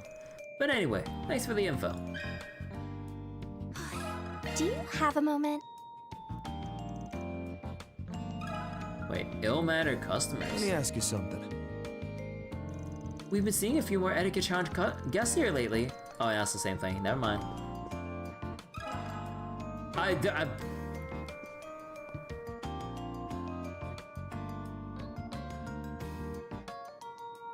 Green-haired regular. I'll talk to you last. If I may trouble you a moment. Huh, this place is unsanitary? Nah, that's just what some BS post on the bulletin board said. Sounds like this is the first you're hearing of it.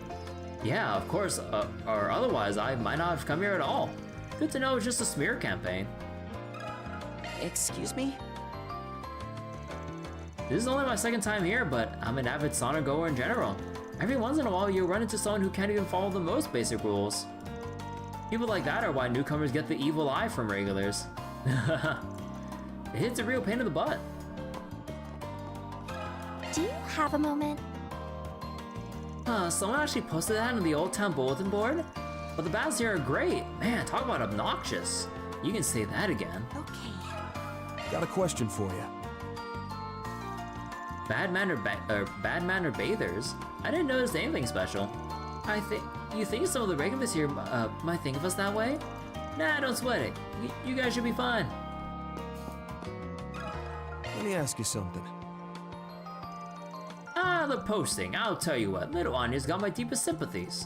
There's not a soul around who could read all that and feel uplifted. Any regular can tell it's nothing but hogwash, though. Huh, an absolute nuisance is what it is. Got something to ask you. It does feel like there's been an upturn in poorly mannered bathgoers.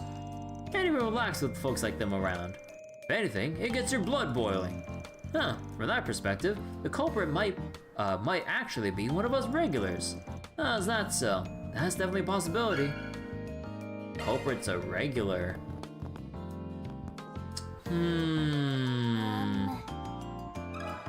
Hey, sir, do you know anything about what's going on with Laguna's bad rep with some bullshit postings on the bulletin board? Got a question for you. Oh, I believe I've seen you here on more than a few occasions. Likewise. So mind if I ask you something as a fellow regular? About the bulletin board posting. I saw it, yes. Outrageous nonsense, word after word. Incidentally, are you aware of the recent influx of troublesome bathgoers at this establishment? Yes, and we were going to ask you about them as well. I must have been born under an unlucky star with how many encounters I've already had with their sort. Some come in groups chattering loudly, while others bring their towels into the hot water. There are even those who enter the sauna room without wiping themselves down, or who leave their used razors behind. Ew. For real? That's just nasty. We are bandwagoners jumping on the sauna craze, every last one. Most of them were youngsters, the frivolous sort by my reckoning. With that in mind, I'm willing to bet that one of the vexatious guests is the culprit behind all this slander. Vexatious? Oh wait. Vexatious guests, you say? Was there any specific reason? Isn't it obvious? The inconvenience they cause others is of no consequence to them. Anyone so egotistical to the core would have no issue spreading that tripe for kicks. This is exactly why I hate the gaudy, garish youth. Whoa, never minded much? Do you have any evidence to back this claim? Only my suspicions. It's not as though I intend on ferreting the culprit out. At any rate, this entire topic is irking me. I'm through talking about it. He kinda rubs me the wrong way. Those rowdy bathgoers must have really offended him. By the way, anyone else picking up a faint scent? Must be either the shampoo or the body soap he uses. Smells citrusy. The culprit is the disruptive bathgoer. Okay, I think that's all the information we need. Wow, we sure talked with a lot of people, didn't we? We heard multiple perspectives on the misinformation posted to the board. What stood out to me was Hux. He said the culprit might be a regular. And someone else speculated it was the work of a vexatious guest. Oh right, didn't we get the description of the person who put up the post? Yes, a green-haired man who gave off the scent of citrus. Well, this is turning out to be a pretty damn good warm-up case. Hey Agnes, have you worked out who the culprit is? Oh, yes.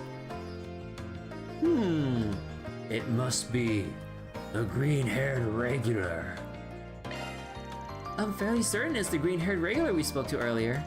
His features match an eyewitness report, and the citrus scent is a dead giveaway. Yeah, and he's got a motive for it too.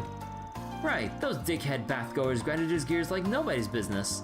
Guess he thought the dabblers would stay away if he made the Bathhouse rep go down the shitter. Then he could enjoy the bath in peace, or Bathhouse in peace. I knew something was up when he tried pitting the guests blame on other guests. In any event, I don't think there's any room for doubt now. He must be our perpetrator. Then shall we speak to the man in question again? Yeah, let's bring this case to a close. Well, take that. Hello, Birdie told me. You can't be serious. You would accuse me of putting up that post? I demand to see your proof. Well, afraid we only got circumstantial evidence. But if you really want to see it that bad, we can go grab it. You know that if we go down that road, there will be no avoiding getting the police involved. If you don't want things to escalate to that point, then I would strongly suggest you confess right now. Nice, got his ass. You're so cool, Agnes. So, what'll it be?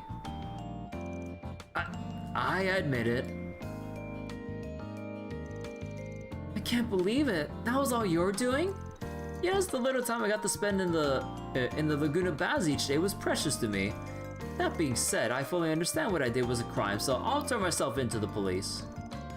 You two good with that outcome? Honestly, I really don't think we need to make a mountain out of a molehill. In fact, I understand where you're coming from. Yeah, we've been kinda letting bad mannered guests have their run of the place, admittedly. As such, we won't say a word to the police. Still, letting him off the hook entirely doesn't feel right either. Can't say I disagree. What do you think, Agnes?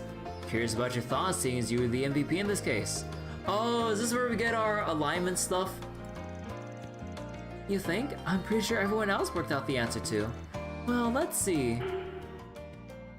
What should his punishment be? Perform cleaning duty, hand out flyers, banned from the premises. Oh, that is extreme, but I mean, huh. And this is Agnes deciding his fate. This was Van, huh.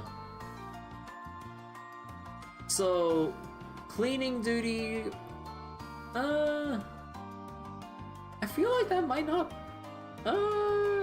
is that really a fitting punishment for him? Because like he actually still likes the bathhouse. It's just like the rowdy, like newcomers that don't respect the rules. So that, I mean, you know, the disrespectful bathgoers is kind of out of his control.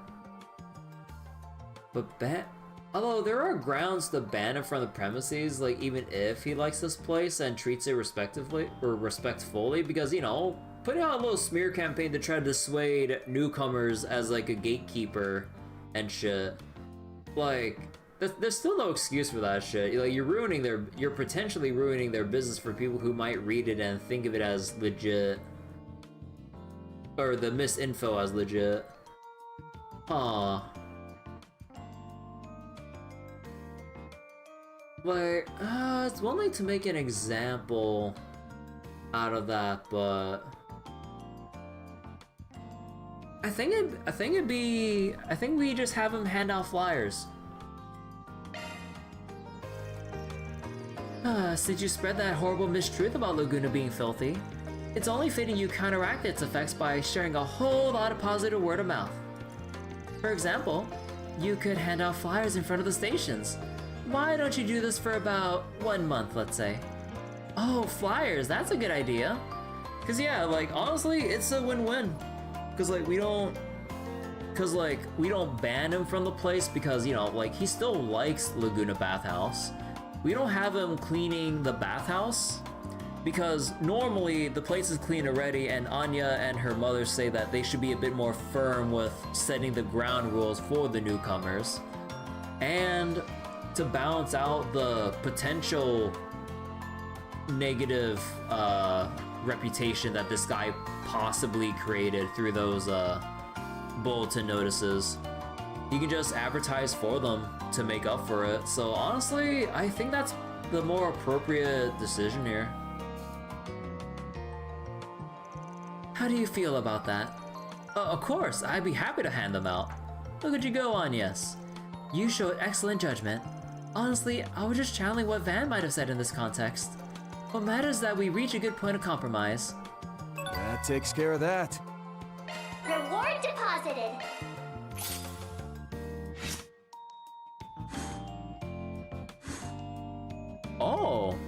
Oh my god, that nudged up a lot with a gray plus plus. Ooh. You just want to see Anya saying ban just for the reaction, if nothing else? Oh, maybe. But I mean, that is a good reason for replay value, though. Just so you can see what the other decisions are like. Alignment choices. Certain choices made within the game will greatly affect your LGC alignments. Depending on what answer you choose, either the law, gray, or chaos alignment will increase. You can do many things at the... Wait, we already read this. Okay, that about does it for Old Town. Definitely catching a little whiff of something though. Oh well, still gotta drop by Station Street and the Center Marsh this morning. Might as well poke our heads at the excuse me. Might as well poke our heads in at the Station Street Guild while we're at it. And maybe the police station over in Sidon too. Would have been nice if we could just ask him about the space program, but he's probably neck deep in his work on it. He has all the setup for talking to anybody else that's connected to it. The travel menu is now accessible. Station Street, Sidon District, Trian Mall, and Center Marsh have been added to the travel menu. Press forward to open the travel menu or the N button for navigate. Locations you've already been to are auto-registered and can be traveled to by selecting them. Areas with a required event are marked by the red exclamation mark. Press R to open the to-do list. Ooh, I like the transition of the cypher and everything. Oh boy. Thanks for putting an end to that slander about our bathhouse van. Now that it's all cleared up, we won't have to worry about it hurting our customer traffic. And to top it off, you found the perfect middle ground to keep that guy from holding a grudge about it. Hey, I'm a Sauna lover first and Spriggan second. Only did what any of your regulars would do. Besides, like I said, Agnes was the real MVP this time around. And like I said, I didn't do anything special. That being said, it made me just as upset to see Laguna get so much bad publicity. I'd say you've grown pretty fond of us yourself, going by your customer record. But more importantly, we've got to crack down on guest etiquette so that nothing like this happens again. So come on back to Laguna soon, okay?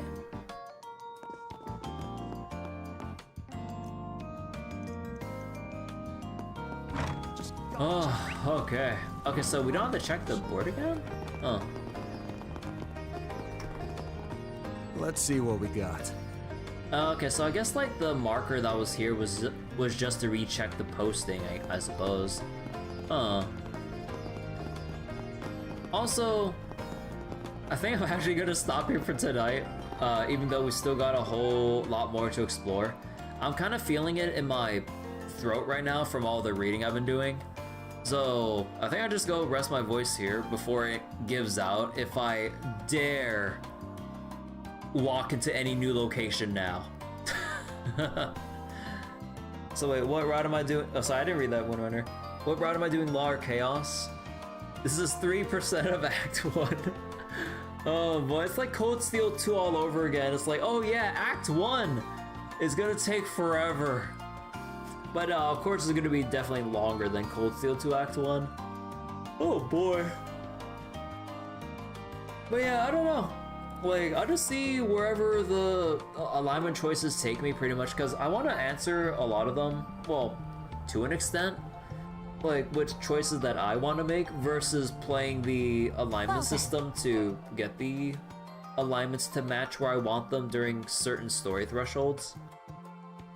But although I guess I will ask, does anyone know if like you can max out the alignments in the first playthrough? Or is it gonna be like every other Daybreak game where you have to New Game Plus it to max it out? Because, yeah, I can imagine you'd have to pick and choose 2 out of the 3 routes to max out, or evenly spread across all 3, but not max them. It's the same as Daybreak 1. Okay, so yeah, we're about to pick and choose then. Ugh. I mean, if anything, it's always a fun time going the gray route because we get assistance from like Heiwei, Shizuna, and whatever else.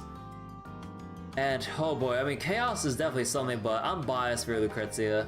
Harwood, fuck Harwood. But Lucrezia and whoever else we might be associated with in the Chaos alignment. I mean, honestly, the Chaos stuff is fun. Although, wait, no, hold up. No, with Law, we're gonna have Rean again, aren't we? Oh shit. So that means if I don't go Law, I'm gonna miss out on Rean in certain choices, huh? Ah, shit. Unless he gets lumped in with Shizuna or something. That'd be funny. Oh boy. Honestly, this game, Chaos Mare is not a bad choice. I mean, I did like using Chaos Mare, actually. Although, actually, I don't remember. Did I use Law more, or did I use Neutral? I don't remember. Wait, I mean, I still think Chaos Mare is still good, though. Shizuna's great. Oh yeah, I mean, Shizuna has been great. I mean, I'd be surprised if she went anywhere else, like, from Daybreak 1 and 2. But yeah, okay. So, I keep pressing the wrong button. Let me go save here. And we will go take a look at the title screen. Very important.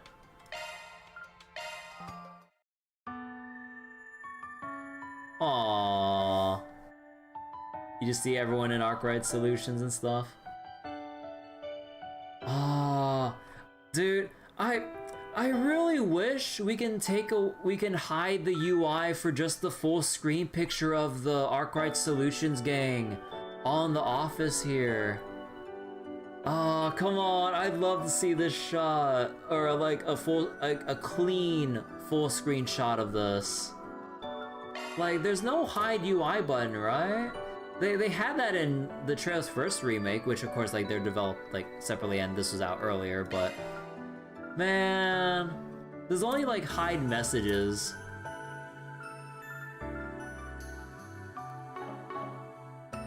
This game has a lot of good title screen backgrounds. Yeah, I can't wait to see all of the other title screens as we proceed with the chapters. Ask Durante for the command. Oh, don't tempt me. I feel silly about like asking like if I were to like find somewhere to post about that. No. But I mean, that would be really nice if we could just hide the UI elements and just have that clean shot of the title screen. But alright. Okay, so that'll be it for tonight. Streamer needs to rest his voice and everything, otherwise I would not be able to read anymore. But yeah, you know, after all these years, I forgot that, or no, it's like well, I mean, kinda, yeah. I kind of forgot that Durante was also the person behind the DS Fix mod, right, for Dark Souls? Cause yeah, that's how I played through Dark Souls 1 back then, with a DS Fix file to have the game properly playable on PC. And this is before like the Dark Souls remastered one. This is like the old ass Prepare to Die edition. But yeah, like I remember playing through it on mouse and keyboard with the DS Mouse Fix patch and everything too. Oh boy. I mean, honestly, it was actually pretty fine after getting accustomed to the layout. Obviously, it feels more natural in some parts on controller. But yeah, like Dark Souls 1 actually felt fine on keyboard with the DS Fix and everything. But man, how long has it been since I played that? Oh my god, I still remember my first character where I wanted to use like the bandit knife and everything. Because I like the whole thing about like stronger backstabs and potential bleed chance on or the bleed stack on enemies. But I will say, oh boy, it sucked ass using the bandit knife on certain enemies because your range with a dagger, I mean no shit, is so small. Some bosses were just straight up like, it just straight up felt like near impossible because my range was like non-existent compared to other proper weapons like your usual halberds, spears, long swords, or some shit. Like, yeah, the dinky ass range of the knife, but oh my god, when you get hits in, it's good when you can get hits in. When you can't, yeah, no, I'm suffering. Got mind blown. But yeah, it was a fun time like Dark Souls 1 way back when on PC and stuff. But yeah, okay. So, bye-bye everyone. Thank you all for watching. I'll probably go set up more trails for tomorrow, I think. So, bye-bye everyone. See you later.